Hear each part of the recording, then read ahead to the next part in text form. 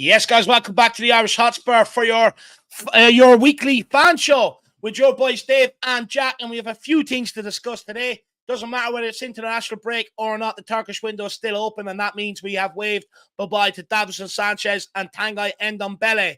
We can also talk about Roy Keane and Theo Walcott's dismissive quotes of Tottenham at the weekend. What else have I got here in my bag of tricks? Also about what you think has Ange Postecoglou found Son's best position now as a number 9 down the middle? Jack, anything else? Obviously, is it a good or bad idea to let Sanchez go this late in the window? That seems to be the main thing that everybody is talking about these days.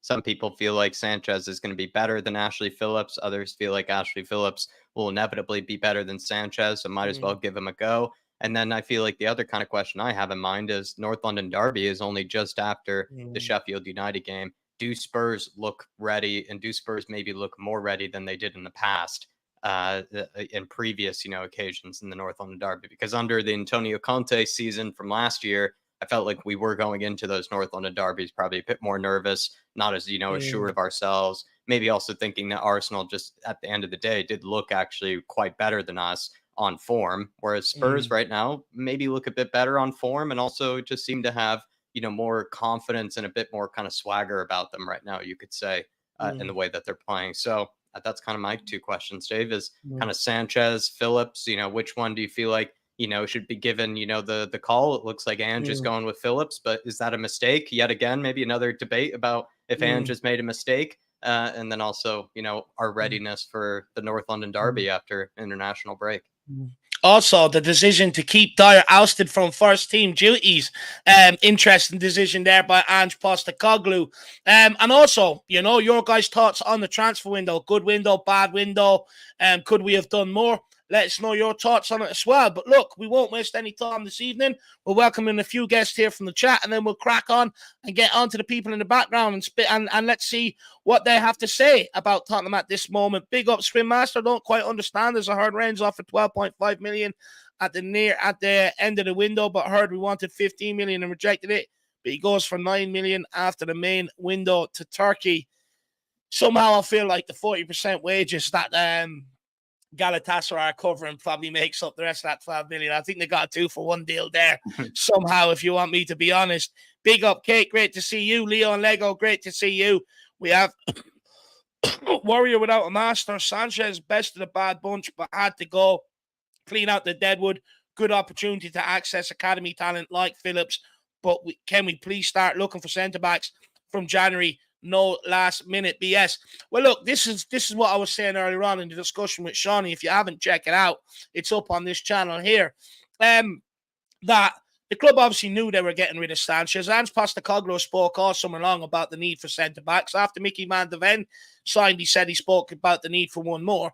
And Tottenham had Lloyd Kelly, Adarabioyo, and Chalobah rumored to sort of go after on deadline day alone. So that tells me we were in the market for a centre-back. We just didn't get one in. We failed. Even though I think the plan was to always let Sanchez go anyway. So I'm not happy with the poor planning around it. However, where I am delighted is that Sanchez is gone and Dyer has been ousted and that Ashley Phillips has been promoted, and hopefully Alfie Dorrington next, because those who know me I've heard me say this a number of times before. What's the point of persisting with the same thing when we know we're getting the same results? Go with something new. Go with the youth. We need some freshness into this squad, and that's exactly what Ashley Phillips is going to provide. Look, on the Tuesday of the Carabao Cup, when we went out to Fulham, I know a lot of people didn't agree with it, but the reality is a lot of them players performed in pre-season. So he gave them a chance in a game where it meant something. They completely let themselves down, the club down, and Ange Postecoglou down. And, that's obviously why he's so happy to let Sanchez go in the first place, because he had an absolute nightmare. And whenever I've highlighted these guys costing this club before, I've always been rebutted with, well, the manager continues to pick them. Well, Ange Postecoglou is no longer making that mistake. So absolutely huge respect to the mighty Ange for making that call. I get it's risky. Don't get me wrong. And yes, it's going to be tough to ask this 18-year-old kid to step in, hit the ground running, not really make any mistakes, this, that, and the other. But I'd rather develop this kid and give him the game time than give it to guys at the back end of their career that have let us down over the last 3 to 4 years, despite being handed the mantle since Toby and Jan. So I'm happy that Postecoglou has made this decision. I'm just not happy with the planning around selling Sanchez and not bringing someone else in. Bravo, Dave. No, Dave, I mean, you honestly took so many of my points away from me there. I was you bursted me out in a happy clapping, with that. It was just such beautifully, put a monologue. But the only thing I can add to it is like maybe just reemphasize, I guess, that point that you brought up about how you have to just take that risk eventually. If you know what you're getting with Sanchez and with Dyer and these guys, you're not going to get much better. They're not going to be all of a sudden rediscover form from the past or whatever. I mean, these guys have been here nearly a decade. I mean, we just have to kind of face facts that they just really didn't take their chances, and they really have never been truly good enough to be, warranting these sort of minutes, as well as these sort of backup, maybe sort of roles or whatever even roles they might have at Spurs. They're just not good enough for them. And so we have to give, that risk, or we have to take that risk. And oftentimes that's then given to the youngsters, and that's given to somebody from the academy who's very talented, but needs that sort of opportunity when it arises. And here's your chance. And if you truly believe in, incorporating the youth, and as a fan, I think a lot of us do, then this is our chance to do so. It's actually, kind of the risk that comes with it is if you want to play the younger kids, you want to see if they're good enough. This is kind of the times when you do it, because you have an opportunity here. You have kind of a gap in the squad, and we'll see if they can make it up, and they see if they can take their chances when given to them. But it's not usually, just as perfectly designed as we want it to be. Sometimes you do have to ask these younger kids just to make that big leap up when we need them to. And if they can, then terrific. If they can't, then sometimes it's just how it is, and they'll take it, another time or another opportunity that it's given to them. For sure. Absolutely spot on, Jack, on. Look, we are going to have to be patient around the kid, but on the light, we're looking to progress someone, then letting someone continue to regress. Big up Tenor Pool, great to see you. Big up Welsh Gal, great to see you. Hopefully you're keeping well. Hashtag Rombomb, absolutely love it. It's trending. Big up Adrian Strocker, great to see you. We also got Angel Postecoglou, trust in me, we do, believe me. Shawnee, we're one of the first on the scene, believe it or not. Shawnee Maddox says, is there a link to join the queue?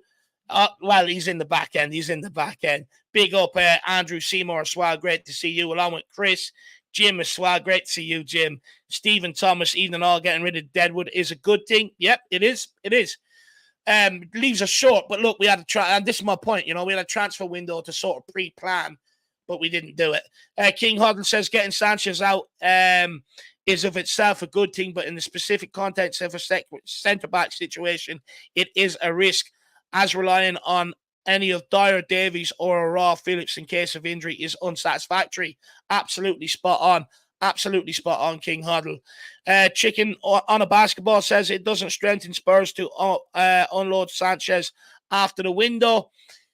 Yeah, look, I can see the arguments, but I'd also argue, what's the point of having him there if we know what he's going to do every time he plays, which is just cost us a goal, which could have detrimental impact to results. They do say the definition of insanity is continuing on with the same team, expecting different results.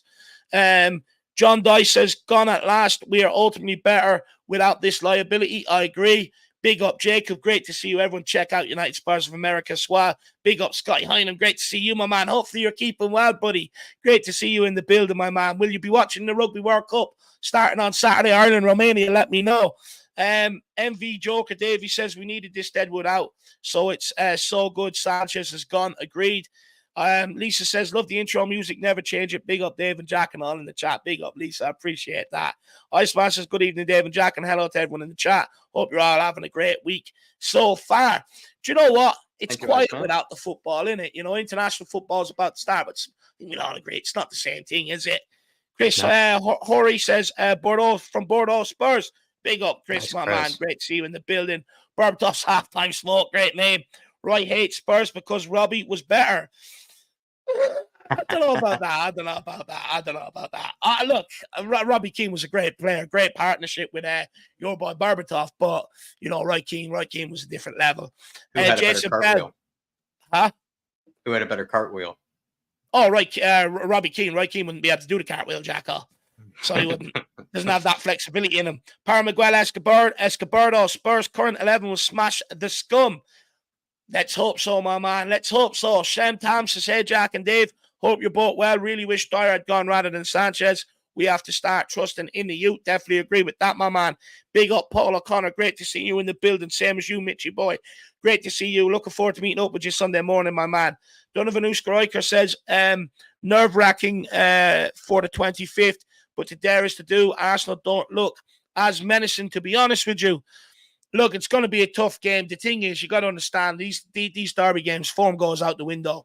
Form doesn't carry over into these games. It's about who's willing to run more, who's willing to sacrifice more, who's willing to go through the pain barrier more. And ultimately, once you go through that, your quality, who has the more quality to come out and shine on the other end.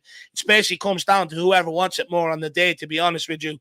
Lens Reed says, how can it be a mistake? Phillips is the future at the guys that boot Sanchez. Should be happy now. I am happy. Believe me, I'm happy he's gone.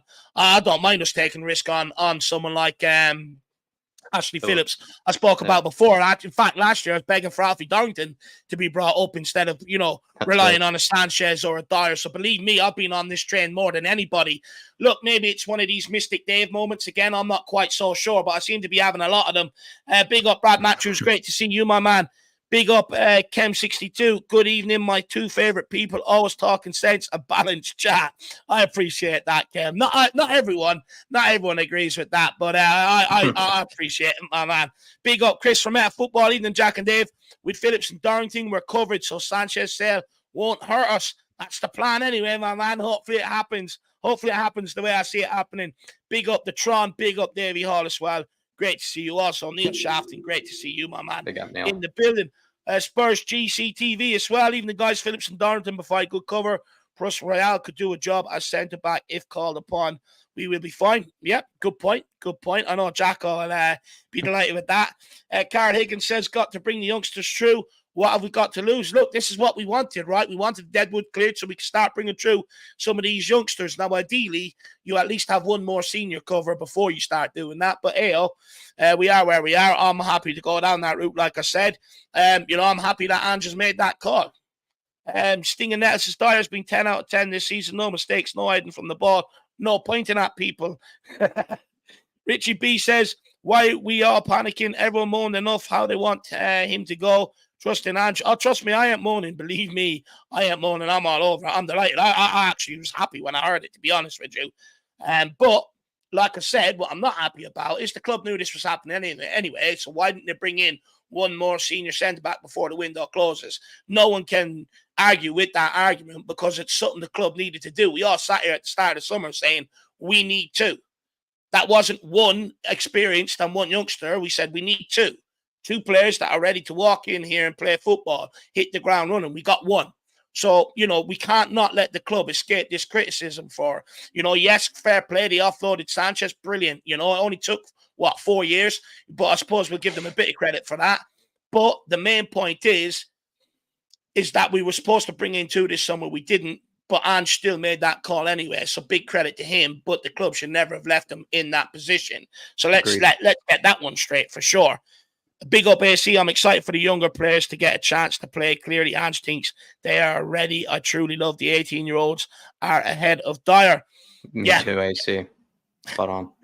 Big up AC. Also, big up Eltel Cockerell as well. Great to see you in the building. That's because, Dave, Eltel Cockerell was given a membership by Rob Wallace, top man Rob Wallace. He gave out a membership to Balpinder, Degania, Eltel Cockerell, Rohan Kumar, big up Rohan, as well as Lisa and Nick Brown, all given memberships by Rob Wallace. Thank you, Rob. And anybody who's been given that membership, it's pretty early into the show, so please, head on over to the community section. If you just head to the channel page, there's a community section, and you will find the link to come on and have your say. I mean, he's given it quite early into the show. Thank you very much, Rob. And so anybody that, if you don't have too much going on, you're not, you're just sitting at home or you just want to have a chat with us, feel free to come on, take advantage of it right now because Rob's giving it nice and early into the show. Thank you, Rob. Yeah, no, big up, Rob, my man. Absolute generosity, fair play to you. And also, Arla Aviola in November in football in the internationals in a friendly. So that should be some good banter. Hopefully we can beat you on that, my man. Ireland v New Zealand in the football. So let's wait and see what happens. But I'm looking forward to that game. But big up Rob Wallace and everyone. make sure you avail of, all the perks of being a member of this channel. That Rob Wallace has kindly granted you guys. So big up Rob Wallace on that, my man. Appreciate it. Let me know how you're loving Angeball, though, lad. You got to be absolutely loving Angeball. Let me know. Put it in the chat here and let me know, brother. Big yourself up. And also big up DB as well. Great to see you in the building. And then this person says Dave still cries. Do you know what? I haven't cried once, actually. That's the mad thing about it. I haven't really spoke about this to them yet. So I'll let you know when we do. NA says, come on, you Spurs. Keep up the great work, lads. Big up. Really do appreciate that. So it makes me feel that Margot Leppi is a troll account. Anyway, let's keep going. We'll start getting on some of the guests. And we got Dermot first, so let's start with the Tron. From THFC till I die. Let's see what he has to say. Big up the Tron. How are you keeping, my man? Yeah, not too bad, lads. Not too bad. Buzzing, happy. Got my Spurs back. Gone are the days of Conte, Mourinho, Nuno, the Garden Gnome. We're in the sunlight. We're sitting in the sun. We're all happy. And I'm sorry to say this. I told you to. This day will come. Nobody believed me. Dermot, you're talking a load of crap. Dermatron, go away and have another pint for yourself, or go and have another smoke. But I told you this day will come, and it's here. And I'm just in it, just taking the rays of Ange Ball. Is Ange the light at the end of the tunnel, Dermot, that you always spoke about? We're at the tunnel now. We're halfway up the track now. There's a big trophy ahead of us. We can see it. It's just coming a bit closer to us now. Nice. What were you going to say, Dave? I was going to say, I don't mean to have like a sort of swing and dick competition, but, I've always said, we will get our Tottenham back, one day. I've always said that, despite Dermot questioning Paratici's recruitment, I've always said that the Don's recruitment would come to the fore. So, I mean, I'd argue I was there first, Dermot, but look, that's like, trying to find a needle in the haystack. We won't go who's right or wrong on that. We're probably talking about that much, Dave. What do you reckon? About that much between the two? But look, Dermot, what I do want to ask you, right? I get a lot of the positivity around Tottenham at the minute, and it's great to see. We've been waiting a long time for this. Yeah. But people in the media don't seem to buy it. Yeah, Theo Walcott at the weekend said, I always feel that they get quite excited quite quickly with new managers and new ideas, and it's fine. Yes, they are playing nice right now, but when they come up against a proper team, we'll see how good they are. And then Roy Keane joked off the back of that, saying that he usually waits until the winter before writing us off. What would you say to pundits like that who still don't believe in Ange Ball? Well, Theo Walcott's a muppet. Roy Keane doesn't know what he's talking about. Look, we have Berbatov coming out in the week. Just to push back on that, Dermo, just quickly. Yeah. Do you not think there's sort of merit to the point? Have we not been here before? Like, as much as we want to put on Antonio Conte and Jose Mourinho, we were top of the league for a period of time under Jose Mourinho. Under Antonio Conte, we got top four. We got off to our best start to the season ever. But like me and Jack have talked about before, usually in around October, November time, it all comes crashing down. So did they actually have merit in their point? I think, look, joking aside, I can understand what they're saying. There is merit there, joking aside. Look, we always get to a point where Tottenham will always shoot themselves in the foot for whatever reason. But I think where it's different now is we have a manager that won't let that happen. Mourinho, Conte had an awful lot of issues off the pitch in his personal life. Took his eye off the ball. Look what happened. Mourinho is a different animal altogether. Mourinho is the type of manager that he wants it his way. There's no give for him. With Ange, there's a bit of give and take. And it seems everyone has married into one. Where with Conte and Mourinho, it was two camps. It was the Mourinho camp, the Dyer camp, the other people. It was cliques. Where there's no cliques in this unit, we're all one. And I think this is where it's going to be different. I don't think we're going to fall off. Now, look, I'm not saying we're going to win the league. I think we'll qualify for the Champions League, and I'm very confident I think we will. But I don't think there will be that much of a drop-off. They may do forget a few injuries, but there won't be a major drop-off like there was under Jose and under Antonio because the camp wasn't united. The players were all fighting each other. Dermo, just to maybe push back on that a little, and then we'll let Jack do the interrogation after. When it comes to what you're saying there, some people would argue that, look, you're only a couple of injuries away from it sort of all imploding. So are other teams. Everyone's in the same boat. Do you know, other teams could be Arsenal could be a couple of injuries away from going down. Look at Chelsea. No, look at Chelsea. Look how they've imploded, and they're struggling down. I think in the bottom half of the table. I mean, it either clicks for you or it doesn't click for you. It's clicking for us at the moment because everyone is pushing in the same direction. We haven't had that since Poch. I haven't seen this since Keith Birkinshaw's era, or maybe a bit of Terry Venables' era when we did quite all right. But we haven't had this togetherness, and which is back to what Tottenham is about. Tottenham is together. We're together as one. Fans, players, managers. We haven't had that for a good few years. But I do get your point, and they do make good points. Roy Keane, I wouldn't listen to Theo Walcott. I think he just talks out of crap anyway. But do you think it's more of a case that we just have to go out there and prove them wrong, Dermo? That it's just about, like you're saying, continue togetherness, everyone continue in the same vein, and that over time, with performances and results, that will sort of maybe prove a lot of people wrong, but also stop them sniggering at us in the media, because that's what it felt like, at the weekend, that they were just sniggering at Tottenham, sniggering at the fan base, sniggering at the club. We've got to get this attitude that we don't care. We should have this attitude. One thing about Fergie's United, they had an attitude. We don't care what anyone else thinks. Wimbledon had it back in the 80s and early 90s. We don't care.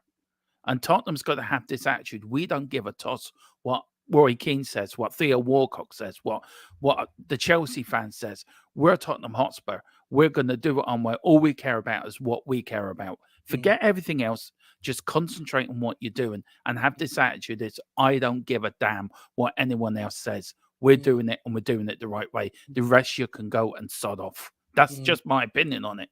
Yeah. And that's how I think how the players should, how the club should be. It shouldn't be. Fergie had the same thing. Liverpool said something about one of Fergie during the week. He had it pinned up in the dressing room wall before a Liverpool game. Look at what these players are saying about us. Let's go out there and show them that we don't care. We know we're Manchester United. We can beat this lot. And I think this is what Ange has got the attitude. We're Tottenham Hotspur. We don't care who we're playing. We're going to beat you. And it's that attitude they've got to have. And I think I'm seeing it. And that's what's getting me excited. I'm seeing this attitude that we don't give a toss. I like it, Dermot. John. Help me with Paul Markey here. He says, Mickey Van de Ven is only 22 years old. Have faith with the two young lads. It's the kind of the title of the stream here, Dermatron. Good or bad to let Sanchez go this late? Because that means it looks like we're putting a lot of faith in Ashley Phillips, putting a lot of faith in Alfie Dorrington to potentially step in at some stage. Do you agree with Ange with this move?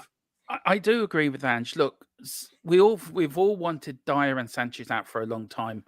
I think it's right to go with the youngsters. I think you're going to get more from the youngsters. You're going to get players that are determined to lay blood on the pitch, if you know what I mean. Excuse the pun, but they're going to leave everything out there. And you're going to get that from youngsters. You're not going to get that from an old-timer or a 29 or 30-year-old who's only coming for the money. These lads are playing for their future. These lads are playing for everything. So I think it's great. And I think, yeah, fine, go with the youngsters. We've always done it through our history, so we should with do how that. well Mickey Van de Ven has settled in, do you think that's also a sign that age is, just kind of a number sometimes with certain players? Like maybe they're not as experienced, but they're just waiting to be given that chance. Sometimes certain players. There's an old saying years and years ago: if you're old enough, you're good enough. And that's I stick by that. It's the other way around, Dermo. If you're good enough, you're old enough. You're old enough. Sorry, yeah. But Brian Clough said it back in the day. The Joe Fagan, Liverpool manager, all them old managers from back of the day, always. George Best started as a 17-year-old. Look, he didn't have, but a great player. Pele, 15 years old, 16-year-old, scoring a hat-trick in a World Cup semi-final against France, 58. You look at Glenn Hoddle, started as a youngster.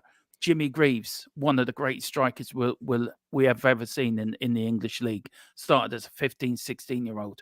If you look at Wayne Rooney, Paul Gascoigne, you can name them one after the other. These, if you're old enough, you're good enough.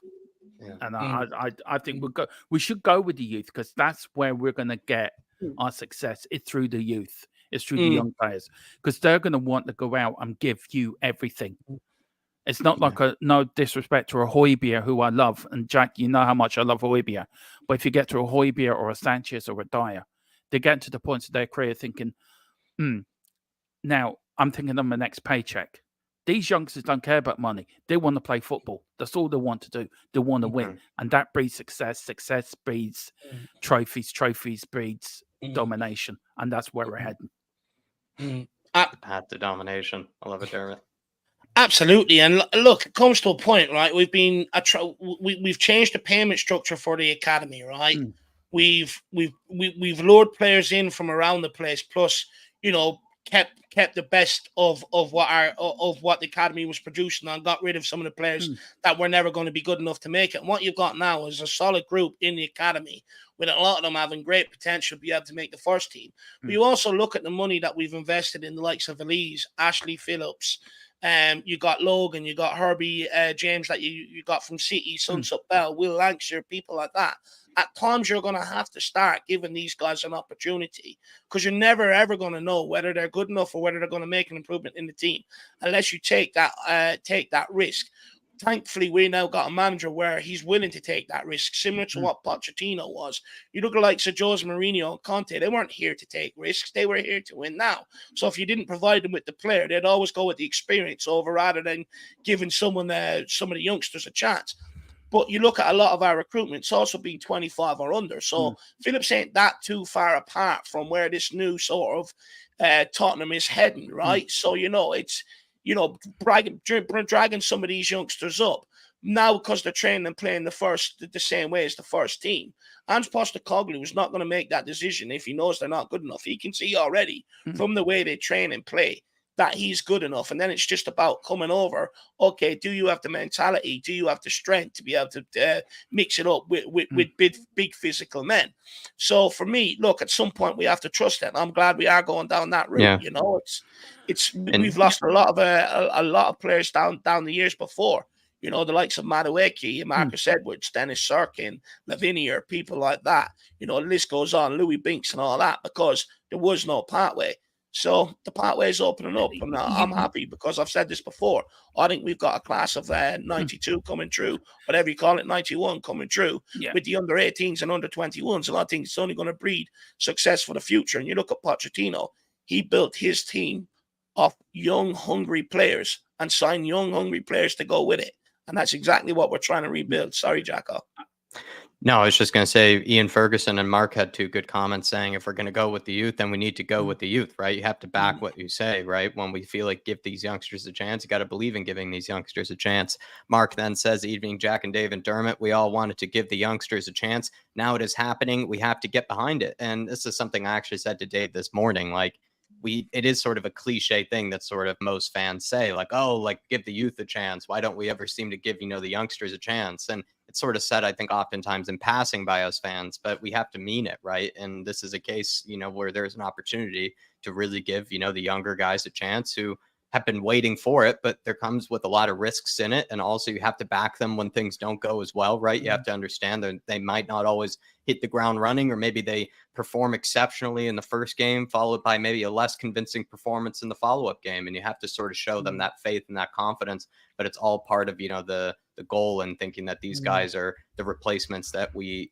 actually needed this whole time, instead of a Sanchez or a Dyer consisting or kind of persisting with the same thing. So completely agree with you, Mark, and Ian Ferguson. Good to see you boys in the house. And then also as well, Dermatron, if you want to take Martin Knightbridge's super chat here, maybe a kind of last question here. He said, I watched the Brennan Johnson behind the scenes video and was very impressed. He was humble and excited. Hope he does well for us. Were you able to catch a bit of that video there, Dermatron? And also, what are your impressions of Brennan Johnson, if any? I did, and I was very impressed by him. He is very humble. He seems a very humble young lad. Look, I wasn't happy with the price tag. Nothing against the player. I think the price tag is too much. But look, I think transfer markets have gone completely AWOL anyway. And that's down to other teams like Chelsea or the big teams paying big money. I think he's a good lad. He's going to be it's a good addition to the team. And I think I'm very excited about this young team we've got coming, because we're going to go places. We really are. Yeah. And I've said it before, I'm getting the 80 vibes of this team now. The way we were under Birkinshaw, the way we had young players coming through from the academy, a bit like a Mickey Hazzard coming in for a Glenn Hoddle, or a few players that came in that slotted into the main first team players' places. And we're having that again at Tottenham. Just very quickly, lads, I just want to say one thing. And Go ahead. I feel for the last 4 years, we've really gone against our DNA of what the club is about, what Tottenham Hotspur is about. We've finally now gone back to our roots. And I think with today being Tottenham's 141st birthday, happy birthday to the old girl. She's still strutting the stuff down the high road and giving us plenty of joy, heartache as well.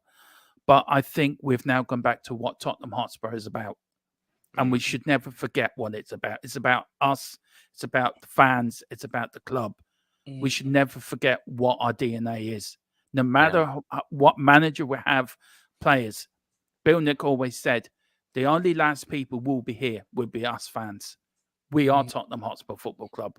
Not the owners, not the players, not the managers, us the fans. We're the ones. We're Tottenham Hotspur. Long may it continue. Happy birthday, Spurs. Thank you for the memories. On we go. In Ange we trust. Love that. Very good sentiment, Dermo. Very good sentiment. And people, you can find Dermo over at THFC Till I Die. It'll be Ireland Till I Die for the next few days. You know, got a couple of internationals coming up. Make sure you get over there, check it out. Dermo, you know, you've got Philip, you've got Mia over there as well. So make sure you get over there and check out that great channel, Dermo. And I look forward to seeing you on Sunday, sir. Yeah, looking forward to Sunday. We're on the march to 2K. Thank you very much for the kind words, Dave. And please, everyone up here as well, give these lads a like and subscribe as well. I wouldn't be here if it wasn't for these two guys. And all them many years ago, 2 years ago, 3 years ago now, I first come on here on my phone. And we both did it on our phones, Jack on his little laptop as well, and how we've all grown together as a community. And we all should love each other and, you know, get behind each other, no fighting. And Neil Shafton is right, Philip Trump. That's another thing. If anyone watches our channel when I bring Trump up, Philip, people know why, because Philip goes on these little rants sometimes. Thanks for showing us the light at the end of the tunnel, Dermotron, and appreciate all your support throughout this time. Appreciate you. Look, if you guys saved us during the pandemic, and nobody should ever forget that. It was you two that started the balls running. You gave us all the opportunity to come on during the pandemic. It was pretty dark, and you were the shining light then, lads. So let nobody forget you were the guys that started everything going. So thank you for what you've done. Appreciate that, my man. Appreciate you, brother.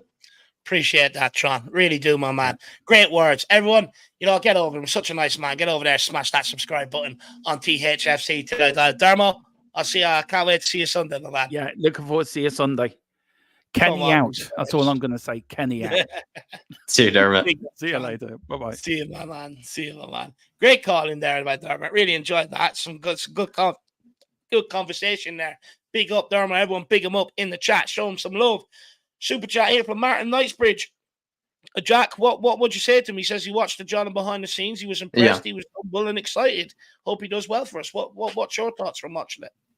First thing I would say, Martin, I really did enjoy his outfit. I liked his sweater. I liked the little white t-shirt that came with it. It was very sort of like humble, but sort of like put together, you know, kind of outfit. Wasn't too flashy, pretty stylish. In fact, it was a bit retro, if anything, too. Very hipster. It looks like Brennan Johnson, you know, might be. He's going to fit right into London. I thought the pants, though, were maybe a bit long in the back. I was a little worried that if it was going to be raining that day, then maybe they got a little soiled or something like that, because you don't want that, you know, when you're taking all these big glamour pics and everything.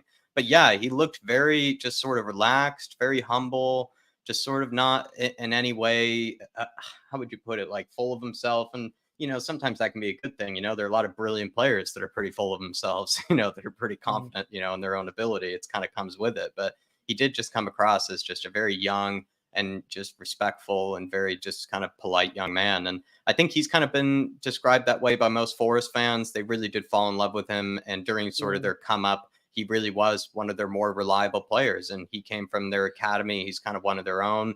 and they really did, have a lot of sort of really nice things to say about him and sort of their tribute to let him go. And of course, he's leaving them at kind of a pretty young age after kind of breaking through, but they seemed very appreciative of him, and he seems to just have, left a good impression with everybody that he's worked with at Forest. So I imagine that that's going to be the same here at Tottenham, Martin Nightbridge. And also Ange, just quickly, he's a guy that does value the mentality quite highly. He's a guy that looks a lot into that. He seems to be, pretty keen on which players, he knows will fit into a squad dynamic, can fit into the culture, can fit into kind of that desire for winning, that desire for working hard, right, on the training ground. And I guess Brennan Johnson, he's probably done his research and knows that he's one of those guys that will also work hard, train hard, and won't be, somebody that just sort of shows up on game day just to, just to do the work. So there's another good thing in that. The Ange reads people quite well. So clearly he got a good read on Brennan Johnson.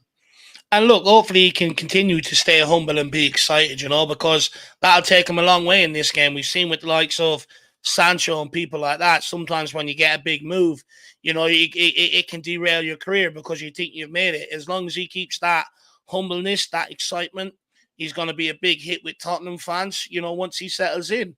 And look, let's hope he can develop his game, because we can't be naive to that. There is developments to his game that is going to be needed.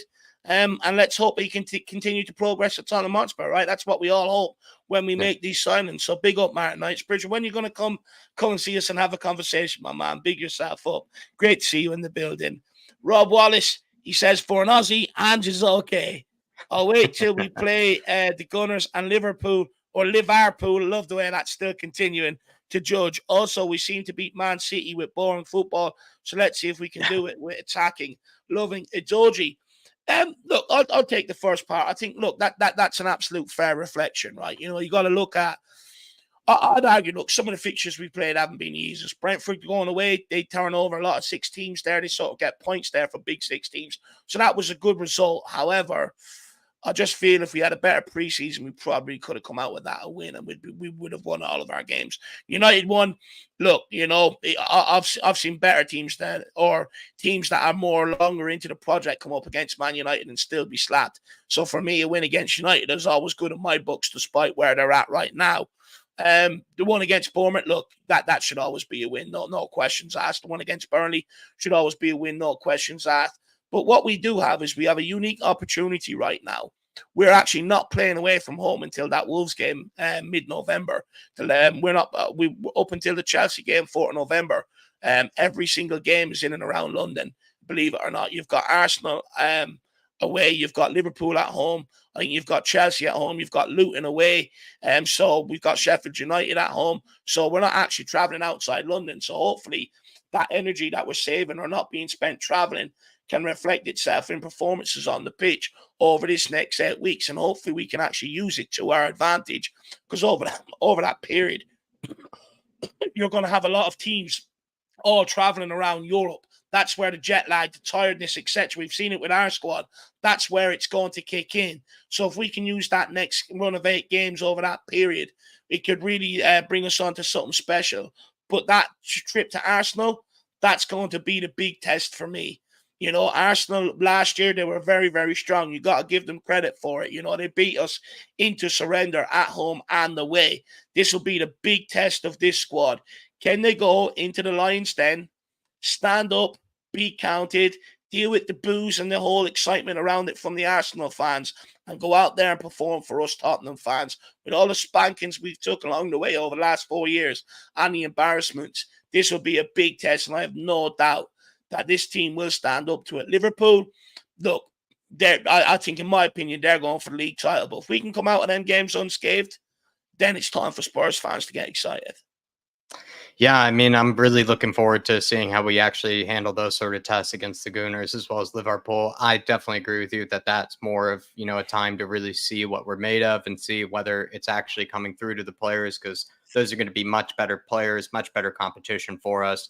And also, too, it's high pressure situations. And it's been brought up before on Tuesday night. A lot of these guys don't handle the pressure, and those would be games that certainly would be real pressure for them. And it's definitely going to be, a big change in mentality from us as fans. We're getting used to watching a lot more exciting football, a lot more on the front foot, kind of high risk, high reward type of football. But at the same time, there is going to be, I think, some risks in how we play. There might be moments where we do kind of just get sort of punched in the mouth with a goal, nice and early, like what happened with Burnley. And I think it's also that we have to get kind of used to there, Rob Wallace. But I do like the fact that you're also loving Udogie and a lot of other players that clearly he's getting a brilliant tune out of. And it's actually good timing. I think Ange has come into this team when you have young players like that, Udogie, Van de Ven, even a young, kind of Pedro Porro and players like that I think did need maybe a guy like Ange to sort of put his arm around them, but also give them positions and kind of roles in teams that do sort of suit their, attributes and do sort of suit their strengths, because that gives them confidence to go on and become the brilliant players that everybody's sort of expecting them to one day become. Big up, Rob. Yeah, big up, Rob. And look, Udogie's been absolutely sensational, he's everything that we've been missing over the last 3-4 years. Defensively solid and also can do the other side of the game going forward, and he can do that better than what I think most people envisioned. So what an absolute steal that was. Big up, Rob Wallace, my man. Let me know how you deal with the heat over that side of the world. Send me over some tips, brother. Paul Markey says, getting worried. Boovy and the Pratt Rory are now tipping Spurs for a top 4 finish. P.S. Totally agree with Dermot. Chat, what would you say to Paul Markey? I would say that it's not a surprise that people are sort of trying to be, let's be easy about Spurs right now, because majority of people do kind of hate us, and the majority of people don't like to see Spurs, winning. They usually like to see Spurs losing, but then they still will sort of kind of, dig at us when we're losing as well, as sort of an extra punch. But for me, Paul, I don't know, I'm not really getting all that worried. I don't know. I feel like it's fine to get overconfident. I really do think it's fine to get confident with this team. Ange is going to be here for a long time. We also have so much time to prepare in between games. He's also new to the Premier League, so people are still sort of figuring him out. I think right now, a lot of people are still figuring out this system. A lot of the new players too, like Udogie, Van de Ven, etc., are all still being studied by the rest of the Premier League. I feel like Spurs are going to continue in kind of winning ways. I could be wrong, but I do sort of see us continuing on this momentum from here. And I would be a little worried, seeing some of the people who normally dig at us and normally do kind of throw us under the bus, being confident about us. Never a good sign. But I'm gonna keep the faith here, Paul. I'm gonna keep the faith.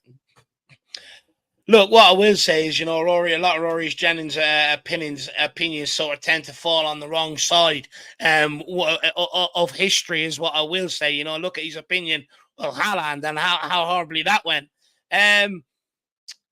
Look, when these guys are predicting it, maybe we should, maybe it is time to start getting worried, my man. Big up, Paul Markey. But look, like I said, I'm just here to enjoy it while it's here. I understand where we've been at in seasons gone by.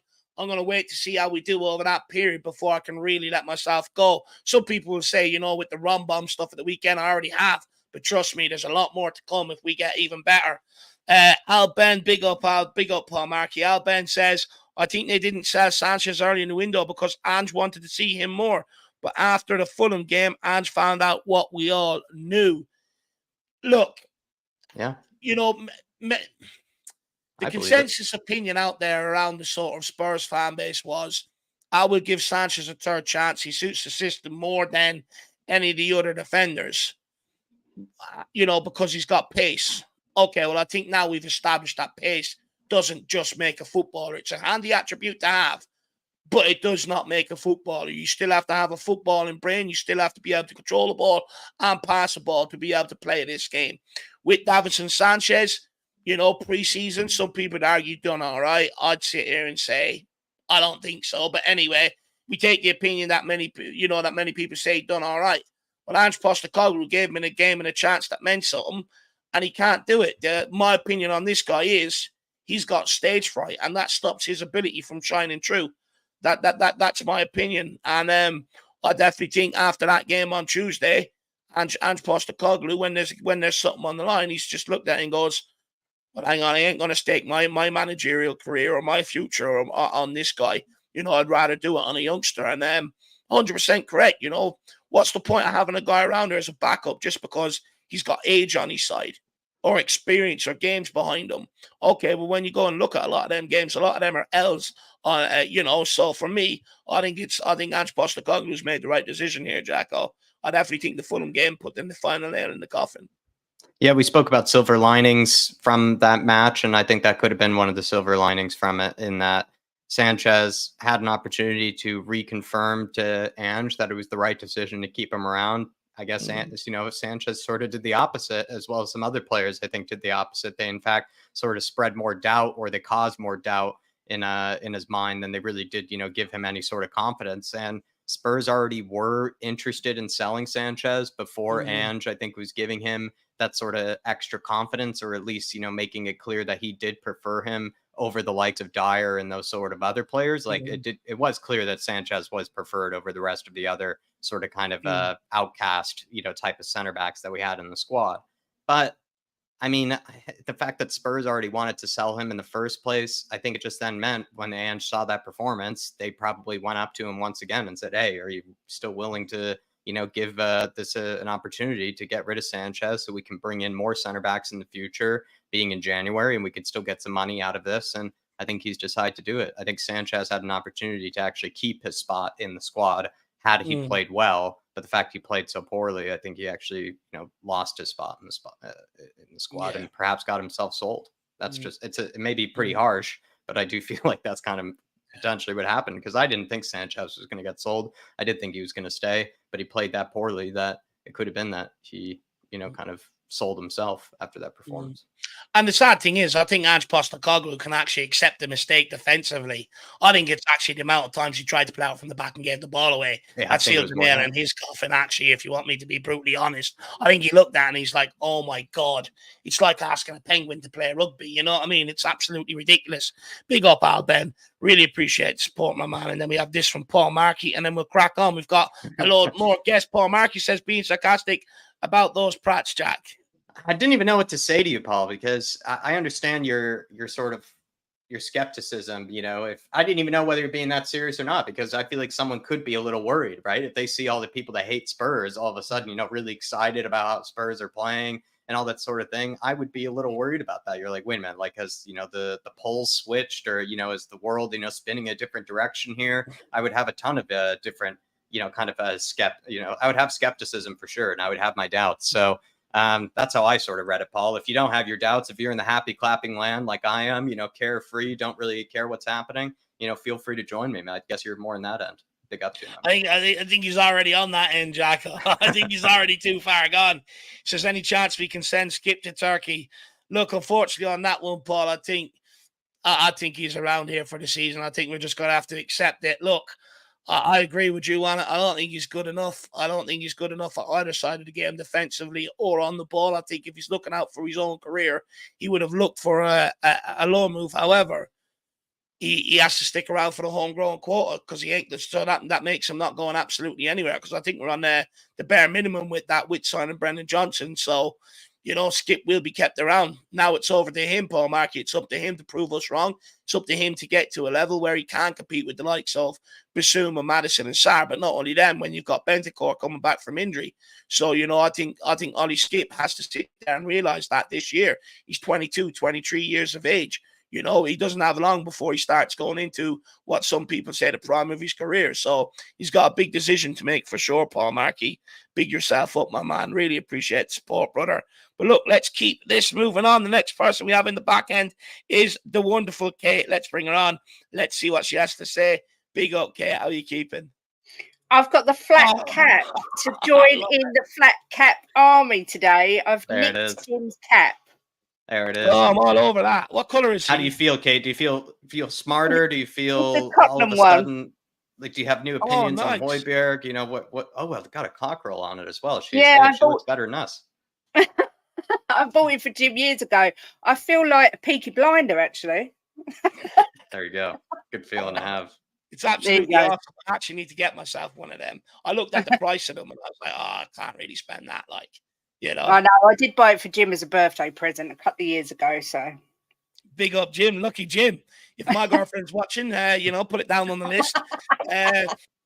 But look, Kate, where do you want to kick this off? Where do you want to steer it? What do you want to talk about this evening? let's start with Roy Keane and Theo Walcott's comments. My screen's blank. Is it? I don't know why that is. You can see me, can't you? Yeah, I can see you. Yeah, you look great. Or maybe Jim's blanked me out and he doesn't know. I think what you say, Dave, is actually quite true. I think there is some merit in what they're saying, because we do this. We start off really good, we get really excited, and then it all goes, tits up. But isn't that what being a football fan's all about, really? Look at Arsenal. They did it all season last year. They were telling us from the 4th, 5th game that they were going to win the league, and they kept it up. And if you're not going to enjoy it while you're up there and playing well and doing great, then what is the point of being a football fan? That's what I say. It's all emotion. We've had our fair share of real crap times over the last 4 years. So I'm fully aboard the Ange train, and I'm saying, nothing is impossible at this moment in time. Do you know what?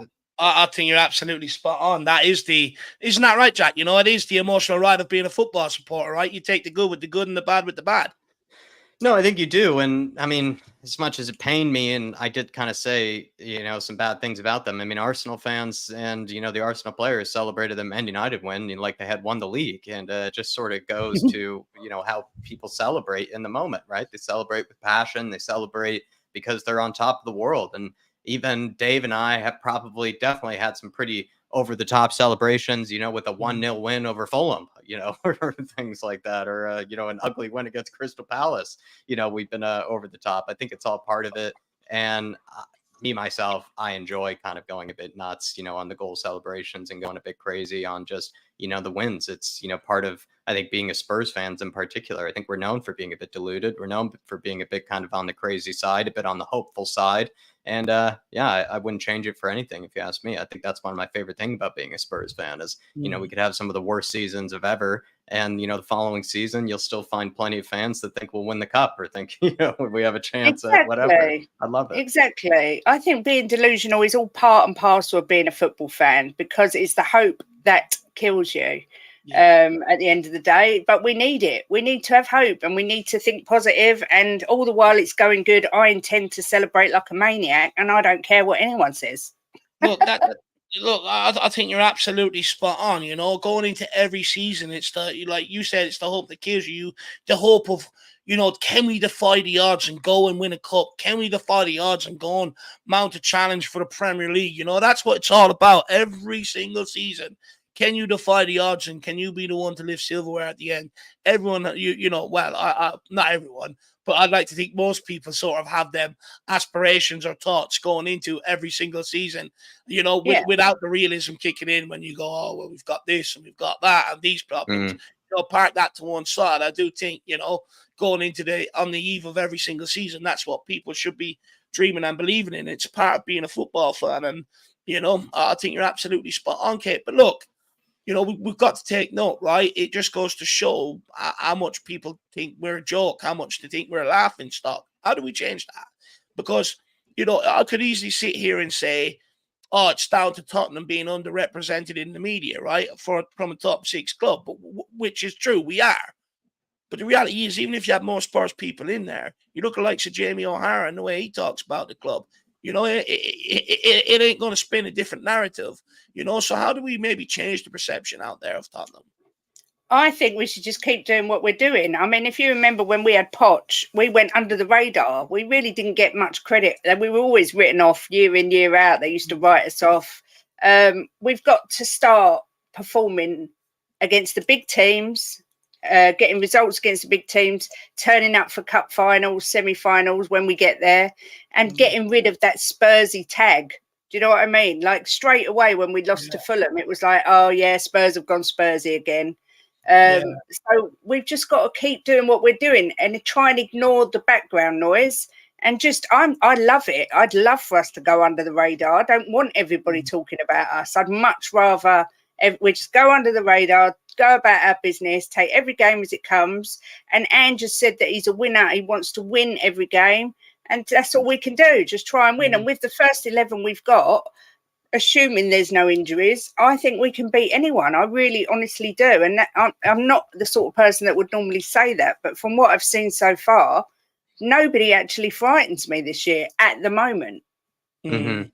Yeah, and that's where we are right now. We have to judge the playing field as it is, right? And you have to look at other teams. And I feel like where it can get a bit mixed up is Man City, I think, like always, do look sort of like the perfect team that will just pretty much be impossible to challenge, you know, on a consistent basis for over 38 games. But where do the rest of the teams lie? Are they more in kind of a pack together? Is there a bit of separation between each of them? I'd like to think that Spurs, at least on the initial impressions, from what we can tell, are kind of in that kind of top pack, like amongst teams that will be sort of chasing after City and whatever team might be finishing sort of second behind City. Who knows? There might not even really be a real challenger for City this season. They could just run away with the league, and then it might just be a pack of two to maybe 3 or 4 other teams that will be sort of competing for the rest of the places. And from what I can tell, Kate, and maybe I'm getting ahead of myself, but I think Spurs look to be in that pack right now. But it also is like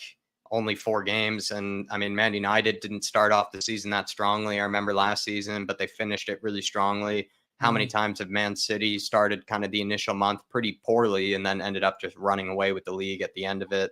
So you always have to be still like a little bit, you know, just, or you have to be wary still of what could happen for sure. This is what we've got to do. We've got to learn to win. Like Man City just know how to win. You know, they were under the cosh last season. They were under the cosh with Arsenal, but they just know how to do it.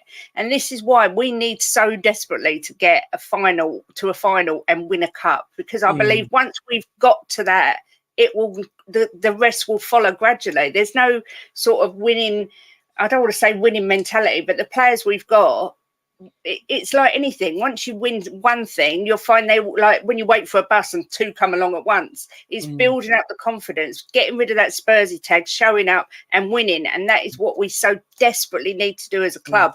And I'm not saying it's going to happen this year, but everyone needs to just carry on getting behind Ange. You know, I was really critical of him on Tuesday when he played a second string team. I still don't think it was the right decision to make 9 changes, but it's done now. I don't want him out. I have full faith in the man, and that's what everyone's got to do. Be patient, because I think he could be the best thing that's happened to this club in a long, long time. Do you know what? I absolutely agree with you. And, you know, I'd like to think, look, most Spurs fans said coming into this season, you know, that we will have to show a degree of patience somewhere along the line. And, you know, you look at Liverpool, right? They rode through hard times with Klopp.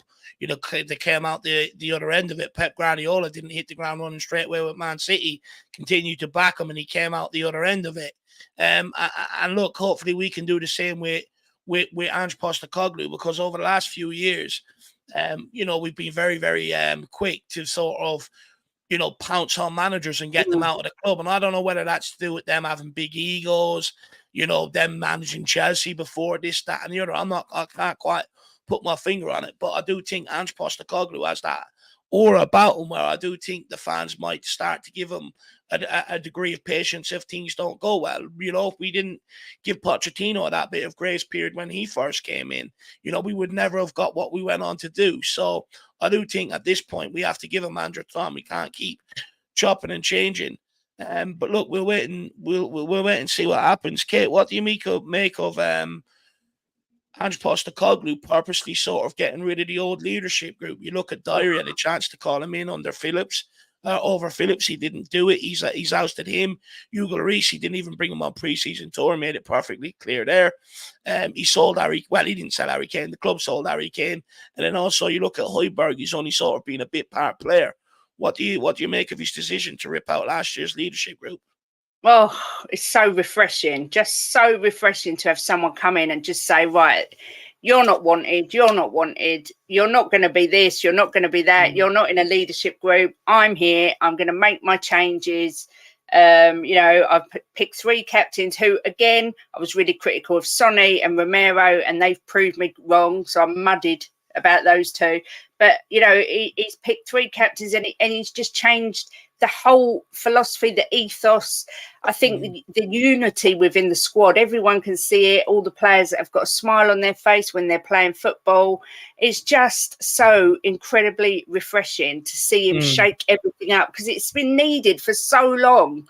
You know, when you think Sanchez has been stealing a living all these years, and like manager after manager puts him in, and Dyer, and, you know, it's just so refreshing to see this deadwood going out of our club. And it is going to take time, but what a start he's made. When you think he's been there really a matter of weeks, he's turned so much of the club around already. And I think that's why the fans have bought into his philosophy so quickly, because they can see.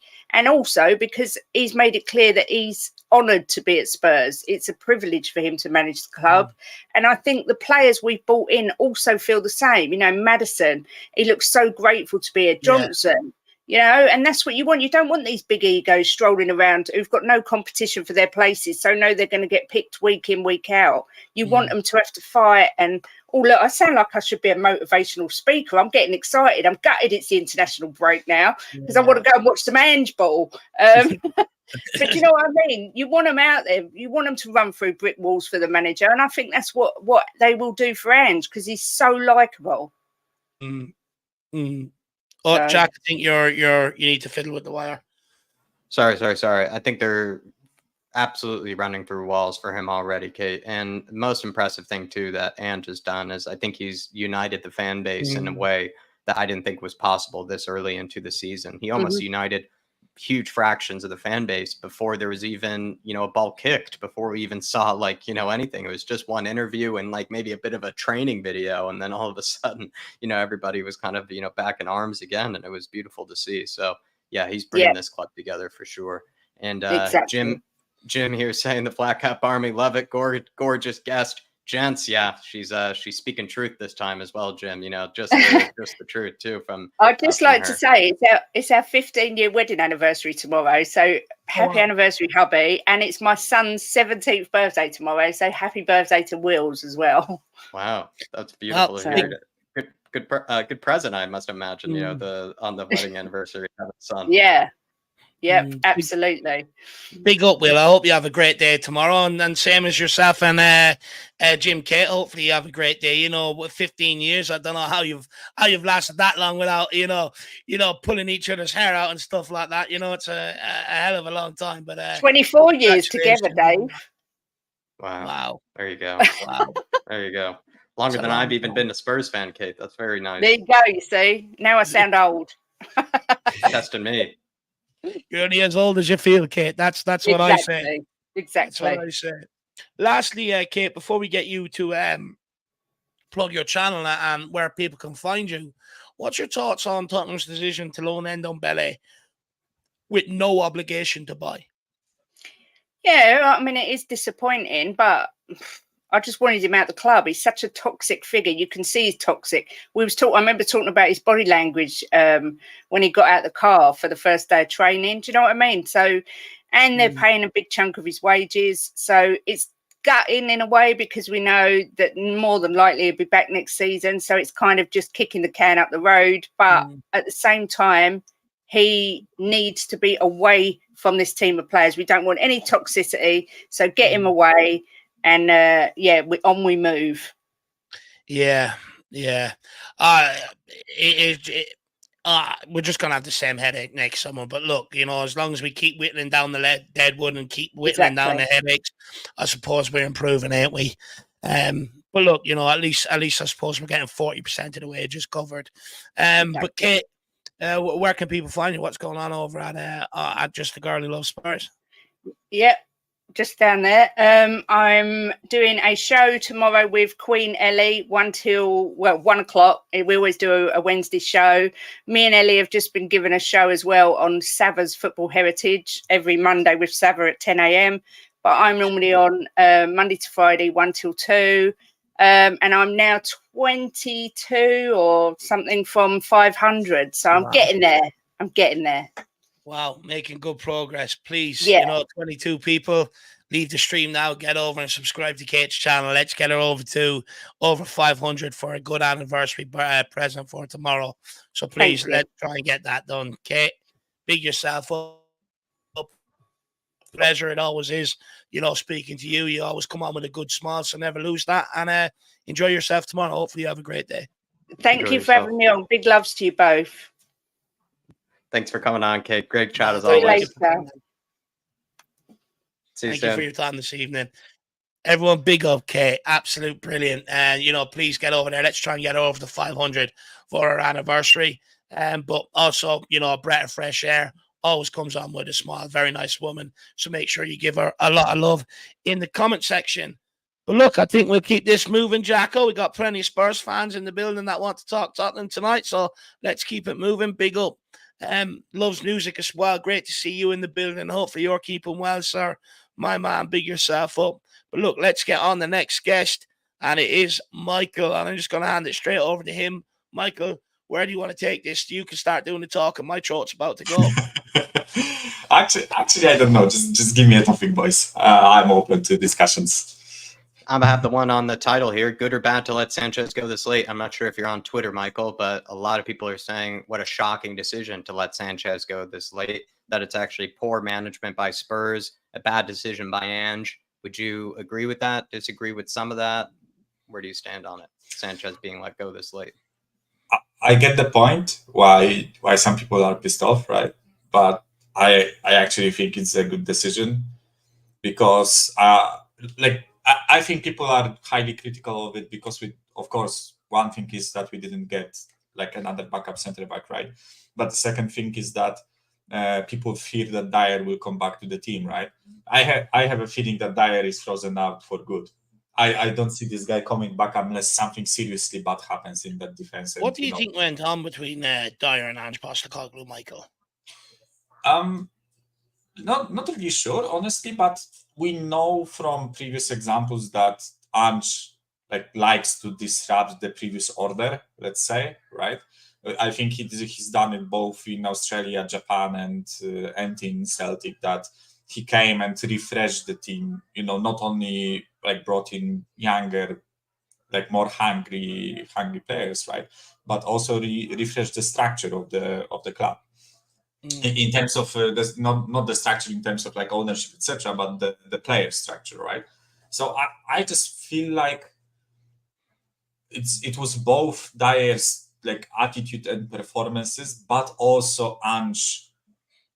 I don't want to say he made an example of Dyer because I don't think that would be a good thing. A manager that makes players a scapegoat, basically, right? Looks for a scapegoat. But I kind of feel like that's a bit of a case, right? That he just thought, listen, this guy is useless for me, right? I won't play him. He's not good enough for that system. His time at this club is coming to an end, right? So I think in his mind he would rather teach Ashley Phillips or other young centre back how to play the system rather than try to do make anything out of Dyer, right?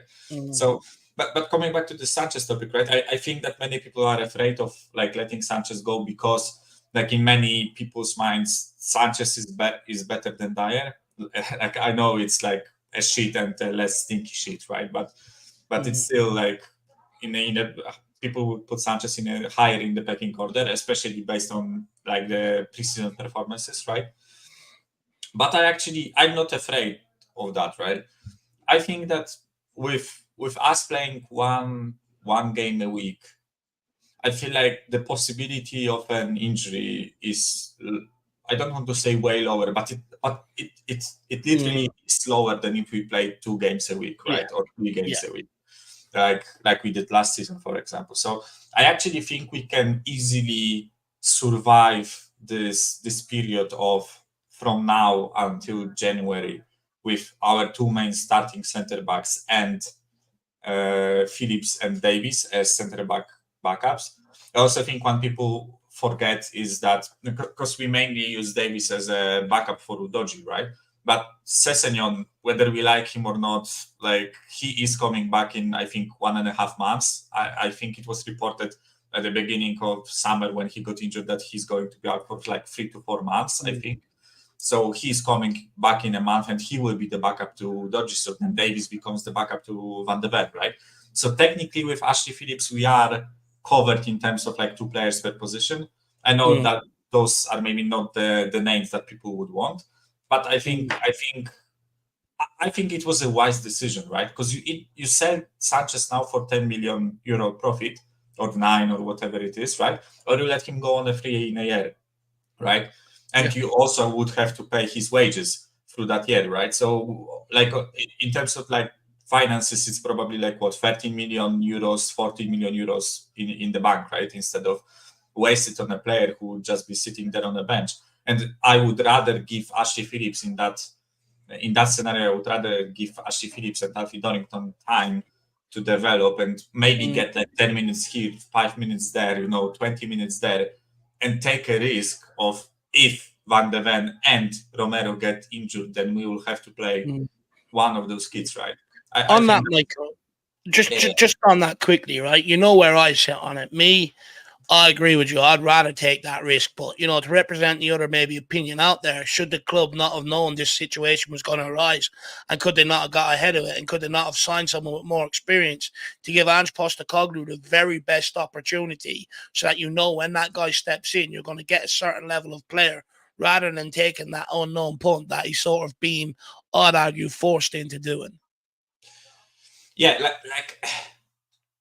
Don't get me wrong. I think the decision to sign on one center back in the summer was absolutely shambolic, right? We should have gotten 2 center backs. That's not a discussion for me, right?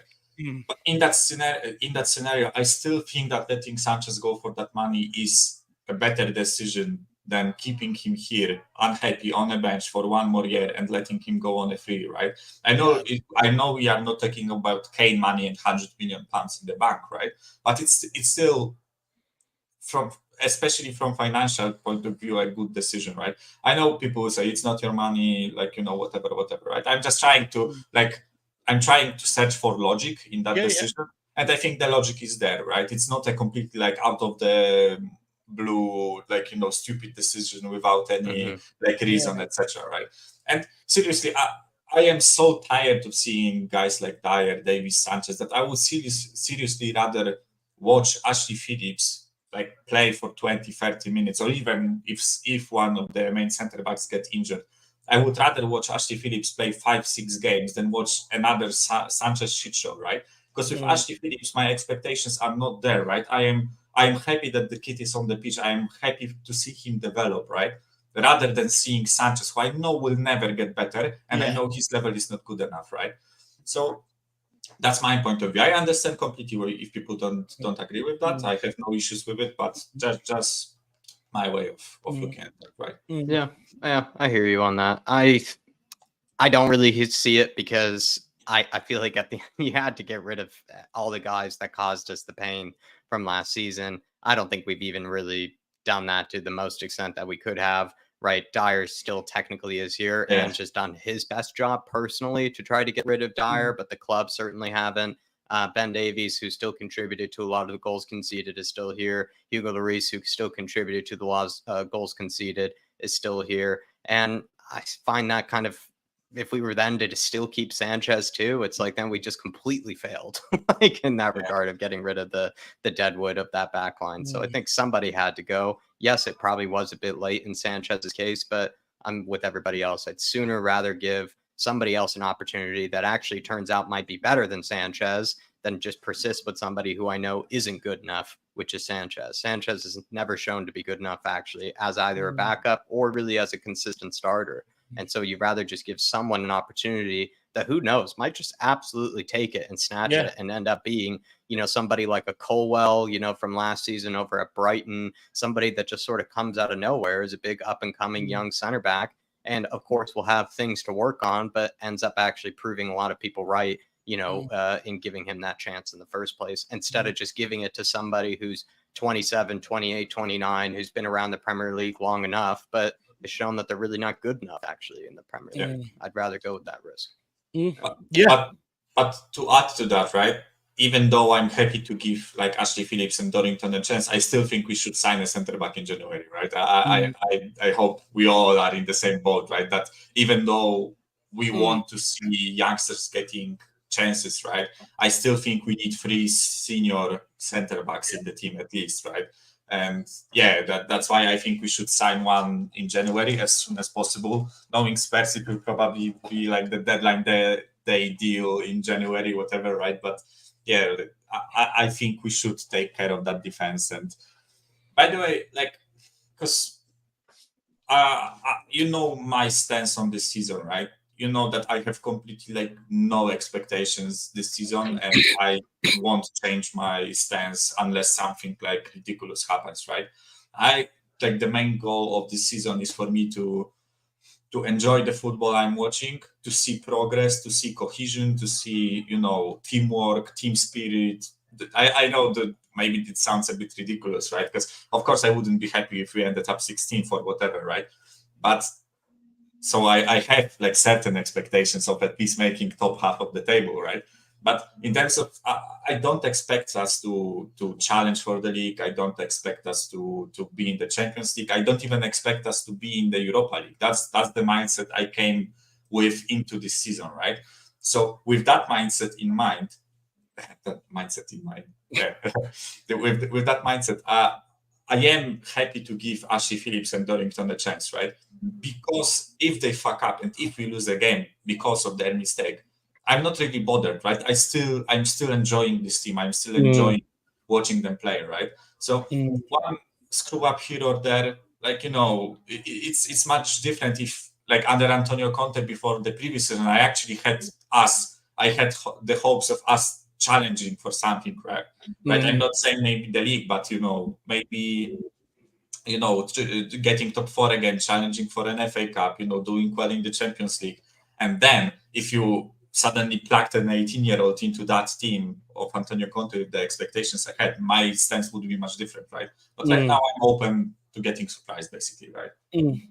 Yeah, look, I think at some point, you know, we have to start trusting some of the younger recruitment we've got. And, you know, the whole reason behind it is so that you don't have to keep spending, you know, 60, 70, 80 million on every position, you know, that ideally you start bringing through some of these guys. So, you know, that does seem like what the club are looking to start doing. So, look, I guess we just have to trust it, Michael. I guess we do. What's your thoughts on Ndambele going out as well in the same situation? No obligation to buy, only 40% of the wages covered. I don't know if you like, because when I saw the report of Tanguy going on loan, I've seen that apparently there is a clause, the buyout clause, but it's not mandatory, right? I'm not sure if I got the right information. No, it's not mandatory. It's only if they fancy. Yeah, but nevertheless, I'm happy he's not here, right? It's with Tanguy, it's always as far away as he is from like our club, the better, right? I seriously, I never bought into the supposed redemption arc with Ange Postecoglou.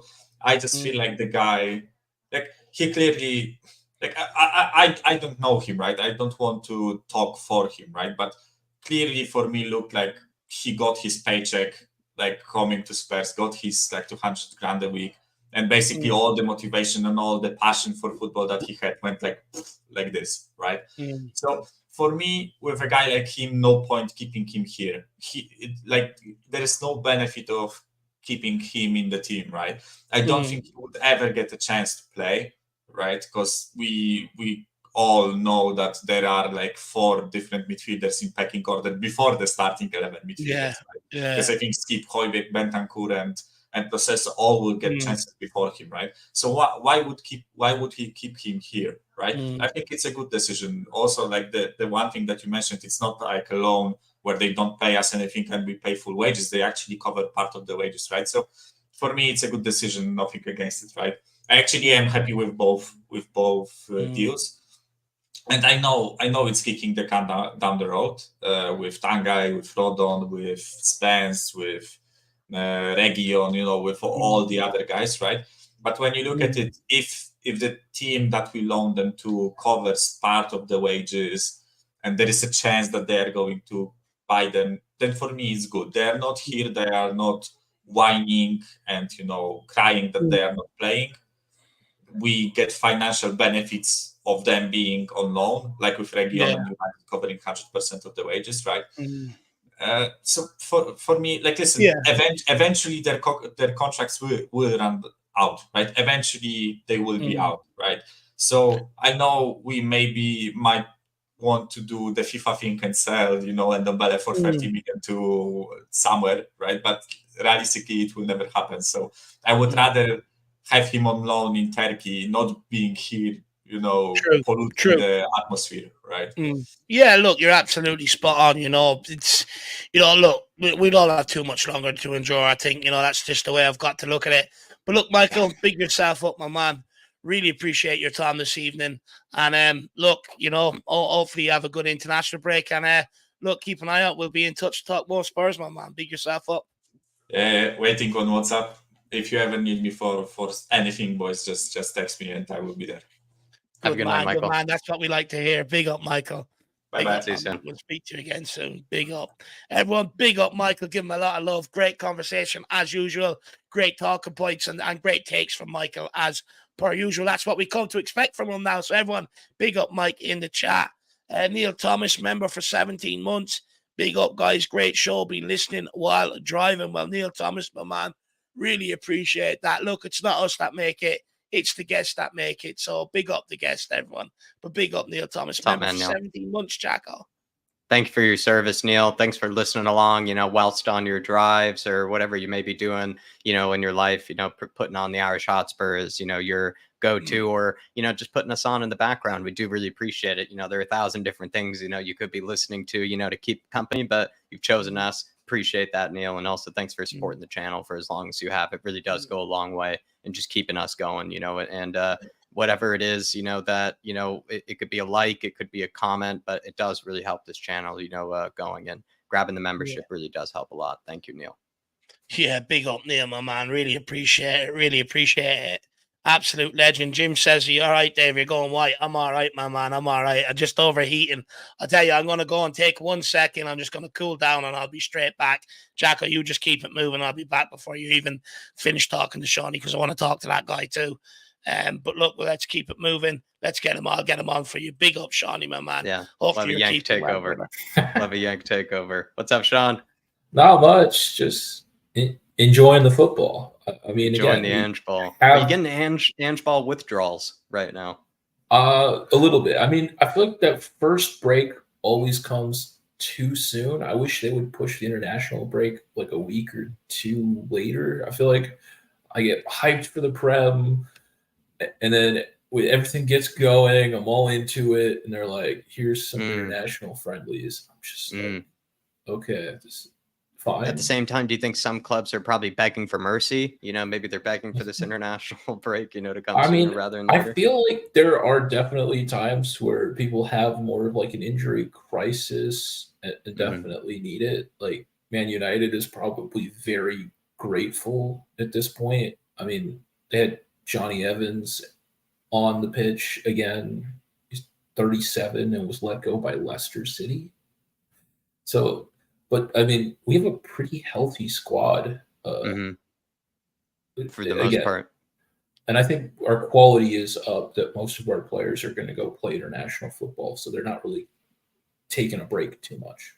I'm actually just at least relieved that we have players that are going on international break, though, that might not be too overcooked by, the time they go on their other sort of international breaks, because you reach that sort of, midway point in the season. You've played a lot of usually European games, a lot of games, have already kind of happened, and you start to get that wear and tear. You start to see sort of players get worn down. But I think someone said it was something like 10 games, or I forget how many games are left, until, we reach the January period, but it's really not all that many. So you just think majority of the time, the players really are just going to be sort of preparing, between each game, given around 4 or 5 days to prepare between each game. It's actually a good scenario, I think, for them, so that there could probably be fewer chances for injury, but there's also better chances for recovery too. In case a player, let's say, did pick up some sort of knock at the end of a game, you're not worried about a game being, around the corner just a few days later. You have a whole week to kind of try to recover. James Madison even just benefited from that. I think we saw Udoji and Mickey Van de Ven sort of, limp off the pitch, but they had a whole week to sort of rest and get ready for the next one. So I think we're going to be do you think we'll pretty much just be starting with the same 11 for the rest of the season? Or is Ange going to maybe still make some tweaks here and there that might surprise us? I think that Ange plays a bit of like a tactical game at times. I think between Porro and Mo, you got two solid right backs with different skill sets. Yeah. Like if we go up against Arsenal, I would put Mo in because you want that recovery pace and slightly better defending against like a Martinelli or someone with that much danger on the wing. So again, I think there's options where you would want to rotate even if the players are rested just for tactical reasons. But I also think that if you rotate the squad, you're increasing that competition. Sure. When you stop changing the starting 11 and everyone gets comfortable, at times, you can drop off a little bit in that quality. I mean, if you look at what Pep's best thing in coaching is, nobody is guaranteed a starting spot in that City squad. Everyone is playing all out every game because they know there's someone who might take their spot. No, I get that. And I also feel like, too, sort of players like Emerson, guys that maybe can offer at least decent enough competition, they should sort of be, given those minutes if they're competing well enough in training to earn it. But that's also part of it, is you have to see what they're sort of doing in training, and you have to maybe hope that there's going to be some games where he will have to look at things a bit differently. I actually agree, in the North London derby, I might consider playing an Emerson more than I would a Porro, but also with Porro in my most recent game against Burnley, Sean, I mean, he pretty much grabbed 2 assists and created 2 goals, I think, for us. And one of those was that really brilliant ball over the top that Sonny brought down with such a brilliant touch that then led to Solomon, actually really getting the assist. But I think that was really more started from Pedro Porro in the first place. And then later he put in that gorgeous ball to give Sonny the hat trick. So if you do drop a Pedro Porro, are you missing the chance of scoring like an early goal, or, scoring a goal that maybe you wouldn't if you played Emerson? I don't see it. Again, I think that if you put Emerson in, he sits back a little more defensively, but that frees Udogie on the left wing to go even more into attack. And again, I think we have enough quality throughout the pitch that there's threats everywhere. So I don't think any one player is there. And again, if we feel like we really are missing his delivery and maybe our right winger isn't doing it that game, you can put Porro on at right wing and get some crosses in later in the game. There's a lot of flexibility, which is nice to see. I'm not as worried when I look at the bench and I'm like, oh, so-and-so has to play. Mm-hmm. Yeah. I completely agree. Do you want to go to the title of the fan show today, which is I'm not sure if you're on Twitter very much, Sean, but there's been a bit of a debate about whether it was a big Sanchez, letting Sanchez go this late. What do you make of that? mean, There's some upset.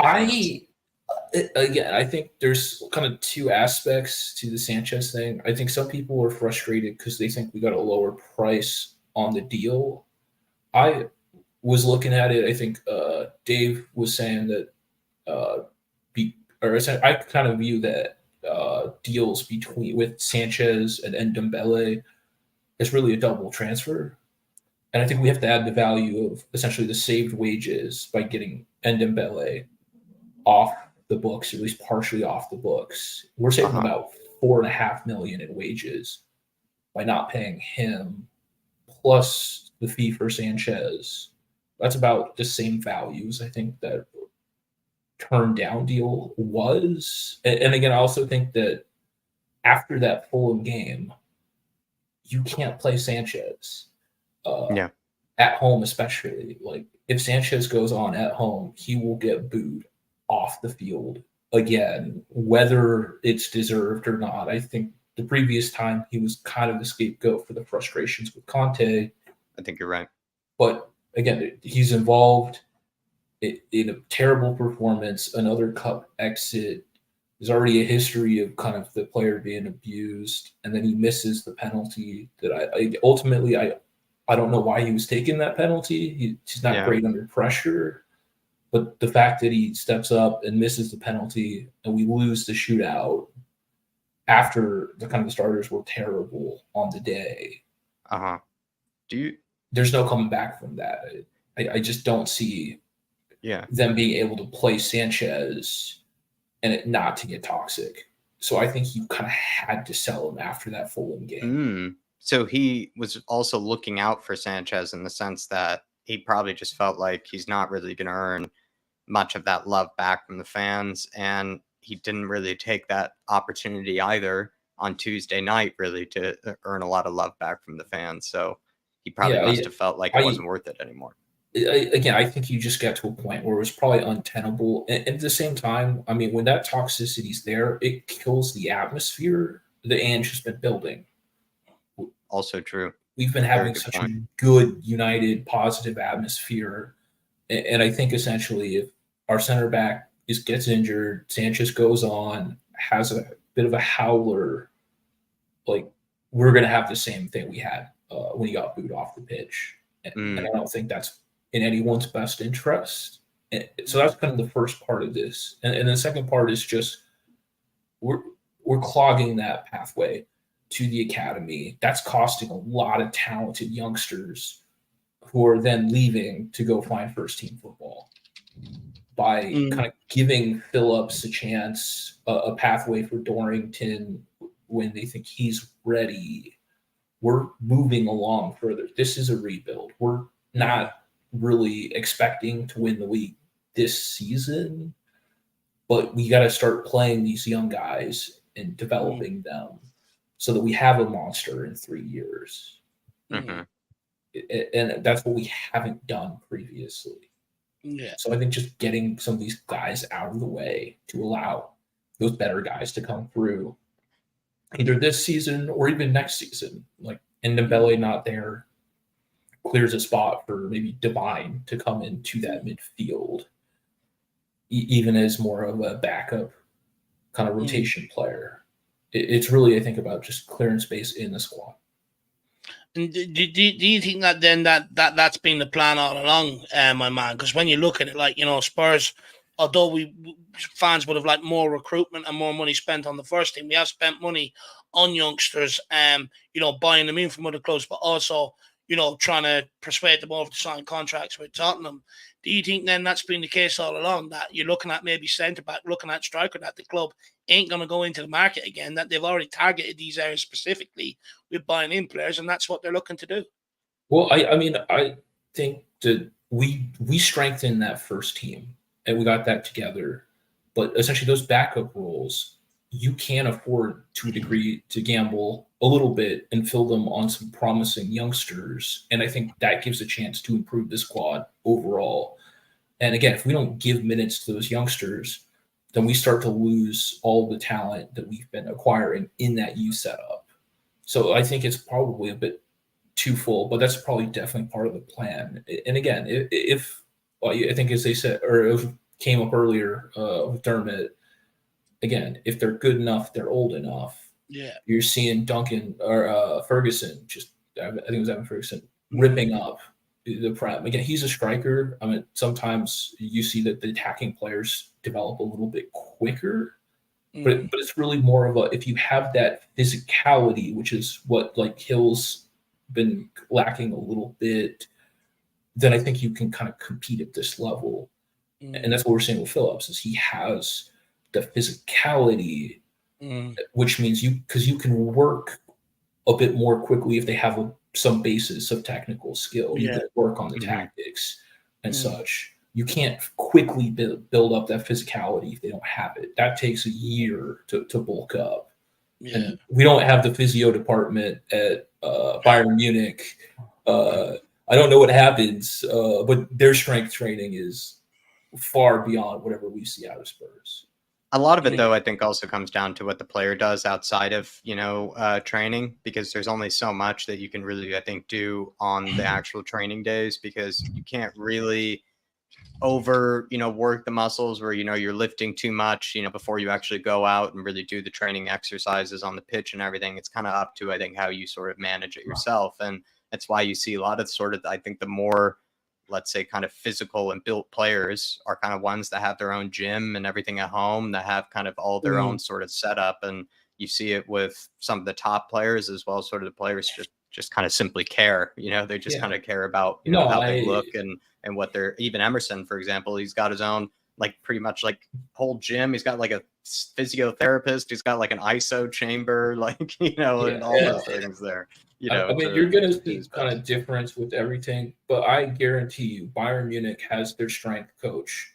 They're like, here's your diet for the off season. Here's your exercise routine. They give them the tools to succeed. They make it easier. Spurs don't. Again, we don't really seen some of the guys that were like, this guy needs to be more physical, needs to bulk up. We're not seeing that, which means the Spurs aren't doing enough behind the scenes to encourage these guys to get there. Again, you see at Bayern, every player that comes in bulks up and they're more physical and able to really kind of dominate.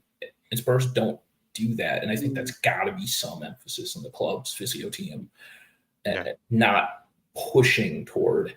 Because again, you can't necessarily do that all midweek during the season, but when you have some of that off season, some of the downtime, you can kind of schedule that or build that into the schedule. They're professional athletes. They're getting paid for this.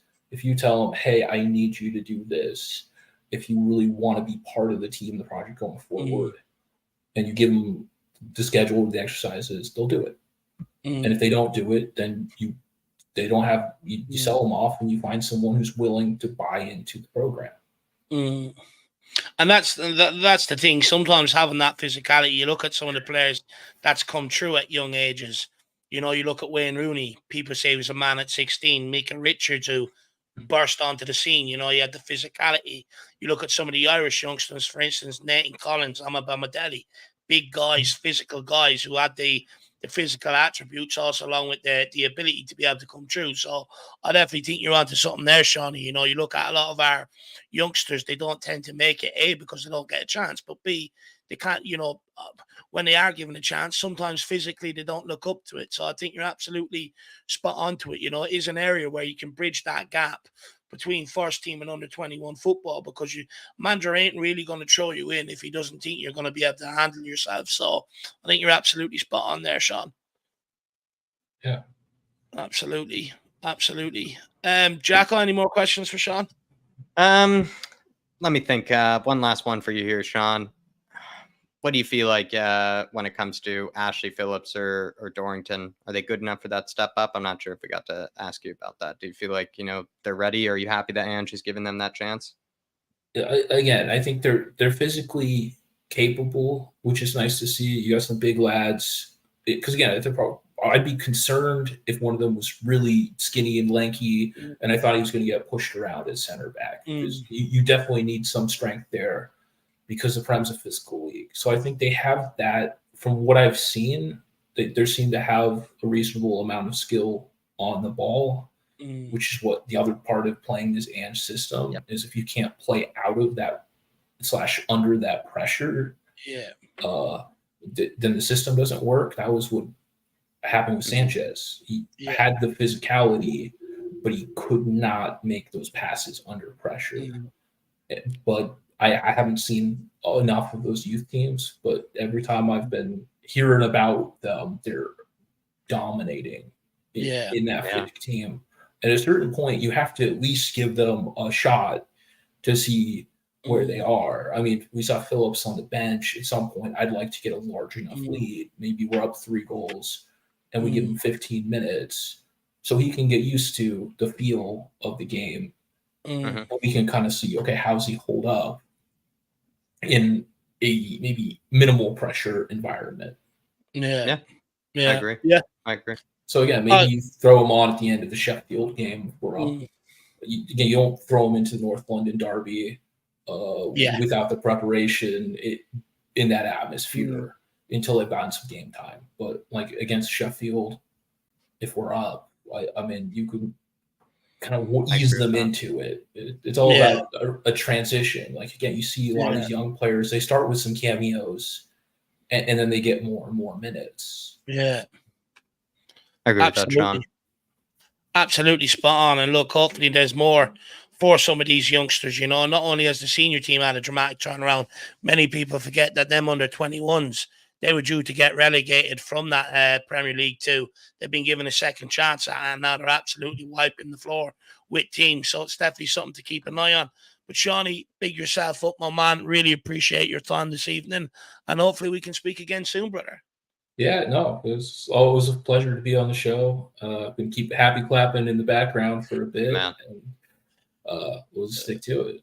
Stick to the happy clapping, and also appreciate your patience, and thanks for handling the Yank takeover so well, Sean. You were a natural. Thanks. See you later. Big up, Shawnee, my man. Really appreciate it. Everyone gives Shawnee a lot of love. This is the second time we've got the privilege of second or third time I had the privilege of speaking to him, and he has some great takes, very in depth and insightful. So big up, Shawnee. Really appreciate your time this evening, my man. But look, Jacko, I would keep it going. Yeah, I think we keep it going on for to sure. Brad Matthews time, Dave. Let's speak to the man on the blue sofa. Let's get him on. Big up, Brad. How are you, my man? Very good, very good. Happy clapping like everyone, really. It's awesome. Yeah, it's great being a Tottenham fan, and especially waking up on a Sunday and looking forward to, say, one of the big games we've had on there, and knowing that Tottenham have won anyway. So watch the game, see Arsenal, Man United kick the shit out of each other and that sort of thing. That's great. No, it's been really, really good, and I'm actually confident as well. I think who was saying it earlier, but you get the impression that we can beat anyone on our day. Yeah. And I don't think there's, apart from the exhibition team, Man City, so we are actually technically top of the league because Man City are an exhibition team and their points don't count.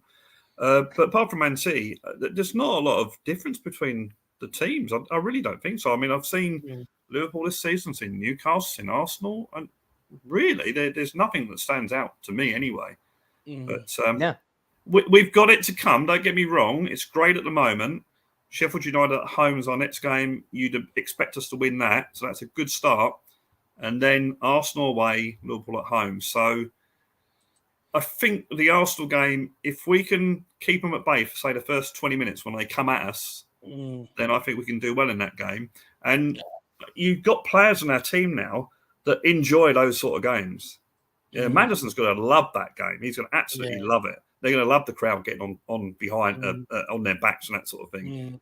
Van der Ven has already talked about the game, So Romero, the players that I think will actually love that atmosphere, and Ange as well. So yeah, I'm the only thing I'm disappointed in is I didn't get a ticket. I was about 80 loyalty points away. So they only gave us 3,000. The ground holds 60,000. I thought it was 10%. It's supposed to be 6,000. 3,000 they gave us. That's only 5,000 more than Burnley. 500 more than Burnley. Work that one out. That's shocking. Yeah. That's shocking. I don't think they want the headache, if you want me to be brutally honest with you, Brad. But look, sorry, go ahead, Dave. No, go ahead. No, I was just going to say, when it comes to your point about, the North London Derby, I think you're right. We are probably approaching this one with less fear as a team than maybe what we have in years gone by, right? We had a team that are used to being beaten up by Arsenal at the Emirates and stuff like that. And I think you're spot on in what you say. I think the first 20 minutes is absolutely crucial. If we hold out for that 20 minutes where the crowd, you're going to have that stupid North London song they sing. Then you're going to have the crowd absolutely up for it. So the place is going to be electric for the first 20 minutes. Arsenal, are going to be instructed to go at us for the first 20 minutes and use that atmosphere to their advantage.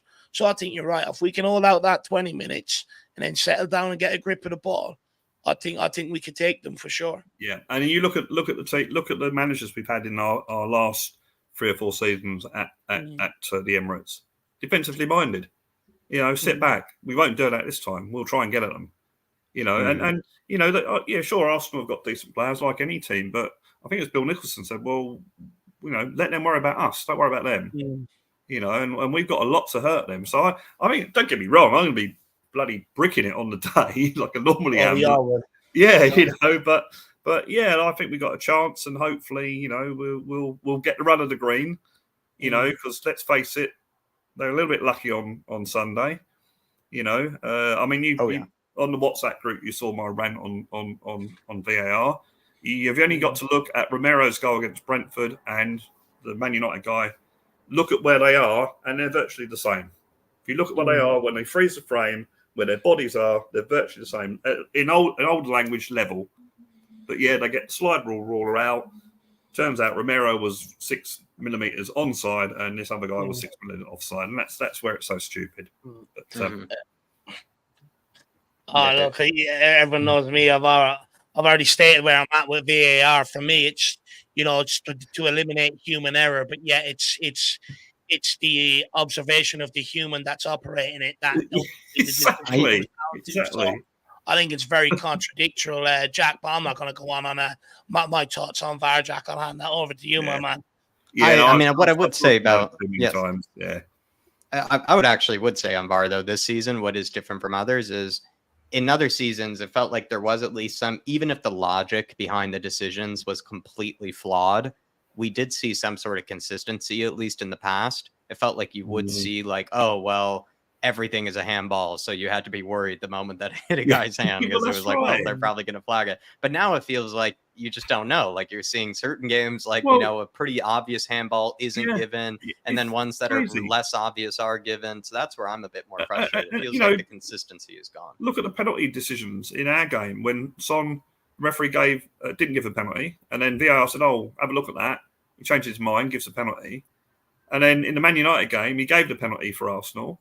Yeah. And then VAR said, "Oh, hang on, he might have looked at that," and he changed his mind and took. So you've literally in 2 games, you've got the referee making one decision, VAR changing it, and it going the exact opposite way in the other game. It's just crazy, My conclusion is, Brad, I think they've gone that much into it with the likes of investment and money and everything that's been implemented into it.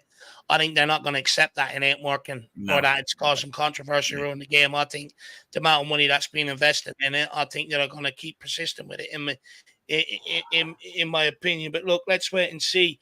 Where is it? Fox on the Hill Prince has a question for you, Brad.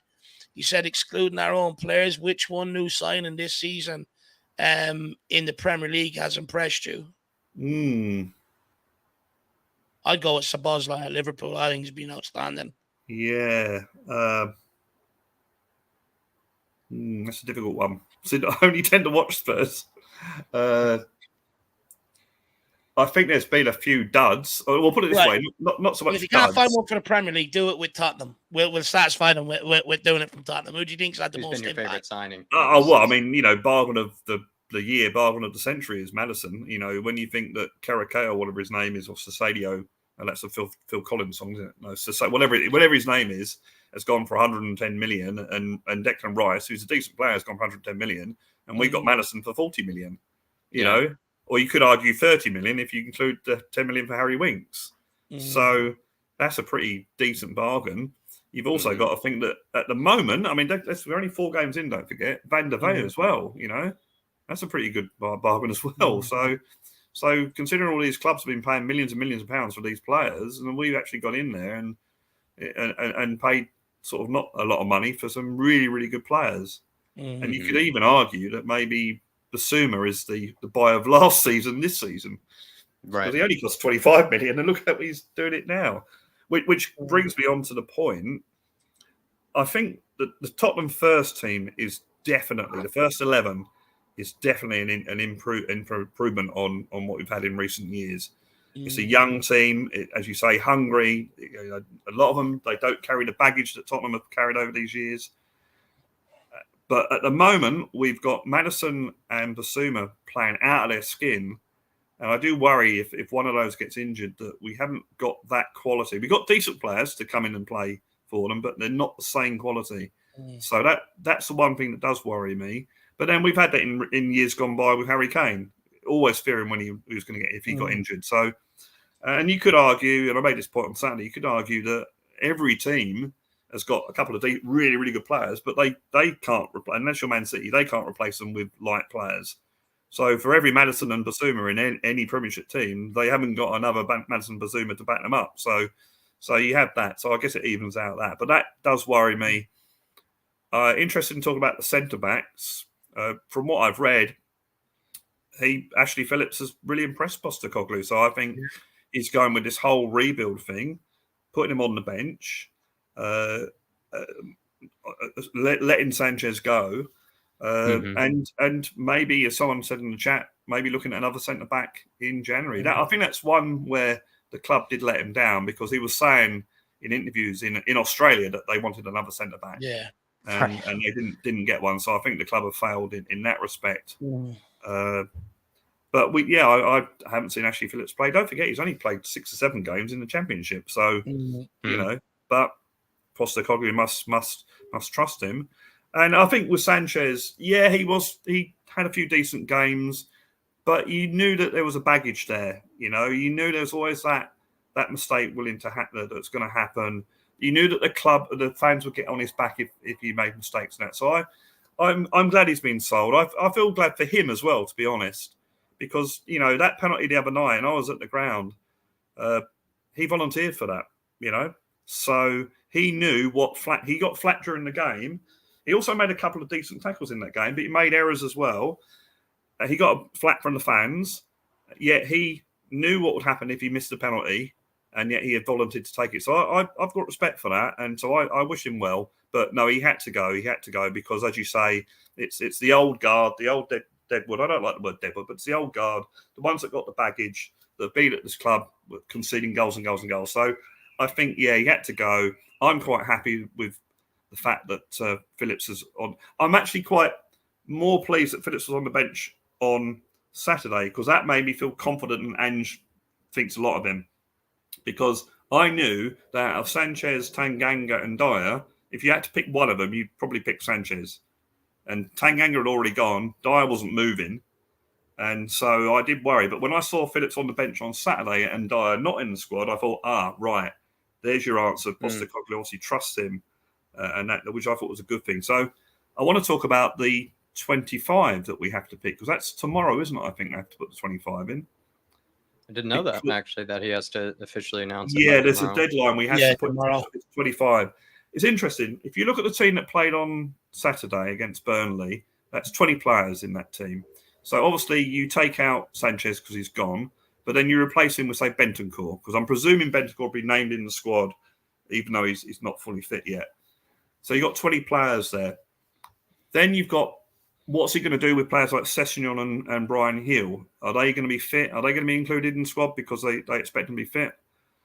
So it's interesting to see what he's going to name. I have a feeling if Eric Dyer's still at the club, unless he brings, we talked about Dorrington, unless he brings some young kids in, which nothing to say he won't, I've got a feeling that Dyer might find himself in the 25-man squad by default, but Postecoglou has not put him on the bench in any game, so it's obviously that he's well down the pecking order. So, I don't. If he does, Brad, who does that directive come from? Because it's clear to see that Ange Postecoglou doesn't want to work with Dyer. So, if he is registered, does that mean that decision hasn't been made by him? No, I think. And I only go on what I've seen in interviews and what I've read about and what my Australian mates say about him. I've got something to say about that in a minute as well. I think, no, he's his own man. He will pick that team, what he wants. I don't think he's going to go, and if he thinks, well, no, Eric, sorry, you're not good enough for 25. He'll, if you haven't moved on, tough. He did make that comment, didn't he? He was asked in an interview and he said, we've got so many players here, I can only pick 25. So there's going to be some players that, that's it, tough sort of thing. That's paraphrasing him. But I think he's his own man. I don't think he takes any crap for anyone. He took Australia to the World Cup finals, I think in 2018, or it might be 2014, I can't remember, one of the World Cup finals. The Football or Soccer Australia, whatever they're called, wanted him to do something which he didn't want to do, and he quit. So no, he's his own man. I think he'll pick what he thinks. And to be fair, personally, I thought he got it wrong on Tuesday against Fulham. I think there were too many changes. I thought if you're playing a Championship team or a League One or a League Two team, yeah, you can do that and probably get away with it because our second team, as I said, they're decent, but they're not, brilliant. But to do it at a Premiership team on their own ground, I thought wasn't good. I didn't mind that because that's a cup gone. But when I heard him, when someone asked him in the press conference, I do understand why he did it. He wanted to look at these players in the match situation before the window shut. High pressure. Yeah. So I do understand why he did it. But from a fan's point of view, I was disappointed. Having said that, we lost on penalties, so it almost worked. And as for talking about Sanchez missing this penalty, well, I think the blame in the penalty shootout goes to Forster. I've never seen such disastrous keeping in all my life. And it's the old when they come up really slowly, and he was literally diving before they even contact the ball. They just roll it in the other side. He could some of those penalties. I think I could have saved. I really do because just watch the ball. It didn't look like they were trying. He was playing a lot of averages, wasn't he? Yeah. If I dive this side that many times, one of them will come that way. Where I think penalties have sort of become a bit more advanced than that. You've got players waiting for the keeper to shift his body weight, and then they'll go the opposite side. And with a keeper, it's up to them to hold their nerve and stay up the longest, wait for the player to kick it and trust their reflexes. I agree with you. I think, but saying that though, Brady got us to penalties, right? On the flip side. Yeah. Oh, look, I've got no problems with Forster. He's a decent backup keeper. He made a couple of good, decent saves in the game. So I got no problems. I just think when it came to the penalties, I thought, it was, and that's not only for him. That's for any keeper that does that. No, he made Hugo look good at saving penalties, which saves a lot, and that definitely tells me a lot. Brad, I was going to ask you maybe one last question though, just sort of, going into, this is sort of one that I haven't asked yet, but what do you think Ange is working on right now at international break, right? What's he thinking about? What's he sort of like have in mind? Do you think actually he likes this break? I have a feeling he even probably is enjoying this bit of a break right now. Maybe just a bit of a relaxation time, just sort of gets to take more of a bird's eye view at everything. I think he's pragmatic enough to think, well, I can't do anything about it, so I'm going to do as best I can with it. So I think you'll probably see a lot of the youth team players coming in, which by all accounts are young players. We're doing pretty well in the under 21s and the under 18s, and we won trophies last season. So I think he'll bring the young kids in and basically school them in his philosophy, because I think that's what we'll see at the club this season, is that both teams at the younger levels play the same way, and which I think is good, because it means that if you go into the first team, you know what's going to happen and that sort of thing. So I think he'll use it. I think he'll be pragmatic about it. I'm not saying he likes it, but I think he'll be pragmatic enough about it. What I want to say, and this is really interesting, I don't think people in England know, unless you're Australian, I don't think you know how big this guy is in Australia. He is absolutely huge. I've got two non-Spurs supporting mates. One, I think, supported Leeds. One supported Man United. They're both following Tottenham this season because of Ange Postecoglou, and they're both saying, "Wow, what is brilliant, absolutely brilliant what he's done." Yeah, we're following Spurs this season. So, and I think there's a lot. And my mum was saying they're announcing, the Tottenham results on the news now. Where they never used to. So, I think we underestimate how big this guy is in Australia. So let's get on the Ange train. And on a sad note, I wish I'd have taken a picture of it, but I didn't want to. But on a sad note, in the crowd on Tuesday was someone with an inflatable kangaroo. Yeah, brilliant. On the way back to the Hammersmith station after we'd been knocked out, I saw that. Well, it might not be the same one. A blow-up kangaroo burst and laying on the floor, which I thought was quite sad, quite poignant. But last question comes from the community here, Brad, and then also save a bit of time to plug your channel too. But Spurs GCTV says, "What's your pump-up song?" Yeah, that's Postecoglou. That's Postecoglou. It doesn't quite work as a pump-up song. Eating Rifles could be. Hello, hooray. Ange Ball Rifles. Yeah, you could do that. Yeah. Let me work on that one. I'm actually going to do a little. There is a little song that I might put on a video because the Rolling Stones wrote a song about Ange, didn't they? Angie. So there you go. Angie, beautiful. You get copyright for that. Yeah, well, it won't be for you guys. It won't be for you. Yeah. It won't be. Well, that's the only problem. If you guys want on YouTube, then you could be taken down. So I might just do that for private use only. I'm still going to hold you to it, though. If we get to a cup final, I want a Brad special. I'm definitely. We get to a cup final. I'm definitely writing a Spurs song. And it'll be like a proper song on my channel. Where I basically haven't mentioned football on my channel because I want other people that aren't Tottenham fans to look at it as well. But the colours the colours will come out for that one. Love it. Well, people, please get over to Blue Sofa Songs. The link here is in the chat. Get over, check out Brad's music. It's all his own, happy songs, sad songs. Basically, it's all just there. His life written down on paper. So do get over there.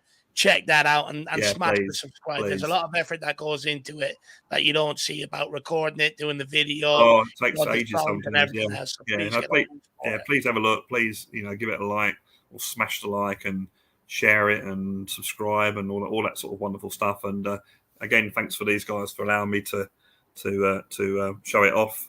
There's the sofa behind me, and it's just my second passion in life is music. So there you go. What we love to hear. That's what we love to hear. Never give up on that passion, Brad. Big yourself up, my man. And no problems, we'll guys. speak again soon. You take care, guys. Okay. Have a good night, Brad. Yeah, guys. Thank you. See you soon. Everyone, big up Brad. Give the guy a lot of love in the comments. Absolute gentleman. Anytime I've been over there and I've met up with Brad, he's always treated me very, very nicely. Come out his way to have conversations and everything else. So please, check Brad out and get behind him and smash that subscribe button. But look, we will keep it moving, Jack. Time for KPV, Dave. Let's keep it moving here. Moondog, he says, I'm so glad they're gone. Just need Dyer gone.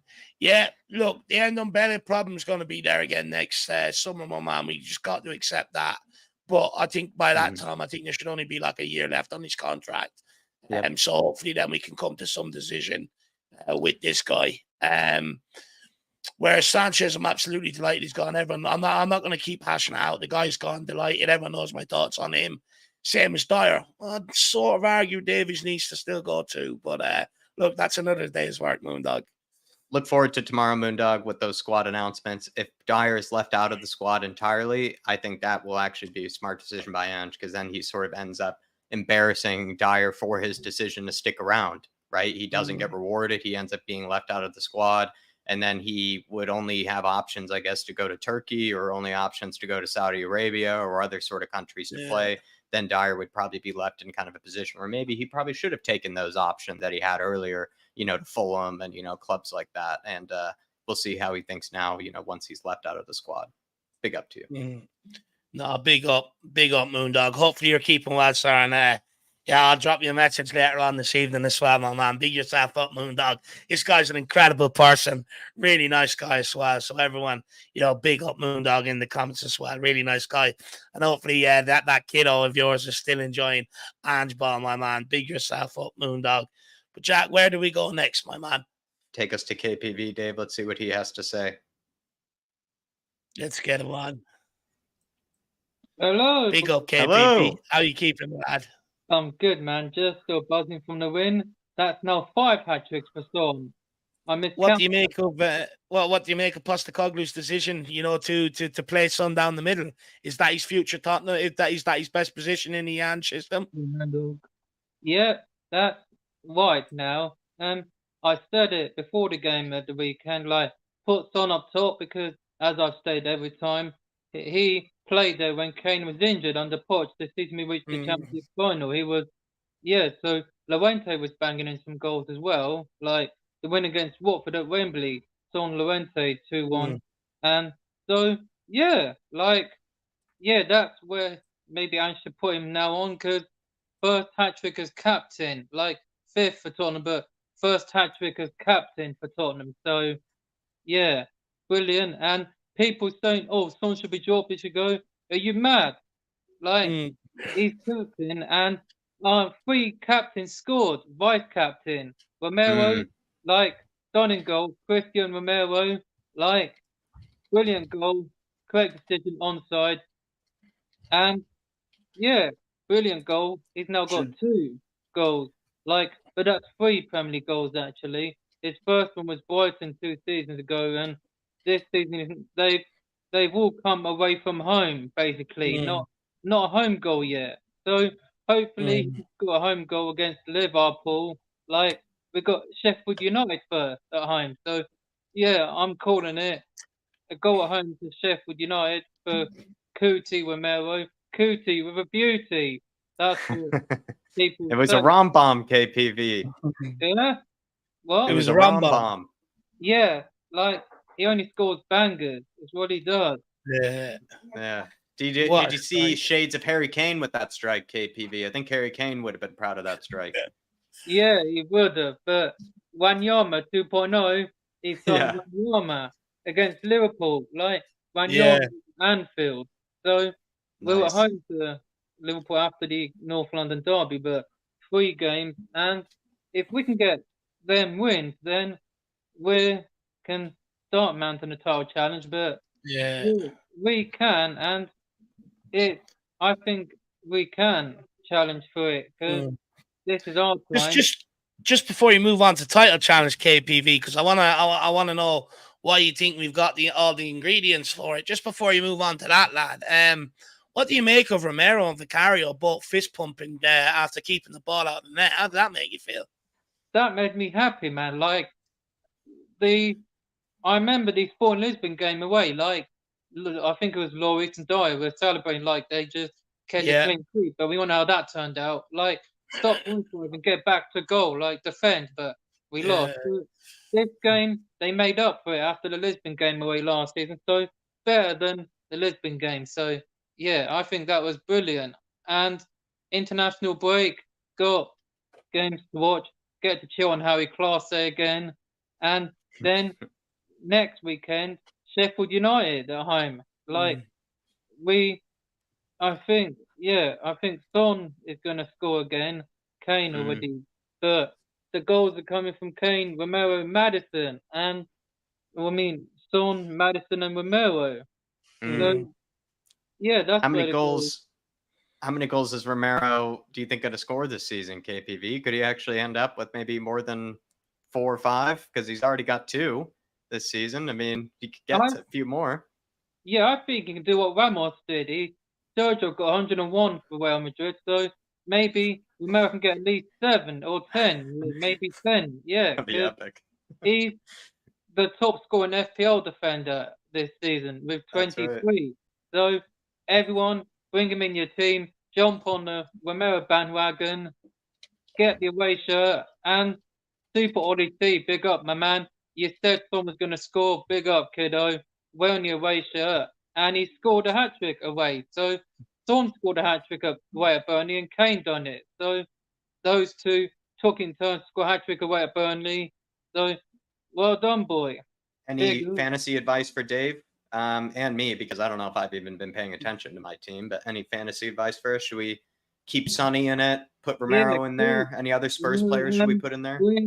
Bring in Mads, bring in Maddison. Like, Maddison is starting to do good, and Sheffield United at home, and then bring on the North London derby, because Maddison won at the Emirates with Leicester. That was during the pandemic season. So can he win there with Tottenham this time? 2 wins. He hasn't won there since 2020. Yes, Ellie, big up. Big up, Ellie.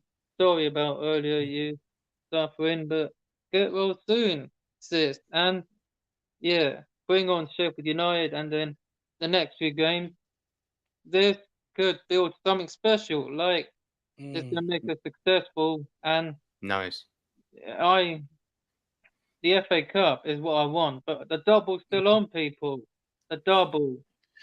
Do you think Tottenham are sort of building to something similar to what they were building underneath Pochettino? You look at it, you got a young, hungry, progressive manager. You've got players, you look at Pochettino, a lot of that squad was formed of players that were already at the club that Tottenham identified and sort of brought into. Pochettino brought them all together as one team. And you look at what we're doing now, we seem to be trying to do sort of similar things to what we've done on the build-up to Pochettino, but also with Pochettino here. Do you think we can do something special? Yeah, I think we can do something special under Big Ange. Like, we're still unbeaten. Like, like those lot are as well, but City are still unbeaten. But imagine we manage to pull off an upset, win them next 4 games, then hopefully, like Everton, they're easily going to beat Arsenal at home anyway, because Everton always win against them at Goodison. So good luck to Dele and Pickford. Just do what you always do, Sean, because he always loves to stick it to Arsenal. So big up everyone else in the chat, and I think we can do something special this season. As I said, everyone, the double is still on, so can't wait to play Arsenal. That's what they are, Arsenal. Yeah, KVV, I was going to ask you, maybe my last question from myself here. Do you think Ange is going to be, embarrassing a certain Lego head, in this North London derby? Do you think we're ready for the North London derby? Yeah, he's going to do it. What, KPH? It's KPV, Jim. Wait, I'm not Carl Pierre Hoiberg. Jesus. Carl Pierre Hoiberg. It's KPV. But I think Ali would love you more if you were that, KPV. KPH, I wish, but fair enough. But yeah, Ange is going to finally end our jinx at the Emirates. The Old Trafford jinx ended under AVB, and we won under Tim Sherwood season later. So someone who knows something about winning at Old Trafford is Sandro, the beast himself. Mm-hmm. Congratulations on a brilliant career, my friend. And favorite memory? What, Sandro? Yeah.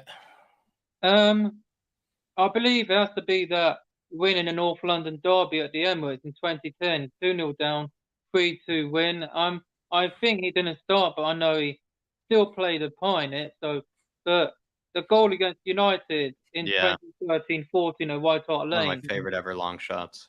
Yeah, long shot, man. Yeah. And brilliant. So, congratulations on a brilliant career, my friend. And it was on me on Tottenham TV last season before the game against United at Old Trafford. And he loved something about winning Old Trafford. So, and happy birthday to Tottenham. On this day, 141 years ago, the club was founded. The great Bill Nicholson opened the gate, and he needs a statue. So the club needs to do something about that. Get a statue of him. He deserves one. Everyone, set your phone and your wallpaper as Bill Nicholson. Find it on the internet, and look at your background. I really recommend. But international break is coming, and then Premier League, and then I heard something about the UK and Ireland hosting Euro 2028. Yeah. I hear about that. Yeah. I love that. So I'll be heading over there after the World Cup. I'm in Canada soon. So everyone, I recommend you come to Canada to see me, Ben, Sim, and Brian Daigle. Come and say hello to the boys. And I know some of you are not going to come, but who cares? Still, the future's looking bright for the Three Lions. Madders, Bellingham, the others. But Jude Bellingham is the best one you've got. He's absolutely ripping it up at Madrid. But KPV, my man, or sorry, should I say KPA Hoiberg, big yourself up, my man, and really appreciate your time this evening, lad. Really appreciate it. Big yourself up. Have a good night, KPV. I'll see you Friday for the quiz, and I'll see you then. So get ready for the quiz. I'll see you there. Later, I'm out. I expect to see your name top of the leaderboard, KPV. Yeah, better be winning that. See you then. See you soon, my man. Big yourself up. Big yourself up. I'm a little intimidated KPV's actually in that, Dave. I think he's going to wipe everybody clean. I think he's going to destroy it. He's going to sweep everybody. Do you know what? I absolutely love KPV. You know, he makes you smile even when you're not in the mood to smile. He's an absolute legend, and it'd be interesting to see what he does quiz-wise, chat. You know, he's a fountain of knowledge. So I expect him to be up to the very, very top. But as we've seen with some players, right? You can crumble under pressure when the bell rings for showtime. So nice. We'll wait and see whether it's KPV or KP Sanchez or something like that. We'll wait and see. No. All right. We're going on to the next one this evening. Everybody hit that smash that like button if you haven't already for us. Do keep getting in your comments if you do want to have maybe a question of yours brought up to the panelist, because it is somebody that you know quite well that hasn't been on in a while. He said he's even feeling nervous. That's how long it's been. It's Chris. Let's bring him on. I'm scared. It's been too long. Evening, lads. What's happened, Chris? What's happened, man? Chris, great to see you, brother. Jack, I've been in hiding out. I've been under severe depression, since Winks left. Oh, the depression's been terrible. You're finally back, though. David, it's been terrible. Winks scuffed a shot at the weekend, nearly hit the corner flag. I'm pretty sure I seen you in a Leicester jersey in the corner anyway. You won't get into that, Chris. Leicester. No, that was via Burnley. I was passing through via Burnley. But Chris, since last time we spoke, what a transformation, my man. I know. Do you know what, Dave? I'll be the first one to admit, when it was Big Ange was announced, I was like, okay, all right, fair enough. But you know what? I was wrong, so I put my hands up straight away. Paul Beattie is the fountain of all knowledge about Postecoglou, and I bowed down to him on that. Yeah. What is it that he's done that's been able to transform the club so quickly? Because come the end of last season, we thought we were in for at least a couple of years of pain. Do you know what? It seems like he's given the players their desire back, the wanting to win. They're not scared to express themselves on the pitch. They're not looking at them coach thinking, "Oh shit, I've just made a mistake." They're playing with their heads down and playing hard. With Conte, you see they're looking at the coach and he's shaking his head at them and pointing the daggers at them. You know what I mean? It didn't help the players' confidence. And also getting the shit out of the dressing room like Eric Dyer. And not recent that all the deadwood just now being taken away from the team. That's done the team world of good as well. To be fair. Yeah.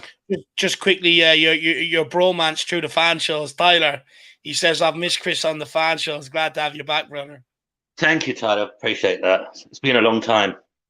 It has. It has been. I think the last time I was on was just before. Show. Yeah, I know, Jack. I'm the grandpa now, aren't I? So you are grandpa.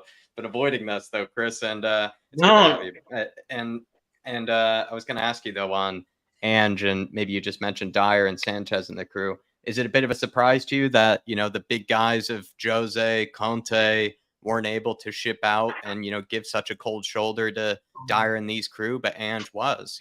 I know Ange got Van de Ven. He also had the benefit of having Romero. Jose didn't have either of those two defenders to pick from. To be fair, shown a colder shoulder.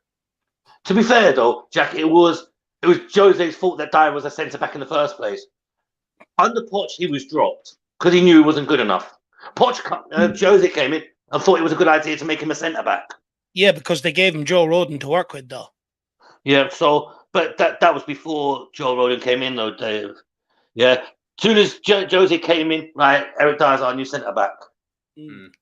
Yeah, but that's only after Toby and Jan sort of don't forget Jan had that massive head injury and never really sort of recovered. And it's easy to look past it when you're beside a Sanchez or a Dyer, I suppose, if you're Toby. But see, Dave, the one thing that gets me with Sanchez, is everybody bitched and complained that we still had him, and now we sold him. The bitching and complaining still continues. But Chris, do you not take the point that the club knew he was on the list? They knew that they were selling him. Why didn't they act and bring someone else in just to sort of give us that insurance policy? But you know what? Bit of extra strength in depth. Do you not take that point? Yeah, I do. But Dave, at the same time, I think Ange wanted to test these players out to see exactly what they can do. And the acid test was on Tuesday against Fulham, and ultimately Sanchez failed on all levels. Not only with the performance, the penalty miss, and everything else around it, the whole lot, he failed his acid test. I guess what I'm trying to say, Chris, is it's not so much Sanchez is leaving. I think everyone's absolutely over the moon with that. I think it's the failed. It's because of Dyer. I think it's the failed planning around it. Where I do get that. Postecoglou has gone with an 18-year-old, because the club maybe didn't give him the option in the transfer market, or Do you even think he wanted another centre back in here in towards the end of the transfer market? See, I think with Ange, right? He said it as it is. He goes, look, this rebuild's not going to take 1 year. It's going to take more. Okay, so we're going to have to live with one centre back, two recognised centre backs for now till January. We'll see what happens. And you know what? Having Ashley Phillips in the actual in the starting lineup in the squad, I'd rather take him than Eric Dyer every day of the week. Mm-hmm. Or even Dorrington. I would take either of them two over Dyer every single day of the week. And do you know what, David? I'm actually enjoying watching the team selection now when the games are coming live. I don't have to look down. I don't have to look down the list and see, oh God, Dyer's in the team. Yeah. I don't have to cover my eyes. Yeah, you're spot on. You don't have to also rationalize players that are getting picked that probably shouldn't get picked, guys that aren't good enough that end up getting picked into the team because it's just sort of done by default. We don't have to go through that sort of rationalizing. We don't have to kind of think of ways to sort of accommodate. When we used to think about what our best lineup was, Chris and Dave, we used to have to sort of go like, well, we have to, he's always going to play this guy. So we have to think about a way to work around that. How do we get the best out of the team, knowing that this player is going to be playing in this position, etc. And we just don't have to think that way, anymore. That's exactly it. It's a huge relief. Yeah. And that's exactly it. Right now, there was a lot of criticism over Vicario signing, for example, right? Because we didn't sign Raya, right?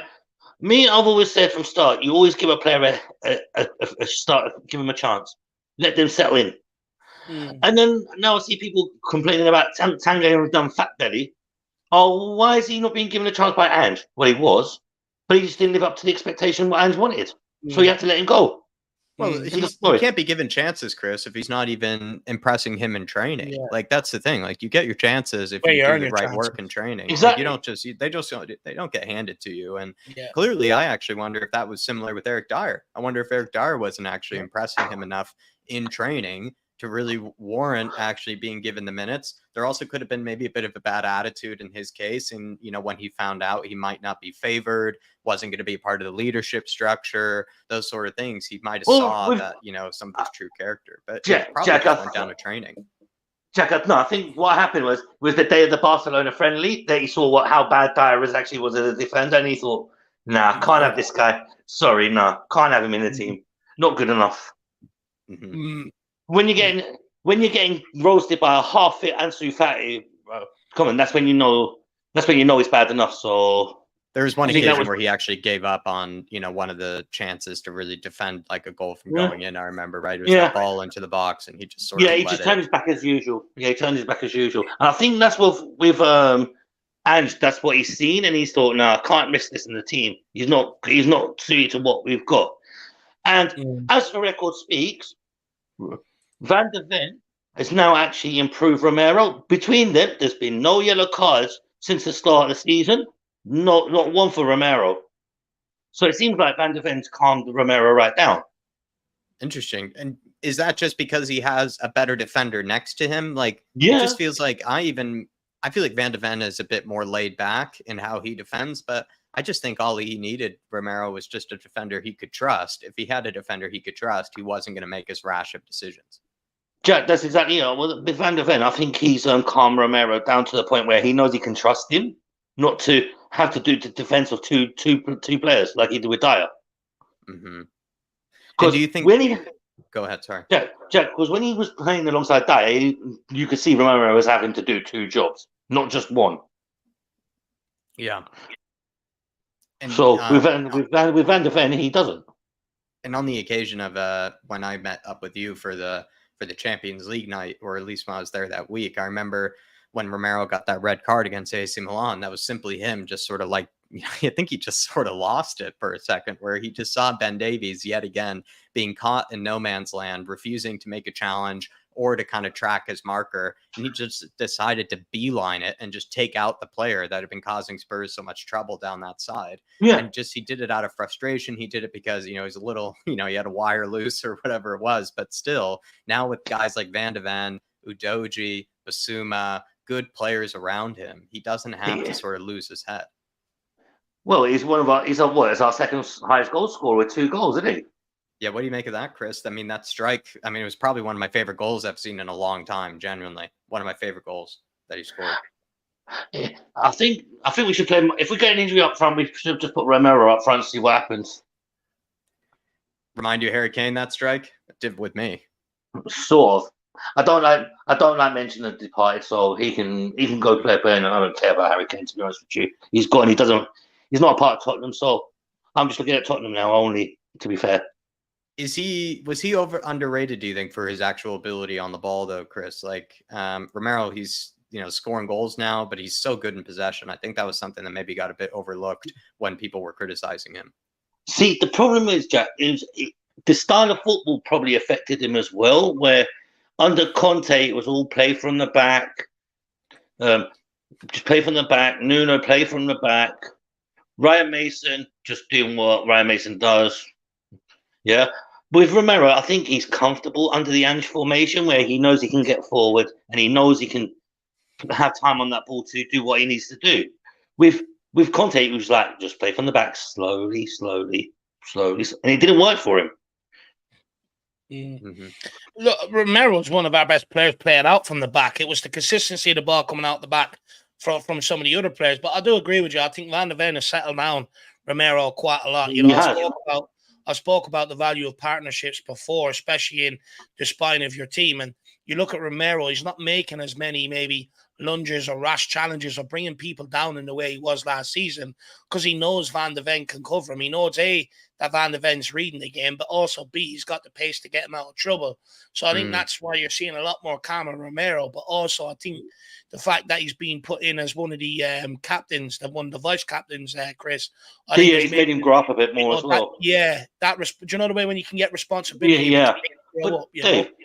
David, there's 0 yellow cards in 4 games.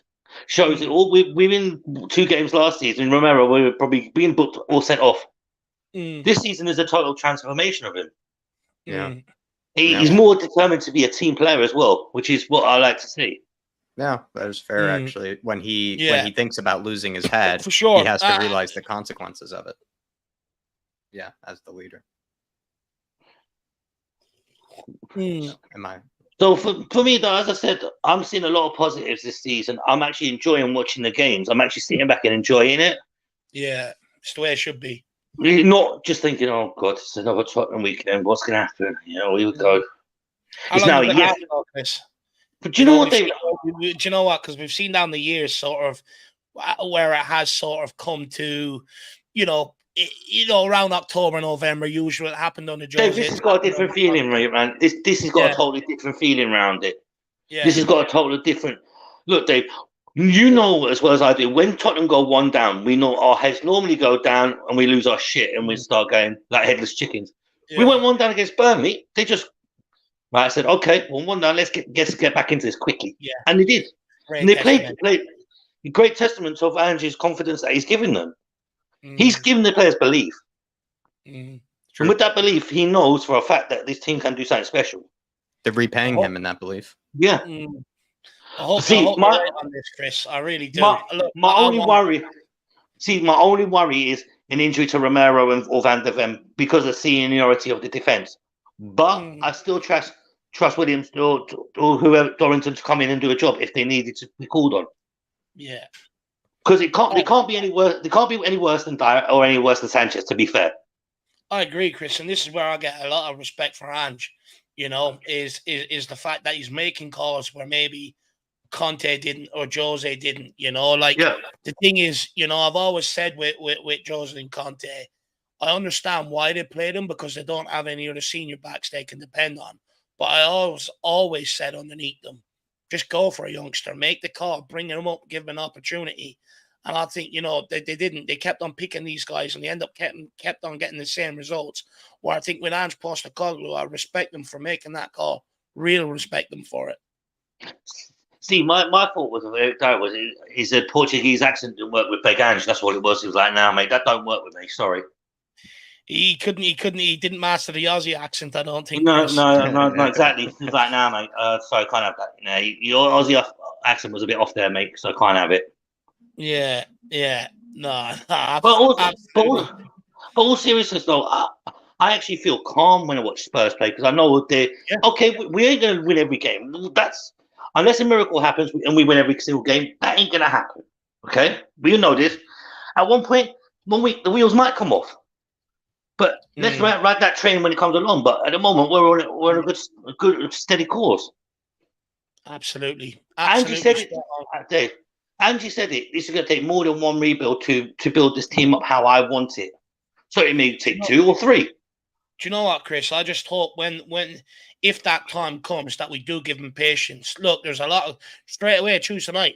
Everyone asked questions of Ange Postecoglou. No one asked questions. That was ridiculous. Of the same players letting this club down time and time again. No one said, about Ange Postecoglou sticking up for Ange Postecoglou, saying he's given these games, the guys, a game, where there's pressure on them to see how they respond to it. And they let him down. But straight away, all the questions went on Ange Postecoglou. Why did he do this? Why did he do that? But my point is, Chris, is as soon as things go tits up, you'll see the exact same thing happen again. But look, we'll wait and see, Chris. We'll wait and see. Dave, my answer to that is, he did make a few errors, 19 changes, but it needed to be done. It needed to be done in that way for him to see the likes of Davis cannot be relied on.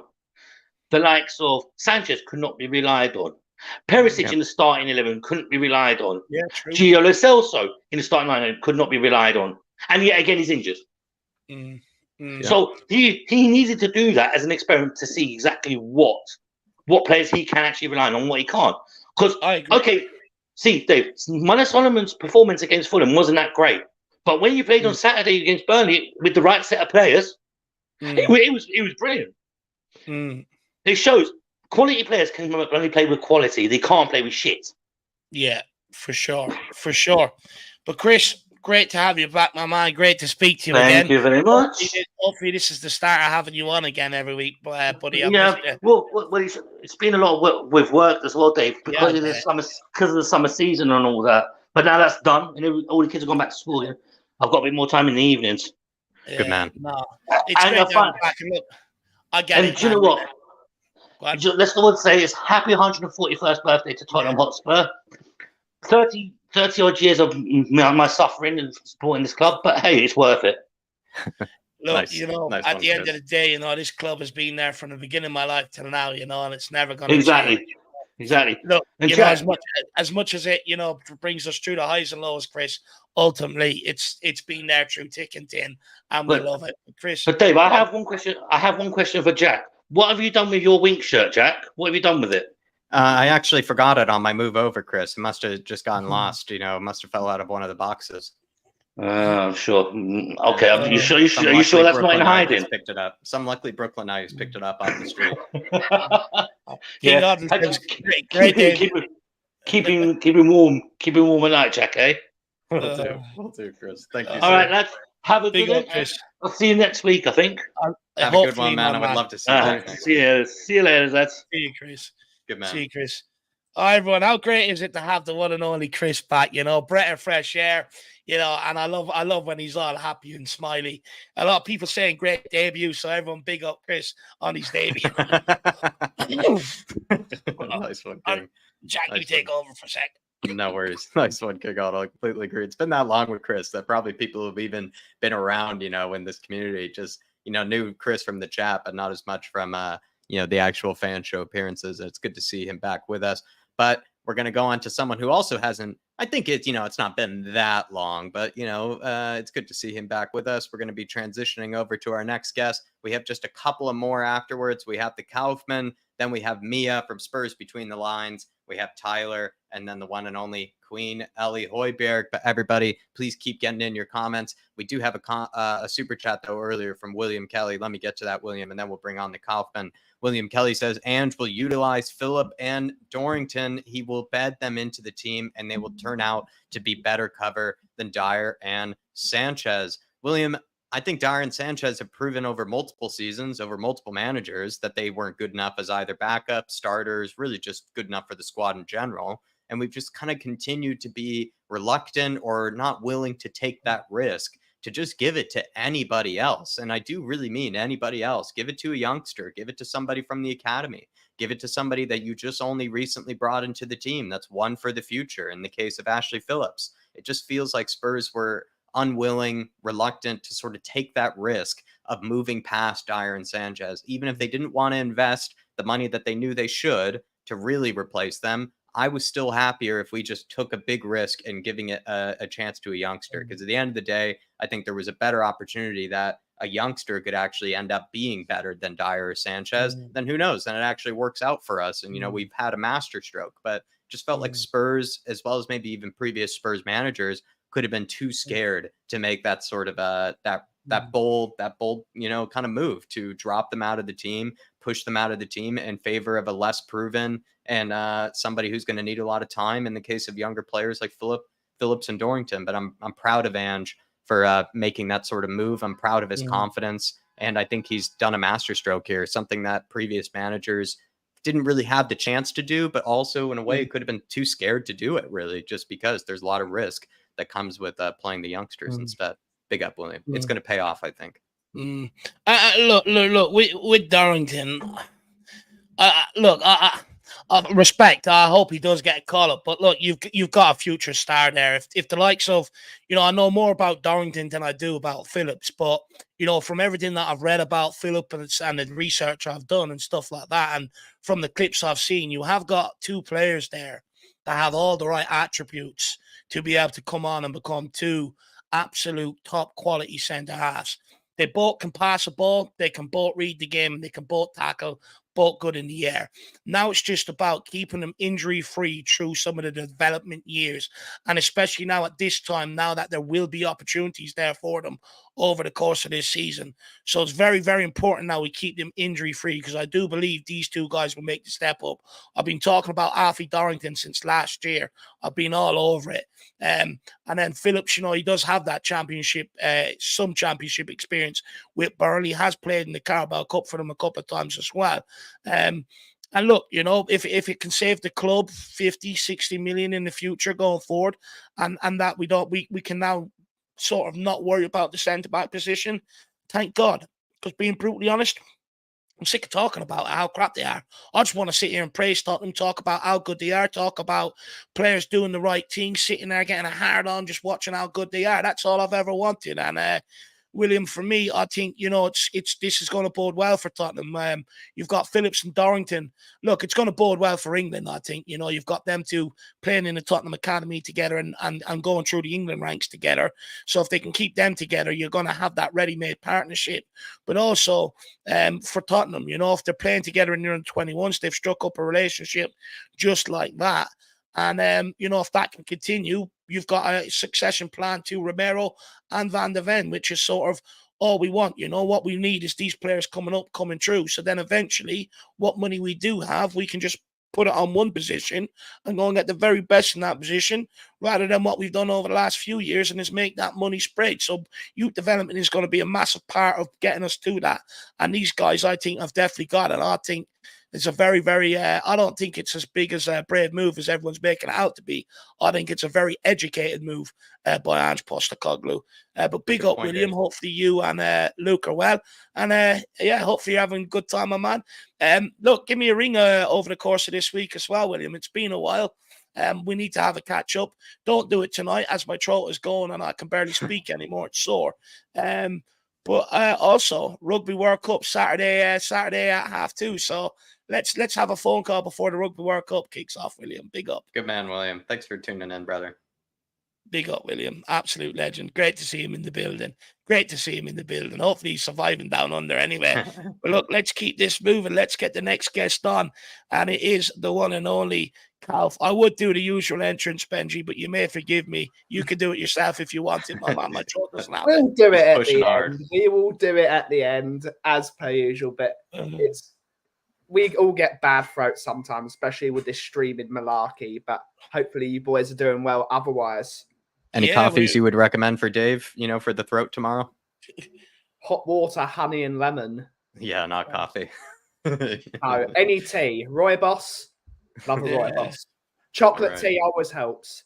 There you go, Dave. Stay off the coffee tomorrow, Dave. Get the nice, get the tea out this time. Yeah. Maybe you're going to have to suffer. Some of the lemon tea. But look, Ben, where do you want to kick this off? What do you want to talk about, my man? I just want to, what's it called? Before I get called Eeyore by Mia and who's coming after me, Eeyore by Kate as well, and all the guys in the chat, I just want to appeal for calm. We've played 4 games in this Premier League. We've got a new manager. We've got one of the youngest squads in the Premier League now, which is an absolute fantastic thing. We've got a young squad. We, as Tottenham fans, need to realise we're going to lose points this year. We've got young boys in that back line. And what we need to do is something I've been saying on all the streams going about. This manager, we need to back him more than any other manager that we've backed in the last 35 years. He's been given an absolute disaster of a football club to save. He's been the best ever goal scorer in the history of Tottenham has just left because of the poor ambition of the football club after years and years and years and years and years of terrible scattergun approaches from attacking manager to defensive manager to attacking manager to defensive manager. He's inherited an absolute dump and he's already made it look an unbelievable place. We need to back this guy. We need to back this guy more than any guy. Forget Poch, forget Conte, Mourinho, Nuno, Redknapp, Ramos, Yol, Santini, Christian Gross, Hoddle. This is the guy we need to back. What does that look like from a fan base? What does it look like to support? What does it look like to back the manager as a fan base? We'll talk about the ownership later, but as a fan base, what does that look like? If we lose 4 games in a row, we need to be still singing Postecoglou's name. This fan base has got the tendency to lose 2 games and absolutely lose their absolute marbles. We need to back him. This manager is not the fault of is not the reason why this went. These new players like Van der Vens, Udogis, some of the players that have come in like the Poros, like the Solomons, all these new players, they're not the reason this club has always been in a real problem. Yeah. We need to back this young team. They're a young, impressionable team that's playing really great football at the moment and they're loving life at the moment. But when things go a bit south, and it will do, if we do lose 2 centre-backs, Tottenham are known for getting stupid injury crisis because, again, hashtag sack the medical team because they always mess up. Ben, I actually agree with everything you've said there. Absolutely everything. The way he's come in, he's transformed from what we were at the end of last season to where we are now, right? It's night and day. You wouldn't think we've gone through the last three and a bit years worth of struggle. But we've seen against Fulham, first sign of trouble, everyone asks questions of the manager. Yeah. So will we? It's a great idea, and look, I've been preaching it myself. That this season, even when times will get tough, because they will, you have to stick through it and you have to back the manager. But will we? Fans turned on Nuno, got him sacked at the United game. Very quick to call out Conte. Very quick to call out Jose Mourinho. Are we going to give Ange time? And if not, what does he have to do for us to give him that time?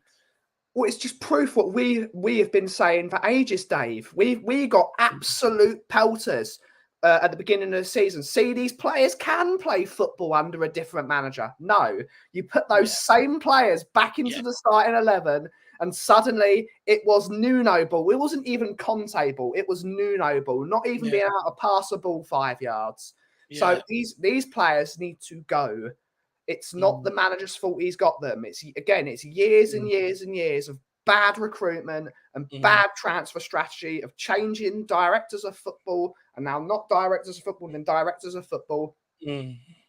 We have to, as a fan base, need to look at ourselves. We need to do what the scum have done up the road. They finished 8th and 5th. We're going to have to roll with those punches. Even if we finish 8th and 8th, he needs to build a new philosophy. This is not a rebuild anymore. The idea of a rebuild went out 3 years ago. This is a total knock down the house and rebuild it from the foundations. That is what we're doing now. And if it means a couple of 8th place finishes, we're going to have to deal with it.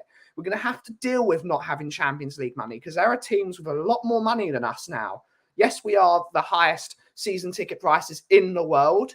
Yes, we are the highest earners in the Premier League, but we don't run like that. We are not a club that likes to spend stupid money. And when it does spend stupid money, we spend it badly because we don't invest in the right people to invest that money. What we need to see is absolute improvement on the pitch. And I'm seeing it. I'm not going to be getting ahead of myself. I want to see how this team is at the end of January. See where it is then. That's how we know what this team is made of. Because unfortunately, and people are saying, oh, we're so threadbare, we lose 3 very important players in our team. We lose Sonny, who's our captain. We lose Yves Bissouma, and we lose Pape Sarr Torre. We lose them. If Udogie, he is playing for the Italian national under-21 side, but he could still declare for Nigeria if he wanted. He's never played for Italy, so he could still do that. If he, let's say, in bad case scenarios, Udogie says he wants to play for Nigeria, we lose 4 players, and that is a disaster. Like, even if it's for 3 games, that momentum is massive. Yeah, I agree. Look, Harry Kane alluded to it at the end of last year after losing one of the cup games, the knock-on effect they had in other competitions. But let me ask you where you're at within and around this rebuild, Ben, because I think this is where maybe me and you might slightly differ in opinions. I think we are starting to get things right. I think once we've cleared out Steve Hitchin, I think the recruitment under Paratici and the stuff he's brought in around is putting us on the right track. Okay, it's not going as fast as I would like it, but that's where I'm at with it. Where are you at with this whole new rebuild? Because like you said, it's not even a rebuild. It's having to knock everything down and rebuild it back up from the ground. We've got a really good first 11 at the moment. We've got some young, talented players that are brilliant. Like Udogie, I've said it already. He is top notch, absolutely brilliant. Could he become more class? Who's coming? Who's got a Vertonghen-esque-ish thing about him? Who looks excellent. We've got players like Solomon, who I'm a big fan of for obvious reasons. We've got Sonny playing as a number 9 because sod that guy, Richarlison. Sorry, Jacko, but get rid of Richarlison. Just as I came back. Yeah, he hasn't enjoyed your runs around Central Park. I was just about to have my seltzer as well. We've got a brilliant first 11. I'm still not happy with Brennan Johnson because he took away my Eeyore onesie. So, Johnson, do yourself a favour. But let's have a look. We need a new bench because we've still got the lot we talk about. Davis, I can't remember. Tongi is still not gone, guys. We're still paying his wages. Like, if it were up to me, I would have sent him to the David Lloyd in Chigwell and made every single Tottenham fan take the utter mick out of him for an entire 2 years. That's what I would have done. But hopefully he does really well in Galatasaray, so they bloody buy him. Yeah. Hopefully. But you know what, Ben? Though, sorry, Jack, I'll let you go. Go on. No, you're probably about to ask. I might ask something slightly off topic. So okay, no, I was just going to ask on the Ndombele one. Like we say, hopefully he plays well, and Galatasaray take up the option. Yeah, for me, I think it stinks of him being back here next summer. You just look at the amount of wages they've covered. The guy previously turned down a move to Turkey a few weeks before that, and there's no obligation to buy it. It's only an option to buy it. I fear it's just him coming back here next summer. That's where I'm at with it. But sorry, Jack, what were you going to say, my man? Hideous attitude. You spoke about embarrassing players, Ben, and ones that are sticking around.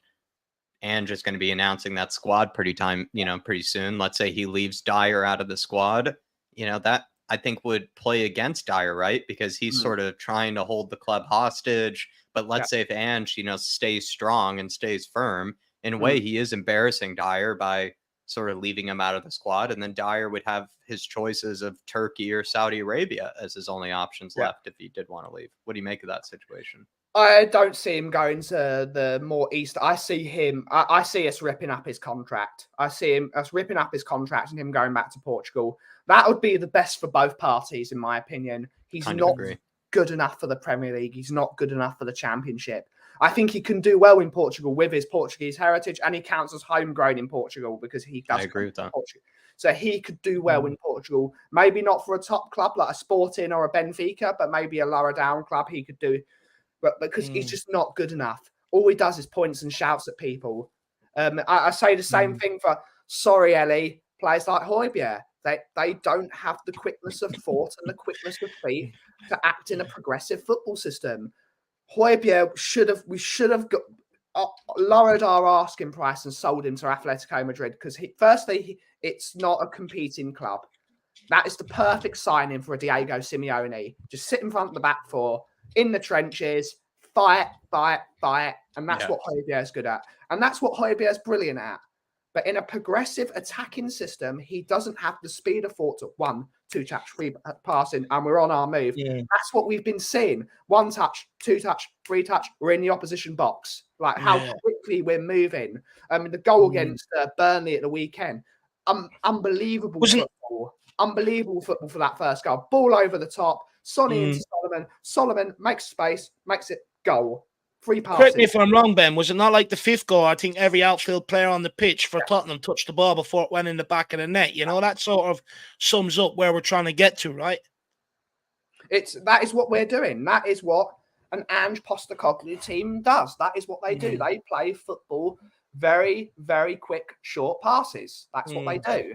And that's what they're brilliant at. So let's all back this new philosophy of football. And it's great to have a philosophy. Tottenham Hotspur as a football club do best when we've got larger than life managers that bring everyone with them. We go back from Arthur Rowe to Bill Nicholson to Keith Birkinshaw to Harry Redknapp to Pochettino. If we this is for once we've got an appointment right. It's a round peg for a round hole. That is what we've got now. That is how Tottenham do business best, when we've got someone that everyone can get on board with. Yeah. And hopefully this is the philosophy now. And hopefully, as I've said numerous times, we back him to that utter hill. We back him until even if we get relegated, let's back him. It's not his fault. It's not his fault. We're not going to get relegated. Yeah. As much as we think we're going to be doom and gloom. That's how much faith you have in the end. It's not happening. We need to back the guy. Back him, back him. For sure. And then what we need to do next is, Ben, just quickly, did you see the video of the Lyon fans dressing down their players after the 4-1 defeat to PSG? Yeah. Now we just need something like that, you know. Danny Kyriakou doesn't even need a megaphone. Get Danny Kyriakou with a megaphone. You might need some bleepage. I was absolutely spine tingling. It's amazing. That's what we need to do. We need to hold not the first 11. They are not to be held accountable for the issues behind them. The people that need to be held accountable are those people that are holding the club to ransom, and the people above them in the boardroom that have allowed them to stay for this long and absolutely stink the place out for years upon years upon years. With the highest season ticket prices, with the highest beer prices, with the highest this and the highest that, and we've got nothing to show for it. And we need to constantly hold this board to account because it's 23 years now and only 1 League Cup. And we shouldn't be having this at a club paying the highest prices of anything, let alone the highest prices of everything. Yeah. Look, I've always argued, you know, that the money that we're being charged for, the standard we're seeing on the pitch, doesn't add up. I mean, you know, just a simple thing, just quickly, Ben, and we'll let you plug your channel, is the other day, right, we seen Vicario, Romero, and Van der Ven all high-five and fist-pumping when they kept the ball out of the back of the net, right? We'd work between the 3 of them. Yeah. We haven't seen that over the last 3 to 4 years at this football club, and to see that back, first of all, it gave me a chubby, but second of all, it brought a tear to my eye. Yeah. I was absolutely all over it, you know, and it just shows, you know, what we have seen over the last few years just hasn't been anywhere near acceptable. But look, I'll pass. Go on, you can plug your channel there, Benji. But before I plug it, I want to give that to the guy I screamed for to be captain for the entire summer. Sonny has brought that togetherness back together. From the first minute against Brentford, you boys, we're going to be by the fans when we do this huddle. Sonny as a captain and all the people Love you, Kate. But you're in the mud. Sonny is the captain.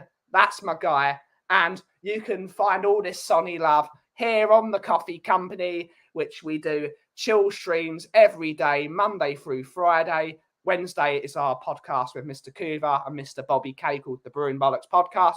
You can find us on there. And we're so very close to getting to that 600 maybe. We're a bit far off it, but help us get to closer to 600 subscribers. Thank you to everyone that has before. And you can also find us for more football content on Tottenham on Tour with Mr. Daigle, Mr. Kiriakou, Mr. Ireland, Mr. Isaacs, Mr. Amir. And we're on a roll. We're on a roll on Tottenham on Tour, and it's great to see. But please sub to the Coffee Company. We've got some great coffee. Dave and Jack both love my coffee as well. So you clearly need my coffee. Get it. It's caffeinated. It helps you out. But, look, honestly, that's one thing, I'll always say about you, Ben. The coffee is great. Absolutely great. And it's not one thing I'd lie to people about. It is some of the nicest coffee I've ever had. And, I do like my coffee. So make sure if you are around, get down and get in there and check Ben out. Plus, he's a Spurs fan. So, it's better to support him than Starbucks or anything like that for sure. But Ben, big yourself up, my man. First of all, it is great to have you back. I enjoyed that conversation. And hopefully we see more of you around here, Ben. Absolutely, Dave. And because you couldn't do the catchphrase, if you smell what the cough is brewing, and as always, Levy out. Big up, Benji, my man. I really appreciate it. Thanks for taking over the responsibility of the call. I really don't have it in me today, but big up, Ben, and everyone do get over and check out the Coffee Company. Check out the content that he puts out there as well. And also the boys over on Tottenham on Tour, like he plugged there as well. So big up, Ben. Really appreciate your time, my man. But look, we'll just keep this ticking along. Who we got next, Jacko? Who's next in line? Oh, you're on mute. The wire, Jacko. Oh, sorry, Dave.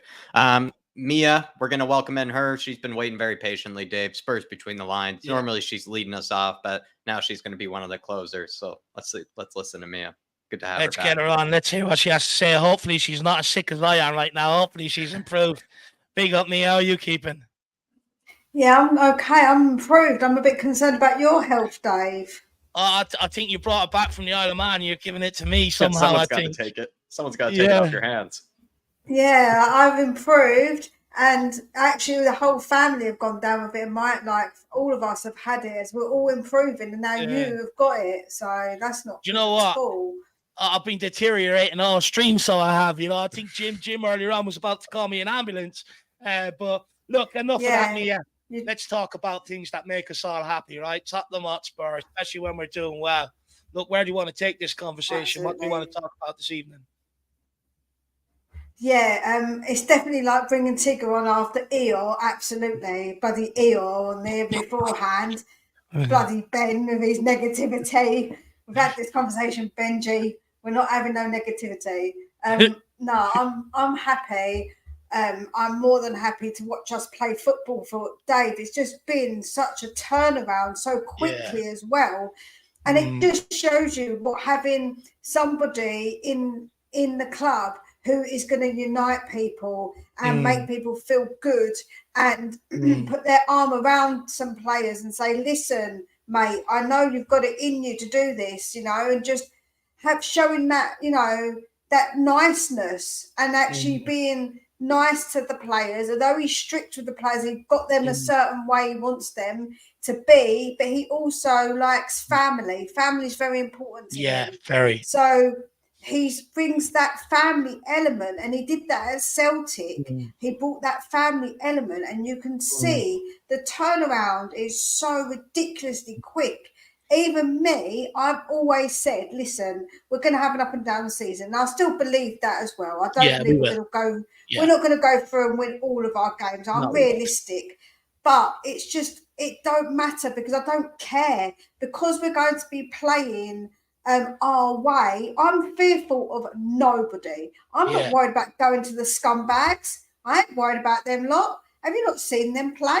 They've not been playing great anyway. We are going to give them a game. And even if we lose, Dave, do you know what? I will be proud because I know that we are going to give it our absolute everything, because Ange doesn't have it any other way. And that's what I love.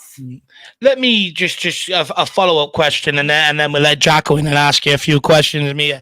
Just to follow up on that. Look, I agree with you about the sort of man management and stuff like that, but does he also deserve maybe some credit on the decisions he's made? Because you look of it, right, he's got rid of a lot of the old guard, and he refuses to use them, even though they're still around the club. They're just away from it all. Does he actually deserve respect and maybe, praise for the decisions that he's made in that regard as well? Because it is decisions that, look, Jose didn't want to make, that Antonio Conte didn't really want to make. So does he also deserve a lot of respect in that regard as well?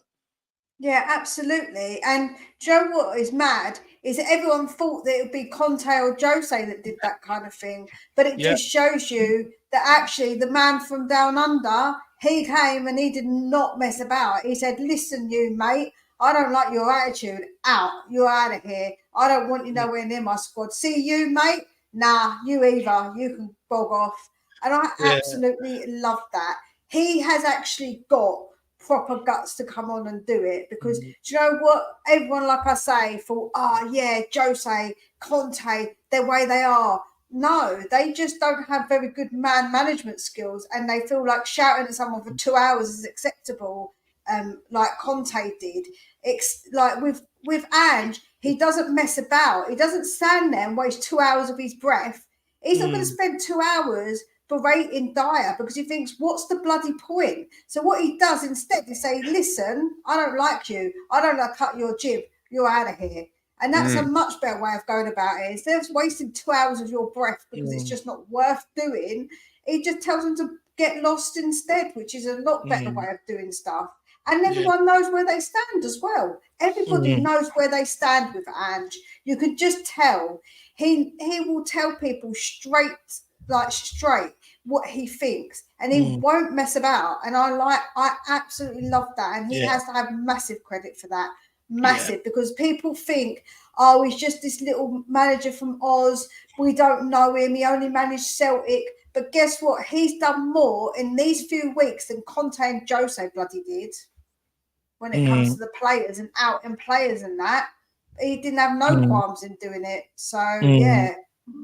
Do you feel like, I'm building off the back of what you were just saying, though, Mia, is Ange going to do a better job at preventing those sort of cliques and those sort of like fractions and, kind of building up those groups that sort of work behind the manager's back and kind of lead to a bad attitude in training? Do you think he would do a better job than maybe what Jose and Conte did at sort of, stifling that and, breaking those down?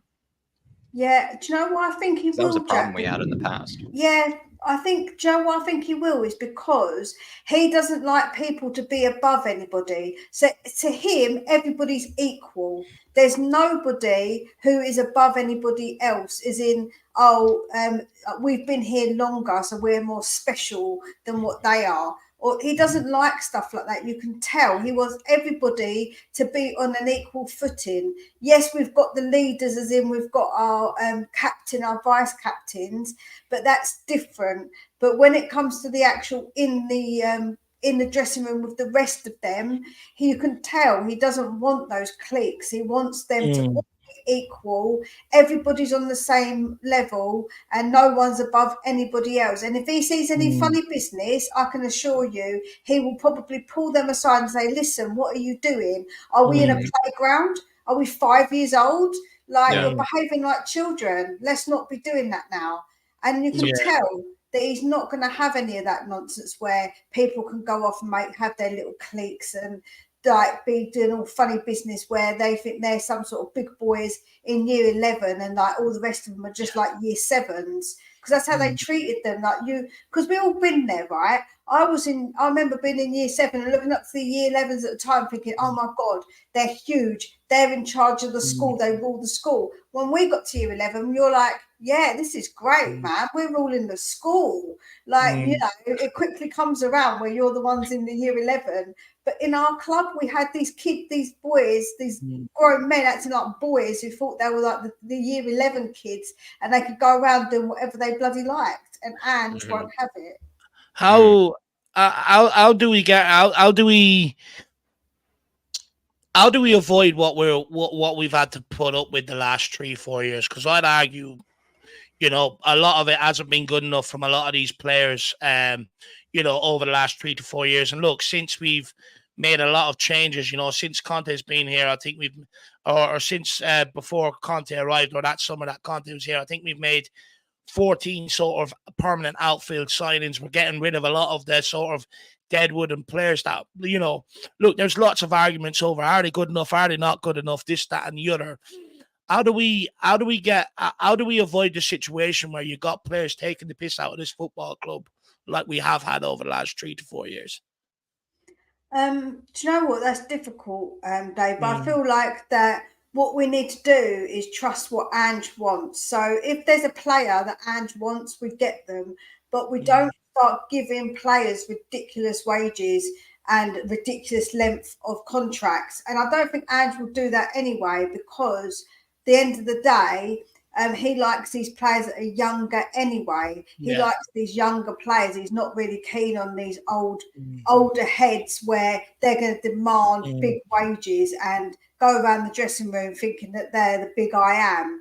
So I just don't think the type of player that Ange will want will be like that. I really don't, because he likes to have certain types of personality. Now, I've got to hold my hands up because I was a bit concerned about Maddison's attitude and the way he can come across. Same here. But I've been proven so wrong, and I'm so happy that I've got a bit of a bromance going on with Maddison. I love him.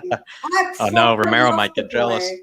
Oh no, yeah, but it's not like that. It's I like Maddison in a different kind of way to Romero's absolute beautiful face. But when you see Maddison and he's got that cheekiness about him and he's such a brilliant player, you can't help but kind of love him. Like, I'm actually just all aboard the Maddison train. Like, he has been so good. So, like for me, honestly, I think the players that we're going to get, I don't think that Ange likes the bad attitude players. He likes players with a certain type of personality. Two questions built off that. One on Maddison, just quickly, since you brought him up.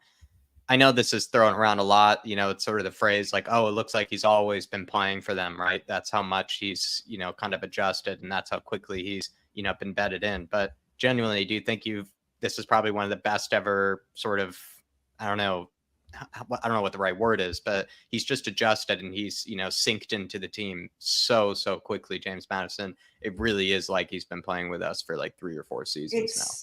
It's crazy, Jack, how well he's settled in. And you know what? Not only with the way that we play, because it just suits Ange's football so much, but you know what else? You can see the way he is with everybody. Look at his little friendship already with Sonny, with Romero, with all the guys. Like, they all love him already. Like, he's been there forever. Like, it's mad. He's just settled in. He just settled in so well. And it was like he was made to play Ange ball. Like, the way that he plays, I call him Twinkle Toes, that he should be a ballet dancer, because he just twinkle toes his way through players, doesn't he? Yeah. And he still keeps the ball. And you're just like, how the hell did he do that? It's crazy. No, he's it's pulling honestly mad. The things silly that he stuff on the off. pitch. Silly stuff on the pitch he's doing.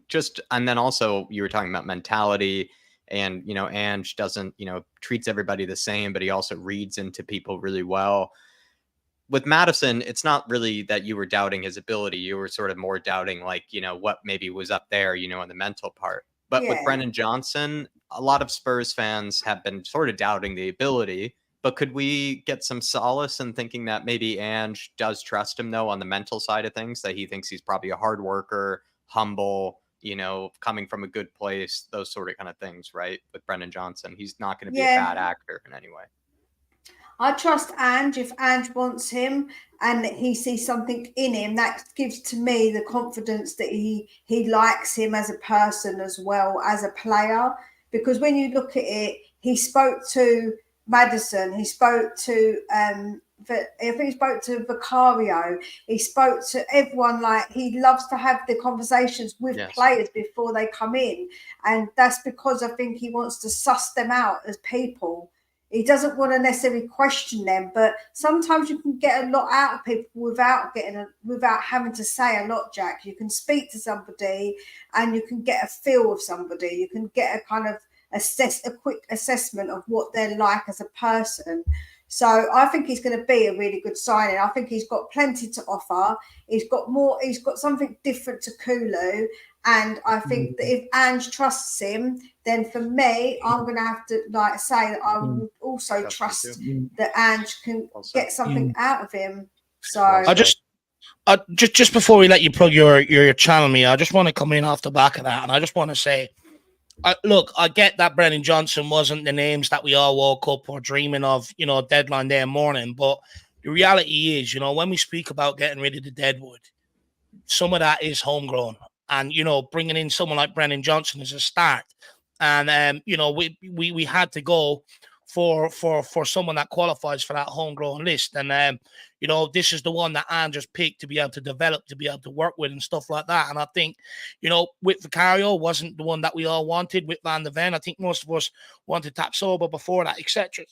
So what I would say to people out there is let's give the recruitment a chance. I get maybe in previous years when it's been mixed in with a lot of the old guard, that maybe a lot of the recruitment hasn't come to the fore. But we're seeing now with Ange Postecoglou and him shipping out a lot of the old guard, that recruitment is coming to the fore. And a lot of people's mind is changing on that recruitment. So I would say to people, let's just...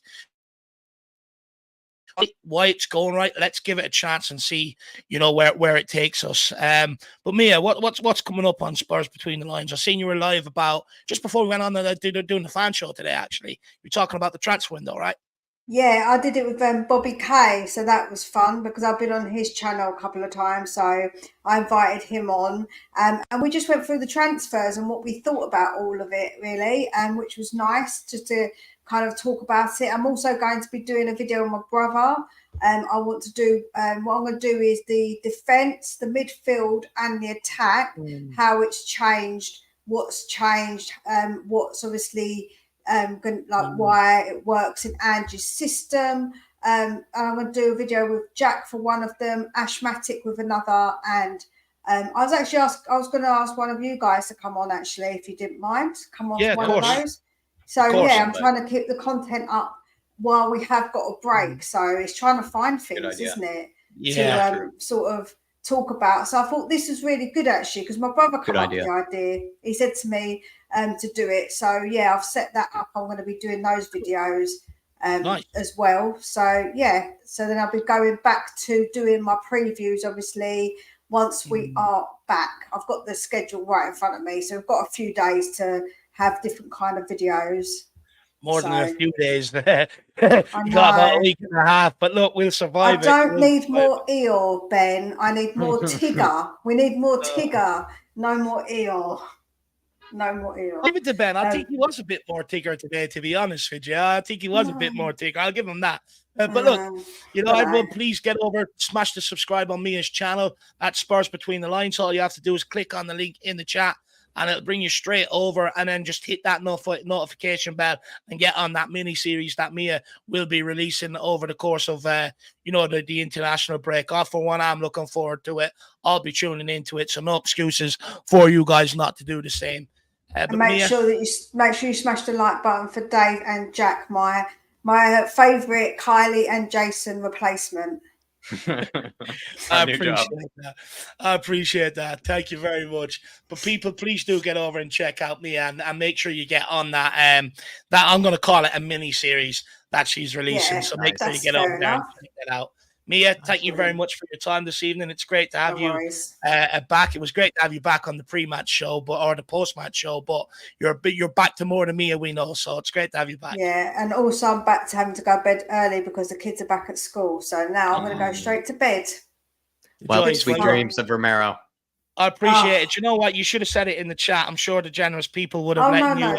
Honestly, I didn't want to do that, so that's absolutely fine. And I'll always have sweet dreams about Romero. How can you not There's a video of him and he does this beautiful smile, and I'm just like, oh, I can watch it 1,000 times. He's just so gorgeous.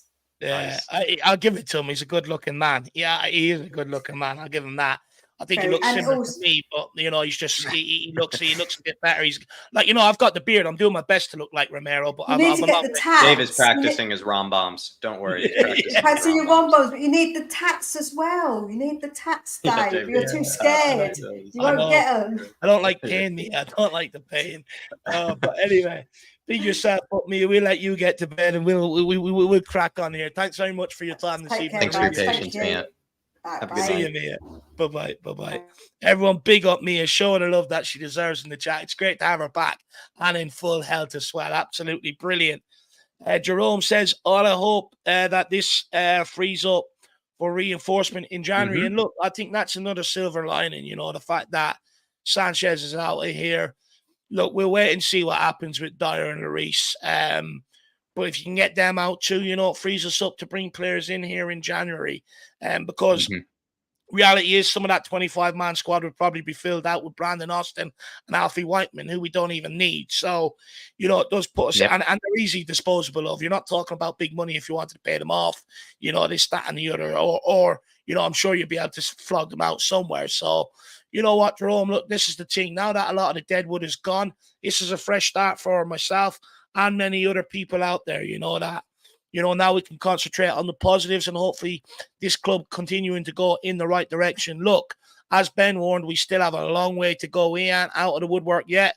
We've been here before under Jose, under Conte, and I'd even argue under Nuno at the start. We've seen manager bounces at this club, but it's about continuing it on for a prolonged period of time. So let's see if that happens, Jerome. But look, what I don't want is the excuses we got last January. We all know we need centre-backs, and then we're told, we'll bring in 2 in the summer, which, by the way, they only brought in 1.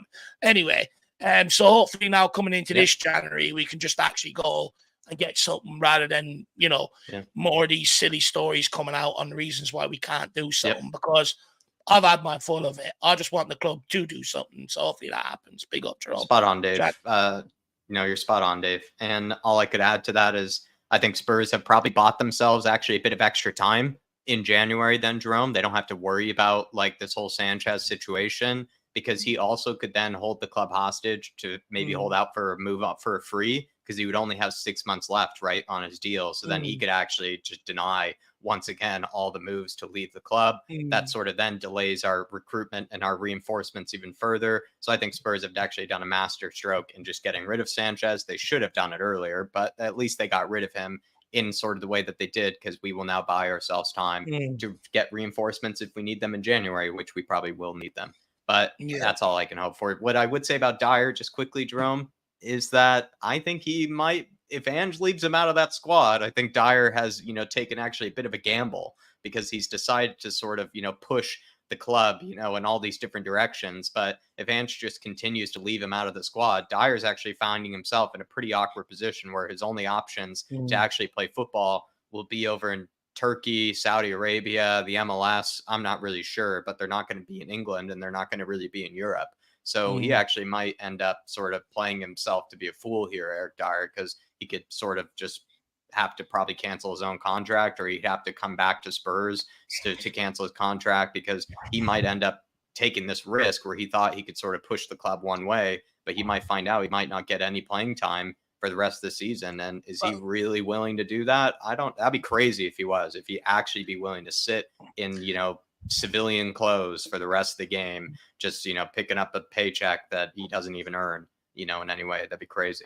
Well, the fact that he's still here, Jack, shows that he doesn't have any aspirations, and I find it strange, right? One thing that's not really spoke about just quickly is he was lucky, very lucky in our opinion, to make the World Cup squad with England.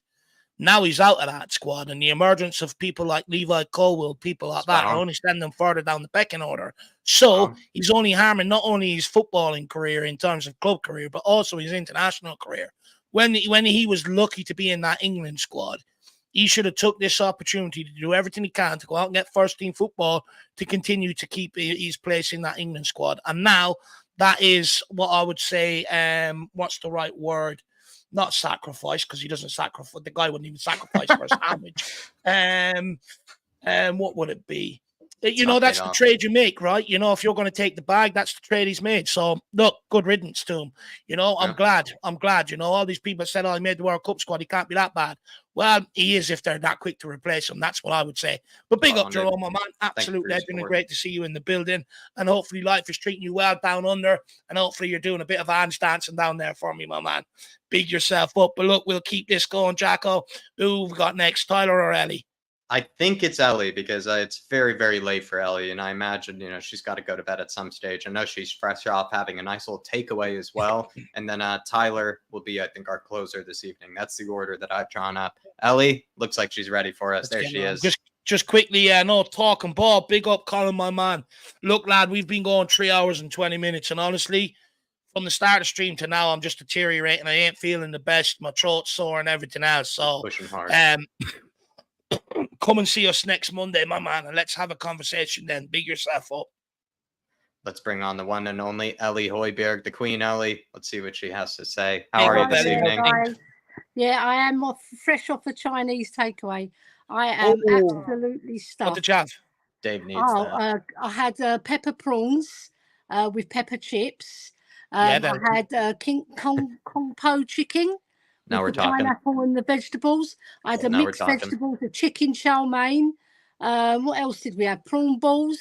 I love everything but the prawns, and I think Dave, you know, needs that. He would be revived. I think Dave would have all the color back in him right now if you gave him some of that, Ellie. He needs. And we haven't. We've also got what's it called? Black beef in black bean sauce, but we never touched that. We're saving that for tomorrow now. You're sending me over. Now you're going to get the out loud now. Stop me. Out loud will be in here with his mouth watering now in a minute. You got to stop it, Ellie. It's too good. I know. Too good. I know. Sorry. No. It's all good. I love being teased with food. It's one of my favorite things in life, Ellie. Yeah. I was going to take you some chips, but they had all peppers all over them, and I thought, nah, that's not Irish chips. That's Chinese. No, you know what, Ellie, I'd be all over that. You know, you'd be quite surprised. You know, I'd stretch to that, but not much more beyond that. But look, Ellie, let's get on and talk about. Let's get on and talk about the football. You know, the club that we love the most. Look, first of all, it's 141st birthday. You know, what does this club mean to you?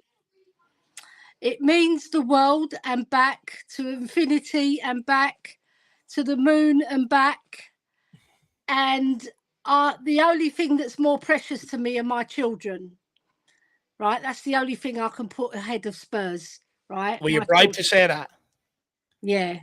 But having said that, if it was a Spurs game, right, it'd be hard.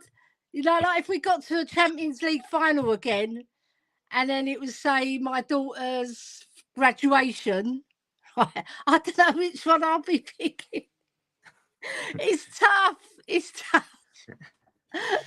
you know what? I love my children, right? But I don't know, because the Champions League final, which we made, I couldn't go to. Because I was looking after my very sick mother at the time, right? So, you know, if it came up again, well, it won't be this season, just put it that way. It'll be next season if we're lucky. Right, that's how good the club make you feel, Ellie. That's how good the club can make you feel. They're in my heart. I played for the Spurs ladies as well, so they'll always be in my heart. And I'm from Tottenham, as you know. I know I say it a lot. And I've got a very big family who all support Tottenham. And one of my nephews, who was estranged from us because my brother split up from his lady, and then he went to live in Norwich, and he came back a Gooner. Right, so he came in with an Arsenal scarf, boys, and we soon got that scarf, burnt it. We actually did burn it. Rip it up. I would have used that as toilet roll, Ellie. Fans should do. I was going to flush it down the toilet, but I thought I'd burn it as a eulogy. Right. And then he's a Spurs fan now. We've made him into a Spurs fan. No Arsenal fans in our family. Sorry. How's your family feeling about Ange, Ellie? Is sort of, are your family more excited about Spurs games? Are more of them showing up, you know, to the house to watch games with you? Or, you know, are people more excited and talking about Spurs in your family? Is it not just you anymore talking about Spurs? We always talk about Spurs, right? But lately, like, you've got more to talk about because the play is like when we had Poch. It's very, very similar the way we're playing, but we're even playing with, I would say we're playing with a bit more pizzazz than even Poch's team, you know, and we've got certain players like you've got, I liken Basuma to Dembele on another stream. And I really do see the traits of Dembele in him, right? He's not as powerful all round but he holds the ball and his heading's fantastic. His awareness is fantastic. He just needs, do you know what he needs? It's just that one goal to set him even more on fire. Because I think, you know, when you score as a player, it's such an elation. It gives you more confidence when you're going into the next match. If you've laid on a goal, it's okay. But when you've scored a goal, you know, David and Jack, you've scored goals, how that makes you feel. Oh, and do you know what, Ellie? Goal scorer. I love goals. I love scoring them. Absolutely love it. Do you know what, Ellie? It makes you feel invincible. It makes you, it gives you confidence going into every single game. And I think once Basuma gets one, I think more will follow. Because I think that was what I think Ndombele, or not Ndombele. I mean, how dare I? I mean, Musa Dembele. I think one of his biggest criticisms, right, and even Poch said it, if I got my hands on him earlier, he would be a more productive midfielder in terms of goals and assists. One thing Dembele was great at was picking the ball up from one end from our box and running it all the way up to the other box. Whereas I think Basuma, he has that ability to be able to give us more in terms of goals and assists. Yeah, definitely. And I think his all-round game, if you class his all-round game, it's just as good as Dembele's. He just needs that little bit of je ne sais quoi in front of goal. Get a goal, because he doesn't score. Je ne sais quoi. I love that word, right? Like for Brighton, he wasn't a goal scorer, but with our team, he's going to get opportunities around that edge of the box. Yeah.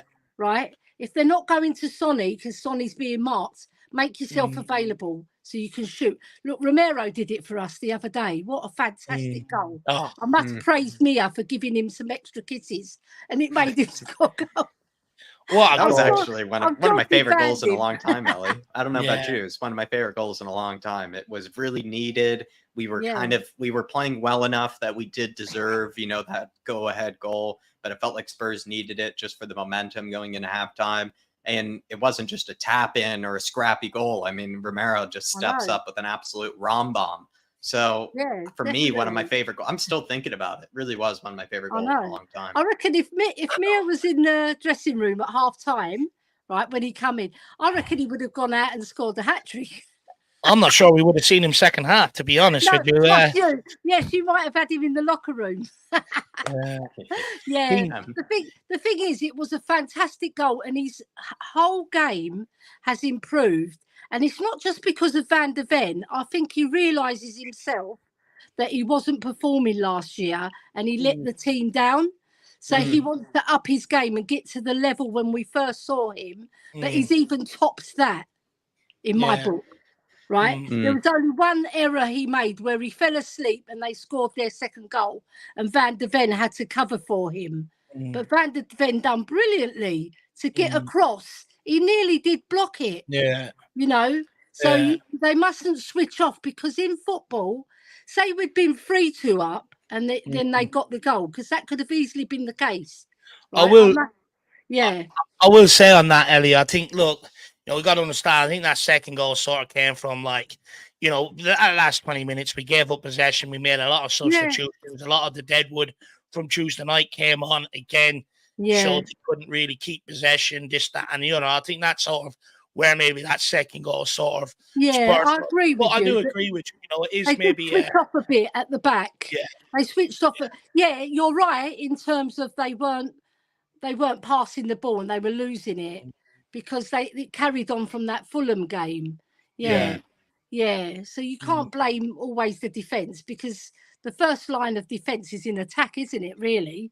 If you're defending from the front, from the attack, the ball doesn't come to the midfield and it doesn't get to the attack. First line of defence is actually being in possession, Ellie. You keep the ball, you don't have to defend, Very true, very true. But there's players in our team that are not you know, like Skippy, he's not good with possession. He's not you know, he loses the ball a lot, and he's over trying, the boy. He's just got to relax. And then there's Højbjerg. He hardly ever loses the ball, but lately he just seems disinterested. Oh yeah, there's a clockometer going when I'm gonna mention Højbjerg's name. I was wondering myself. I think Sweepstake on it. 7 minutes. I think. Yeah, yeah, you took your time this time. Yeah, whoever wins it gets a Spurs shirt. You know, to the second. Yeah, yeah. Do you think Højbjerg will be able to? Oh, sorry, Jack. Go on. Well, I was going to ask a Højbjerg question, and go on, then. maybe I don't know. I think Dave might have. Dave should ask his too, Ellie. Dave should ask his too. But I was going to ask you: do you think, despite Pierre clearly wanted the move, he wanted to leave, he wanted to play regular football, but it could be the case that Ange, from what I could tell, it doesn't seem that he maybe wanted Pierre to leave, despite Pierre wanting to leave himself, because he's continuing to pick him. He's continuing to bring him off the bench. He's brought him off the bench ahead of Skippy at times as well. Do you feel like while Pierre wanted to leave, perhaps Ange was kind of in the position where like he kind of wanted Pierre to stay actually this whole time? I think so. Because when you think about it, you've got an experienced 28-year-old. He's just turned 28, but you've got an experienced player who's been around a bit, and he's played very well for Spurs on the most part. I don't get this thing that he's poo or shit or rubbish. Rubbish. He's not rubbish. He's a good player. He's not the best technical player, but he's competent and he's good at keeping the ball. But I think Ange sees his qualities. And he's a good influence in the dressing room as well, because he's a very nice guy. He's a lovely man, right? Because I've met him a couple of times and he's really, really nice. But on the pitch, he's ruthless. And sometimes you need that to shore a game up, right? Yeah. I saw the Fulham game, right? Everybody played rubbish. Everybody knows that. And he did as well. He played rubbish, really bad, right? But the thing is, all the league games that he's played in so far, when he's come on, he's played decent, especially when he came on against Man United. He was very impressive, right? So I think Ange realises it's not the system that don't suit. This is where people get it wrong. It's not the system that doesn't suit Højbjerg. It's because he's a different type of player, right? He likes to take his time. But Ange wants to move the ball quickly, but he can adapt. He can adapt, so he can fit that system, but maybe not as good as Sarr, because Sarr, he's younger for starters. He's got more of an engine. He can get up and down the pitch, right? And also, I think Højbjerg's lost his mojo a bit because he's gone from a first teamer to a bencher, and that does then. Not dent your confidence. It dents your feeling like you're wanted. You know, as a player, you want to feel wanted. And he was like, every single manager played him, and then Ange has come in and put him on the bench because he sees more quality in other players. Yeah? I think it doesn't mean he can't play the system. I think he can, but he can't play as well. Yeah, I think. Look, I don't think it's so much. I don't think it's so much of a question. Does he fit the system? I think, you know, it's a question. Does he want to be a backup in this system? And the reality is, that's something I think he's wrestling with right now. I think he wanted that move to Atletico Madrid. It didn't come about for whatever reason. And I think maybe he has to try and realign his mindset. I don't think his mind's in it right now when I look at him. And I think he's got to accept, right? You look at when he played Tuesday night, as much as I like Højbjerg, and I think, you know, he's done good service in his Tottenham jersey compared to others that we've brought down the years, or others that even Steve Hitchen brought in here. But regardless of my feelings on him, he just can't offer us what Basuma can offer us, and that was shown Tuesday night. When Højbjerg's playing in that 6, you're going to see more teams pressing us man for man and taking away the passing options, knowing Højbjerg's not going to get on the ball, run at you, and take 2 players out of the game to free up other players. So I think it's more of a question, can Højbjerg realign his mindset to get back on this project? Let's wait and see. The main thing is we've got better. We've got better in the team. They're all better players. I hold because people were saying I'm hero worshipping him. I've never hero worshipped Højbjerg. I Ellie? like him. I Ellie? like him as a player. He's my Ellie, Viking. Don't listen to any of I that. just shut my ears. I, for one, get a great kick out of you being in there defending Højbjerg, because it's Yeah, literally the I soon as he's do. mentioned, Because you're in there, they go bam, over the defending him. top. I love it. I They love go it. over the top, Don't stop. criticising him. They go over the Don't top stop. with their comments, and I just can't stand it, because if you say a player is shit, you address that to Dyer. He's shit. Yeah. Right? He Yeah. can't I defend agree. the toffee. But I Højbjerg's agree. got a skill set, and he brings it, and he does do his best. But as for hero worshipping, my hero is my husband. There you go. Well, Nice. what I Nice would one, say Mel. is, Ellie, Tio, and I hope he's listening. He's a lucky guy to have someone that, will bat for him like that. He doesn't know how Yeah. lucky he is. But He's Ellie, lovely. he is. Tio's a great man, by the way. But next time you're back over here, by the way, I'd love to meet the two of you again. It was a pleasure that day. Of course. But look, Ellie, Yeah. big yourself up. Really appreciate your time, my dear. And Yeah. we'll have a conversation tomorrow. I'll ring you and we'll have a Yeah, conversation. can I Because I say know one more you rang thing? me today, but I was. I'd like Yeah, to go say on. one more thing, right? So myself and Kate are on Sav's show every Monday from now on. And then Nice. I'm on with Kate every Wednesday. So it's a Nice. regular spot. So what I would do is give a shout out to all the YouTubers, to include us ladies as well, because Nice. we've got something to bring. You've seen Mia, you've seen Kate, you've seen me. We know our football, right? Yeah. It's a shout out to all the YouTubers, it's not directed to you guys, because you always include the ladies. All the other YouTubers, just use us, because we're very underused, right? So I think maybe, think about it and get us on your shows, because we've Love got a that. lot to offer. I love that. Absolutely love that. Come And on, girl power. look, Nice, all three of you do.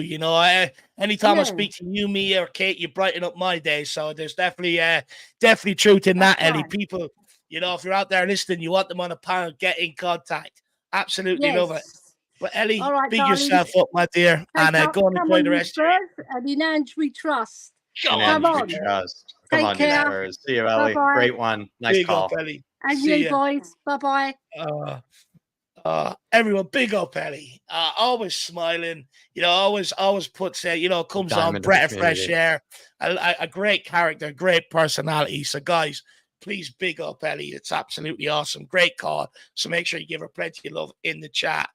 Thank you, Lisa. Thank you for tuning in. She says, you guys are marathoners. Big up, Ellie, too. Been to school, brought the kids back home, made lunch, and you're still streaming. Big up, Lisa. Been trying our best to get everybody on. Dave has also done a tremendous job in pushing through today. He's not feeling 100%, but he's stuck through it throughout the show. And now we only have one guest left. So thank you very much, Lisa. Thank you to everybody else who's been tuning in with us this whole time or has tuned in at any stage. We're going on to the last guest of the evening. If you do want to ask the last guest any questions or anything, feel free to throw it in as a comment, or feel free to throw it in as a super chat to support the channel. But really, again, everybody, thanks for tuning in and thanks for keeping us going throughout this. And big shout out to Dave. He's been pushing through.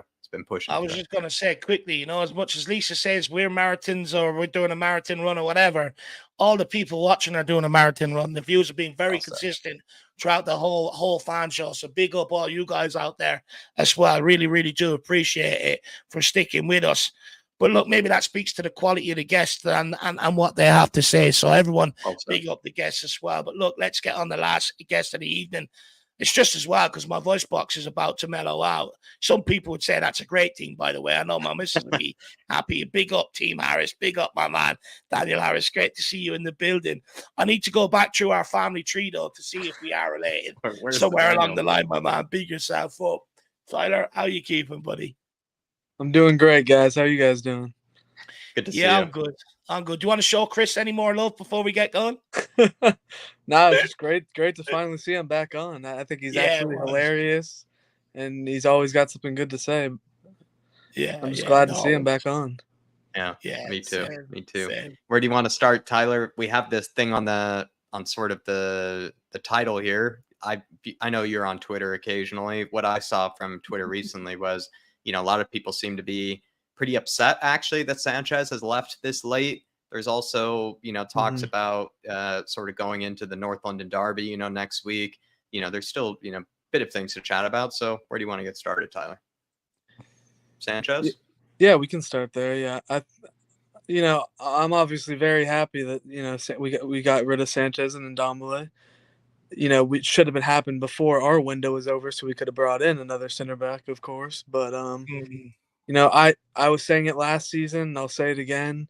We trust the youth. I'm good with bringing up Dorrington and Phillips. I'd rather them play and them get more experience, and for them to get better while we're in a rebuild. And if it costs us points, it costs us points. At least we don't know what they can bring yet, and they haven't gotten a chance. So I'm very excited about that. I am a little bit worried. I know he hasn't been in the squad yet, but with Sanchez leaving, I'm very worried about Dyer being back in the squad now. So, do you think there's ever a case though where Ange Postecoglou could turn around and be confident in asking Dyer to come back in and do a job? Because my feeling is look, I think Dyer is the sort of guy. I think I'm not going to say he'd personally throw the game, but I don't think his levels would be at the maximum if he was asked to go out there and perform. But equally, if I'm Ange Postecoglou, 2, 3, 4 games down the line, I'm not barely featuring the guy, this, that, and the other, making it clear sort of that I want him gone. I wouldn't want to turn around and ask him to fill in for me. I'd much rather go and grab a kid from the academy and throw him in there. Hey, I'd much rather ring you up, Tyler, and get you to come in and play. Then go and call on Dyer. Jack, what's your thoughts on that? I feel like Ange is going to try to stay strong on this one, Tyler. I think he's going to try to stick to his principles. I think he's shown Eric Dyer the cold shoulder. He's pretty much given him no chances other than the one in Barcelona. Clearly, he wasn't very impressed with him in the first place. But then after that Barcelona game has been clearly even less impressed from what we can tell. He's been more willing to play Davies as center back ahead of him. He's probably more willing to play Phillips ahead of him. True. He's been more willing to play Sanchez ahead. At the beginning of the season, he was more willing to play Tanganga ahead. I think there was a lot of sort of covering up for Dyer. They were saying, oh, he's coming back from an injury, all these sort of things. I didn't believe that to be true. I don't think that was true. I think he actually was showing up to try to be as best as he could, to be as fit as he could, to try to impress Ange Postecoglou. He clearly hasn't done that. It could be the case that Derek Hutchinson is right. I know he kind of said that as a joke, but I do feel like that could be true. Maybe the ass kissing and the sort of teacher's pet type of nature that Dyer has, the sort of, being very parched is, the other thing that Dave and I brought up in the past. That's not really, helping him out. And Ange is a guy that can see through that. So if I were Ange, Tyler, I think you just stick with what you've been doing. Just continue to show him the cold shoulder, because if he does do that, let's say tomorrow Eric Dyer wakes up, he's not in that squad list. Eric Dyer, he kind of has to make the decision either to sit on the bench for the rest of the season and kind of just regular clothes, waiting for Ange to eventually bring him back into the squad, or he has to pack his bags and get ready for, a career over in Turkey or Saudi Arabia. Both of those choices aren't really great for Eric Dyer, and both of them are kind of pretty embarrassing for how they've kind of turned out for him. So I just feel like, honestly, Ange should just stick with his principles and just continue to push him out the door, because if Dyer is going to hold the club hostage and all these sort of things, just embarrass the guy, just throw him into the under 23s, leave him out of the squad. I think Ange actually, in a weird way, sort of has the power now. I think he's taken the power back from Eric Dyer. I would also add, Tyler, I think it comes down to optics as well. I think, if he reneges on that, what does that look like to the rest of the squad? They all of a sudden then feel like they'll be able to get away with things. They'll also be looking for grace periods when they fuck up. And I think ultimately he'll end up losing a lot of that respect that maybe he's garnered so far. And look, we've all been in school, right? Sometimes, look, me, I wasn't the best behaved in school, but if a teacher gave me an inch, I'd take a mile, and I think, it's the same in terms of football clubs, right? So I think Ange Postecoglou, I think he can't give an inch, because once you start reneging on things like that, it's usually the end. It usually starts signing, things are coming to an end. You look at Eric Ten Hag, at Man United, things are coming to an end for him, but You know, he sort of brought Martial back into the fold where originally he didn't want him, this, that, and the other. Now he looks like he's lost a lot of respect from other people in and around. So for me, look, I don't know what your thoughts are on that, or if you have that and you want to rebuttal on it, but I just think he can't do it under all circumstances, because that will start signifying the beginning to an end. Yeah, it's the situation's just so weird. I feel like we haven't heard anything about like any rumors about him going anywhere or anything. It's like, do you think? What do you guys think? Do you think he just like basically said, no matter what, I want to stay here and whatever, try to get back in the team or collect his check? You know, do you think that's what's going on? And Ange is like, you're just not good enough. You need to try to get a move out. If not, you're just gonna be with the youth or whatever, and you know, you're just going to be on the bench all season. You're not making the squad. I don't know. I mean, we saw when he did come in against Barcelona, you could tell already like he doesn't have the best effort levels. But in that game alone, I mean, he wasn't even full sprinting. I don't think. I know he's slow to begin with, but he truly didn't give a shit. So I think Ange just made an absolutely amazing decision on Dyer so far, and I hope he doesn't go back on it just because we sold Sanchez. I used this example with Jack one day, actually, and I haven't said it on stream since. Mm-hmm. But you look at someone like James Milner, right? Won everything there is. You know, he's been consistent pro all his career. The minute first team football stopped happening for him at Liverpool, and there was a reality that it's not going to be there, he took a wage cut and everything else to go and join Brighton. Right? Well, why can't I hold Eric Dyer or someone else like that to the same standards, right? If football, which I've always said, is your first priority, yeah, okay, maybe you're on high wages and sometimes you have to take a step back to progress. But these guys don't want to do that, which shows to me they're all about the bag. It's all about the weekly paycheck. Because he ain't stupid, right? He's obviously sounded out things with his agent. He ain't getting anywhere near half of what he's on at Tottenham Hotspur. Yeah. He could probably also be betting on, Tyler, that Ange is going to fold at some stage. Knowing Eric Dyer. All the other managers have. All the other managers have. You're spot on. All the other managers have. And he's out-survived them. He's found a way to always sort of worm his way back into the 11 somehow. And you can't put it past him that he's tried to think of, you know, his best way of sort of maneuvering his way back into the squad. He's coming up with his dirty tactics, his dirty tricks, and he's had to work, you know, he's had to come up with a real genius one here, which is, I'm going to hold the club hostage and I'm going to see how much Ange really believes in keeping me out of the squad. He's going to really test his resolve on this one. I think Ange has been pushed to the very limit about it because Dyer hasn't gone anywhere. He's denied moves to Luton Town, denied moves to Forest, denied moves to Fulham, denied moves apparently to some European clubs that could have been interested too. But he's really decided to sort of push Ange to the limit on this one. And I think he's just seeing whether Ange is going to fold at any stage so that he could get given his spot back.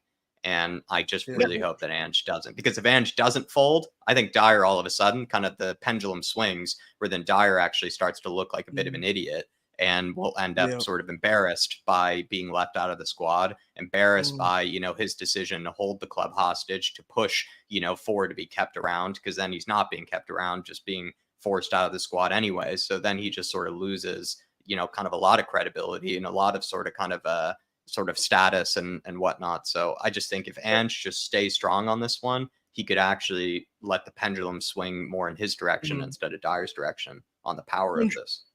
100%. I want to ask both of you a question here. Could it be a case that Dyer's gambling, thinking Ange won't be here in a year, thinking he's going to outlast Ange, the next manager in the big door, and he'd be back in the plans? I think there's a part of me that thinks he's trying that as well. He's sitting there. He's like, okay, not part of the plans. What I'll do is I'll sit here. I don't think Ange Postecoglou will last when I look at what's happened under all the other managers. And I'm going to sit here and bide my time, because even if it doesn't work out, I'm still getting a year worth 80 grand a week that I wouldn't get anywhere else. So do you think it could be a potential that he actually, like when you look at Tottenham's history over the last three years of hiring and firing managers, that he actually thinks he's going to outlast the manager and get back in? What do you think, Tyler? Yeah, I mean, maybe. I don't know. I mean, I think it's enough on Dyer for me. I feel bad I even brought it up to put it. Sorry to make you talk like about my mood's kind of changed now. Well, I don't know why I started talking about Dyer. That's all right. That's all right. What do Let you me talk about the international break, Tyler. I did bring this up earlier to somebody. I think I said it to Brad. all the Spurs fans are really upset, that we don't get to see our Spurs play this weekend. We have to go a little bit without it. But do you think Ange in any way could be benefiting from a tiny break? He sort of gets to look at it from a bird's eye view sort of perspective, maybe tweak some things or just, look ahead in the schedule and those sort of kind of things. Do you think he's benefiting from a bit of time off right now? Yeah, I mean, our first team was playing great, so it is a little bit unfortunate timing on the international break. But I mean, yeah, I'm sure the more time, the better he can, get the system going. He'll see more of the youth players now and the people that aren't in the first team. So I think it'll be good for him. Oh, I'm sorry, Tyler. No, you're good. That's brilliant. I'm sorry, that's crack, mate. But look, is there anything you think that Ange might actually want to work on that maybe he's seen that maybe he hasn't? Yeah. Do you think there's anything that Ange will be working on over this international break? Maybe little tweaks here and there. Maybe, for instance, with the wingers, right? We still haven't sort of sussed out who's for what side, who's where best up there with so many options. Yeah, definitely. I think, he does have a lot to do still. We don't know what our best front three is. We know our midfield right now until Bentancur comes back at least. And it is going to be tough for Bentancur to get back, especially because we don't know how he's going to be after the injury. But I think it's great that we're going to have even more midfield depth. But, yeah. Bentancur walk straight in for you? Huh? Does Bentancur walk straight in for you? No, he can't walk straight in right now. I mean, we'll see what happens, but as of right now, our midfield is absolutely fantastic. I mean, we won't know what he sees in practice, though. I mean, if Bentancur's, back to how he was playing, maybe he'll knock Sarr out the team, but I don't know. It's gonna be really hard for him to get back in, especially with the way they're playing right now. There's a bit of a story that went out that apparently, I think Ange said, Bentancur walked into his office just recently, kind of asking to sort of be thrown back into training. And apparently just 2 minutes later, the medical team were chasing after him, trying to pull him out of the door because he was trying to pull a fast one, ahead of them. Do you feel like that shows, though, that Bentancur might even be feeling he's hungry to get back into the team, but he's also looking at how well the team is playing. And he's sort of like, geez, I got to get into this, as quickly as I can. He's probably feeling desperate, right? That he's got to make an impression. Yeah, and maybe we can, somehow tweak the lineup to where maybe you put Madison out on one of the sides or figure out something to where you can have Bentancur, Sarr, Madison, and Basuma all on the same team, because then really no one's going to be able to touch the midfield. But no, I don't know exactly, but yeah, I think Bentancur's eager to get back with the team, full strength. I think he wants to prove himself to get back into the 11. I mean, I love Bentancur. I think he's an absolutely phenomenal player. So I'm excited to see what he can bring. Yeah, especially on the pressing front. I'm really excited, Tyler, because, we've already been such a good team pressing wise, but that was one of Bentancur's best attributes last season under Antonio Conte. Sometimes Bentancur was pressing the whole team on his own and would still find a way to actually win the ball back, just pressing an entire 11 just by himself, and he would still win it back. So I'm excited to see, how he is under an Ange team, because he's so strong, so lanky. You could see him just poking away the ball and so many opportunities for us, to get a move going. William Kelly saying, Ange will not give in to Dyer. He comes in and gets the deadwood out and rejuvenates the squad. My main concern is that when Guardiola finishes at City, they will come knocking for Ange. What would you say, Tyler, to Mr. William Kelly? Do you think Man City are keeping an eye on Mr. Postecoglou? They were looking at him in the past. I think Big Ange is going to stay loyal as long as, Levy will keep backing him and, the fans still love him. I think he's going to be here a long time and start to get this team and this club back on track, start winning us trophies. I know, me personally, I was super upset about the 9 changes against Fulham. I was really upset with Ange making that mistake, especially with the international window coming up, and we had Burnley at the weekend. When you saw what we did to Burnley, I was really upset about the 9 changes. But I fully trust Ange. I love what he's doing. He's gotten so many of the, the crap players out the squad. Everyone he's brought in has been solid so far. At first I was disappointed with Brennan Johnson being being brought in for that much money, but the more and more I think about it and stuff, I fully trust Ange Paratici. I think they got something cooking. I think he can come in, slot on that right side, and do really well if Bentancur continues to struggle. But I think, or not Bentancur, Kulusevski continues to struggle. But I think every game, Son and Kulusevski have gotten better and better. So I'm really excited what Ange has got going on. And I hope if City comes calling, as long as we're continuing on the rise, I think he would hopefully deny them. But I might be crazy. That just seems like what Ange would do. I don't know.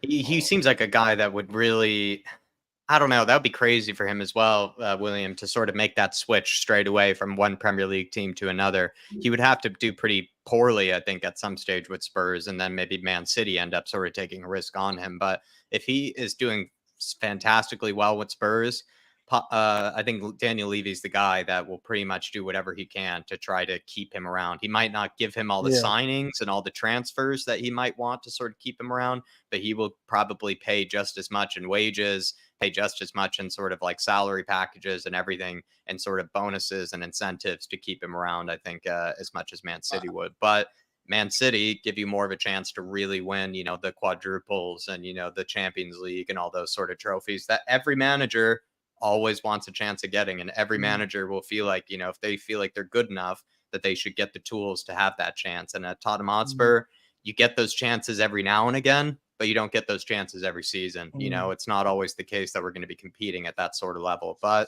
it is up to Ange to see if he can actually raise us to that sort of level, because that's where we want to be. And that's a big thing to him too. Definitely. What I'll say, look, I think City sort of have their next managers lined up. You're looking at people that were involved in the City group, Arteta, company, Ange Postecoglou. They're full aware of these guys' abilities and the style of football they play, very similar to sort of Guardiola. So they are sort of descendant from that philosophy. And I think they've already got ready-made managers in the future. What I will say is, if City come calling, Ange Postecoglou's gone. I don't like saying that, but he walked away from Celtic after winning a treble because Tottenham was naturally the next progression. And Ange Postecoglou, he's just shy of 60 years of age. He's had such a long journey to try and even get to this point. As soon as Man City comes calling, he'll take that opportunity. Why wouldn't he? He doesn't have to sit here and piss about, promoting this centre back and, waiting for this guy to go and that guy to go. He walks into City to give him what he wants. You think he would? Because obviously, going from Celtic to us, I know Celtic's history is incredible, but you look at the league, I can see why he'd want to jump to the Premier League. You think he would jump Premier League clubs just like that? See, it's jumping from Tottenham to a team that's going to put you in a position to win the title every single season. And, people, I get this narrative around Postecoglou that people like to think he's here for a rebuild.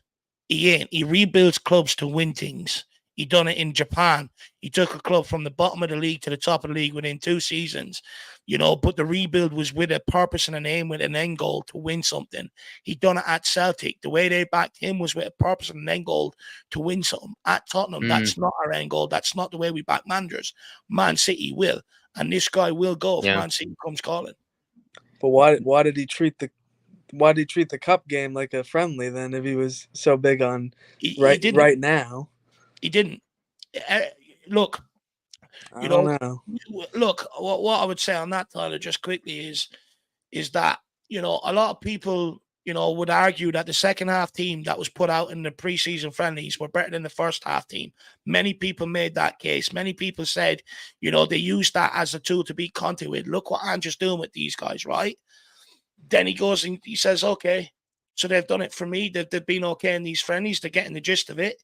So I'm going to give them a game and a chance where it matters. This will show the true test of these players. And unfortunately, they let him down. For me, I get what you're saying, but, he has to make changes. He has to rotate. his system is absolutely relentless, and he was able to do it at Celtic. He was able to make changes and get away with it. He was able to do it at other clubs. At Tottenham Hotspur, no manager's been able to get away with it. But that's sports talking to our squad then it is the manager. The manager is only implementing what he's done his whole career, and what he knows has been tried and trusted and has worked everywhere else he's been. I get he hasn't made changes to that extent. However, it goes back to what Conte said. These guys, when there's pressure on them, they can't perform. So we know that preseason, they look better than what they did against Fulham. But also in training, how do we know they're not out there blazing 50-yard balls around the place, looking like Zidane? As soon as a match comes round, they fold. There's nothing he can do to legislate that. Only learn from it and not do it again. It's a great point, but I also have to say, why at halftime is he bringing in Dane Scarlett when he saw the absolute crap that they were producing out there? I mean, to just bring on Dane Scarlett, a kid that barely has any experience with us. I mean, he had some great runs, and I really like Scarlett. I hope he does really good at Ipswich. I think the thinking behind Scarlett, though, Tyler, was to go 2 strikers and bypass their midfield. Because every time their midfield came up, right, we couldn't play through it.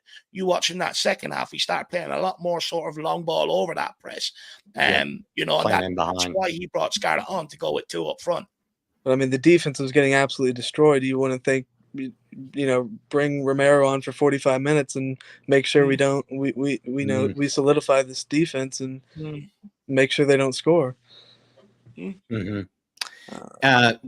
William Kelly also says the Celtic fans will tell you different, Jack. I mean, I guess Dave just made that point before, we could even get to there, William, right? He has decided to jump ship in the past after winning everything in Celtic. Could he do the same with Spurs? Ren seems to think differently in the chat there, William. She seems to think that, he's more into building something. And I think that's where, the debate lies, right? Is Ange more into building something to eventually start winning? Is that just the point of it? Like Dave sort of brought up, like he's rebuilding so that he can win as soon as possible, and he will take whatever decisions he needs to get there as soon as possible. Or is he just kind of does he really just enjoy the rebuild? And yes, he wants to win something eventually, but he does enjoy, that whole journey, being a part of it. And I guess we'll find out, in due time, with Spurs. But it is actually an interesting debate there. It seems like you and Dave are actually more on kind of the same boat. It looks like William Kelly, looks like you and Dave are agreeing with each other on this one. And then quickly, too, on your one from previous, I really do hope that Ange doesn't give in. And I believe that he won't. He seems like a guy that sort of sticks to his principles, that sticks to a decision that, he believes in, sort of guy. So I feel like he is going to make the right decision in that regard. But from what I can tell, looks like Dave is sort of on your boat there, William Kelly. He thinks Ange might be tempted by the Man City. So good to see you in the house as well, William. Hopefully you keep it well, my friend. Big up, William. I have a question for you two about Dorrington and Phillips. How are you guys feeling? If we were, let's say, a Romero or Van de Ven got injured, are you guys excited to see what they can do? Because I know I've watched some of the youth matches and a lot of the highlights. To me, even I think they both look really exciting. But to me, I think Dorrington's honestly looked better, in my opinion. I agree. So I get why Phillips probably got, because he has he has a little bit of that championship experience, and Dorrington's a bit younger, right? Is he a year younger? Yeah. I think they're. I think he's a slight bit younger, but they're in and around the same age. Yeah. No, I'm excited about both of them. But what do you guys think about that? Dorrington looks to be more on the left-sided center back position. From what I can tell, he enjoys kind of building out from the back and being able to carry out from the back from kind of more of a left-sided, part of the back four. And then Phillips, I'm curious if he's more comfortable on the right side, of the back four. I think we're told that he is. So Phillips might be, for the moment, more of a backup to Romero. And then who knows, it could be the case that Dorrington could be seen as more of a backup to Van de Ven, or he might throw Ben Davies back in a left-sided center back. I'm not too sure, but it could be the case that Dorrington, at least from what I know from his game, much more comfortable in the left-sided center back position, and then Phillips a bit more comfortable on the right. So if I were to make a guess, that's how Ange might be thinking about it right now. Because you're thinking like Davies being the backup left-sided center back, and so that takes Dorrington a little bit down. So you're thinking Phillips is the direct replacement for Romero. Yeah. That or Emerson would be the only players I would imagine could play as a right-sided center back. And it feels like Phillips is probably his choice there. So Phillips was also brought in for a bit of money, and he's also more experienced technically than Alfie Dorrington. So there's also that to think about too, that he might be able to sort of at least step into this sort of level perhaps a bit quicker than Dorrington could. Dorrington might need, some easing into it just because he hasn't played at this sort of level yet. But then again, he's dominating at the level he's playing at right now. So he sort of does need a chance eventually because he's almost too good for the under 21s and the under 23s right now. Dorrington. And for youth center backs, there's some big guys too. They're not, they're not frail. Like there's some big guys. I think they're physically ready as well. Yeah. I agree with you on that, Tyler. Look, for me, we spoke about, Ange not doing what he done against Fulham again. Well, he's not. He sold Sanchez. He's bringing up Ashley Phillips. So it does show that maybe he's already learning and that he ain't going to, fool me once, but you're not going to fool me twice. That sort of expression. And I think you're seeing that pay out. But look, Tyler, me, as long as, I think, me and you have known each other, I've campaigned about just stop persisting with the same thing. Expecting different results. Bring me up a youth candidate. At least I got a guy out there that'll try. And will, most importantly, even if it is going wrong, we'll die trying. Whereas I think, and what I've accused of others, like Sanchez, like Dyer, as soon as things go wrong, they throw the towel in and they give up. I don't think you'll see that with a youngster. So for me, 100%. I'm absolutely buzzing and I'm over the moon with it. It doesn't stop me from feeling a bit annoyed towards the club for not getting someone else in. I think they sort of I've maybe screwed up a little bit there. Definitely. But I'm delighted that even though Ange has been left in that position, he hasn't told the line. He's gone, nope, not having it. I'll bring up Phillips and I'll go with that. So I guess I'm excited, I would say, Tyler. Definitely. Is that the new kit, Tyler, before we let you go? Is that the new kit? Is. Oh, looking good in it, man. You're looking good. I like that hat as well. It's a nice jersey. Nick would be proud. That's what Nick is. I need to get my hands on it. Need to get my hands on it. Yeah, and I know even you, Dave, last season was calling for Dorrington to come into the squad. Yeah. We were so sick of seeing Dyer and all the mistakes. We wanted to see him last season. So I know personally you're ready for him to be into the main squad right now and be a backup. So let's just hope everything on international break, Romero stays healthy, Van de Ven stays healthy, the whole team stays healthy. And we'll be strong for the Sheffield game, and then Arsenal's next after it. Yeah, Arsenal next after it. Yeah, that's the big one. Look, the Sheffield United one it's a nice opportunity for us to ease into coming back off international football before you go into a big game. I think it was it last year? I think we came back off international break and went and played Arsenal. We got slapped up. It was disjointed, that, and the other. So look, I think it's a good opportunity to get the feet back on the ground and build a bit of momentum heading back into the Arsenal game. Nice. So we'll see how we get on. But look, Tyler, really appreciate your time this evening, my man. Great conversation. I love the fact that you were pushing back, asking questions, and stuff like that. This is what it's all about. So big yourself up, my man. Yeah, thanks a lot for staying up late for me, Dave. I know it's, what is it, 10:50 over there? Yeah. 10 to 11. Yeah. It's 5:50 over here, and I'm tired, so I know you've got to be exhausted. So really appreciate you staying up. Same with you, Jack. Have a good thank you, Tyler, man. Thanks for your patience. Have a good night. What are you having for dinner, my man? Before we let you go, you know what you're having for dinner? I'm not sure. I think there's some leftover chicken and rice. So just chicken, rice, a little bit of sun-dried tomato and artichoke. Dave, I always am taking pictures of the chicken I make nearly every night for Dave. So I'll be probably doing something similar. But Tyler, thanks for coming on, my man. Thanks for your patience too, brother. And if you're ever running late like today, actually, we weren't running late, we were running early. But don't ever be afraid. Reach out. It's always good for you to come on, my man. Just text me. Really appreciate it, guys. Everyone in the chat, have a good one. Come on, you Spurs. Come on, you Spurs. And Ange we trust. Legend, Tyler. In the mighty Ange we trust. Good man. Tyler, end off with "We never stop, lad." We never stop. Come on, Tyler. There you are. Get it. Tyler. See you, my man. I like absolute Tyler, legend. man. Absolute legend. Everyone, please give Tyler a lot of love in the chat. I really like that guy. I don't know why. His parents should be proud of him. I really like him. He's got something likable about him. He's got that likable factor. And I love the fact that he comes on with questions. If he doesn't agree, he'll push back. you know, and you know, I like his takes and opinions in general. To be honest with you, I just need that jersey now. But big up, Tyler. You need that jersey, Dave, for sure. In Well, there. everybody, Yeah, thank you you so sign much that. for tuning into this one here, everybody. Thanks for all of you that have stuck around for this whole show. We've kept, like Dave said earlier, pretty close to the same numbers throughout. So many of you have decided to stick along with us for this 4-hour marathon. So many of you decided to call in today. We really do appreciate that as well. I mean, it's the international break and people still want to keep talking Spurs. It's good to see that. But please, if you haven't already, smash that like button on the way out. Just want to also say a quick thank you as well to all those who did support the channel in an extra way. Thank you to Jim, top man Jim. Thank you to Paul Markey as well. Thank you for your support, Paul. Martin Knightsbridge as well. Rob Wallace. Al Ben is in here as well. Thank you, Al Ben. I really do appreciate it. Neil Thomas in here too. Moondog, William Kelly, Jerome as well. Thank you all for supporting the channel in the ways that you do, because it does keep this channel going, and also is a good way to sort of keep the discussions going if you ever wanted your opinion to be thrown in there too. But really do appreciate you all.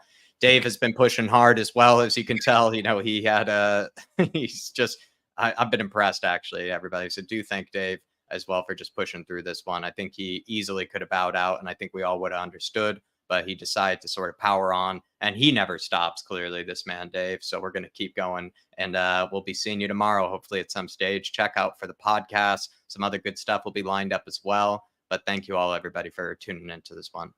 Appreciate you all. And yeah, Dave, we'll be seeing him for the podcast tomorrow. Come on, you Spurs. And in the big Ange we trust. In the big Ange we trust. See y'all tomorrow. We never stop. See everybody. Everywhere we go.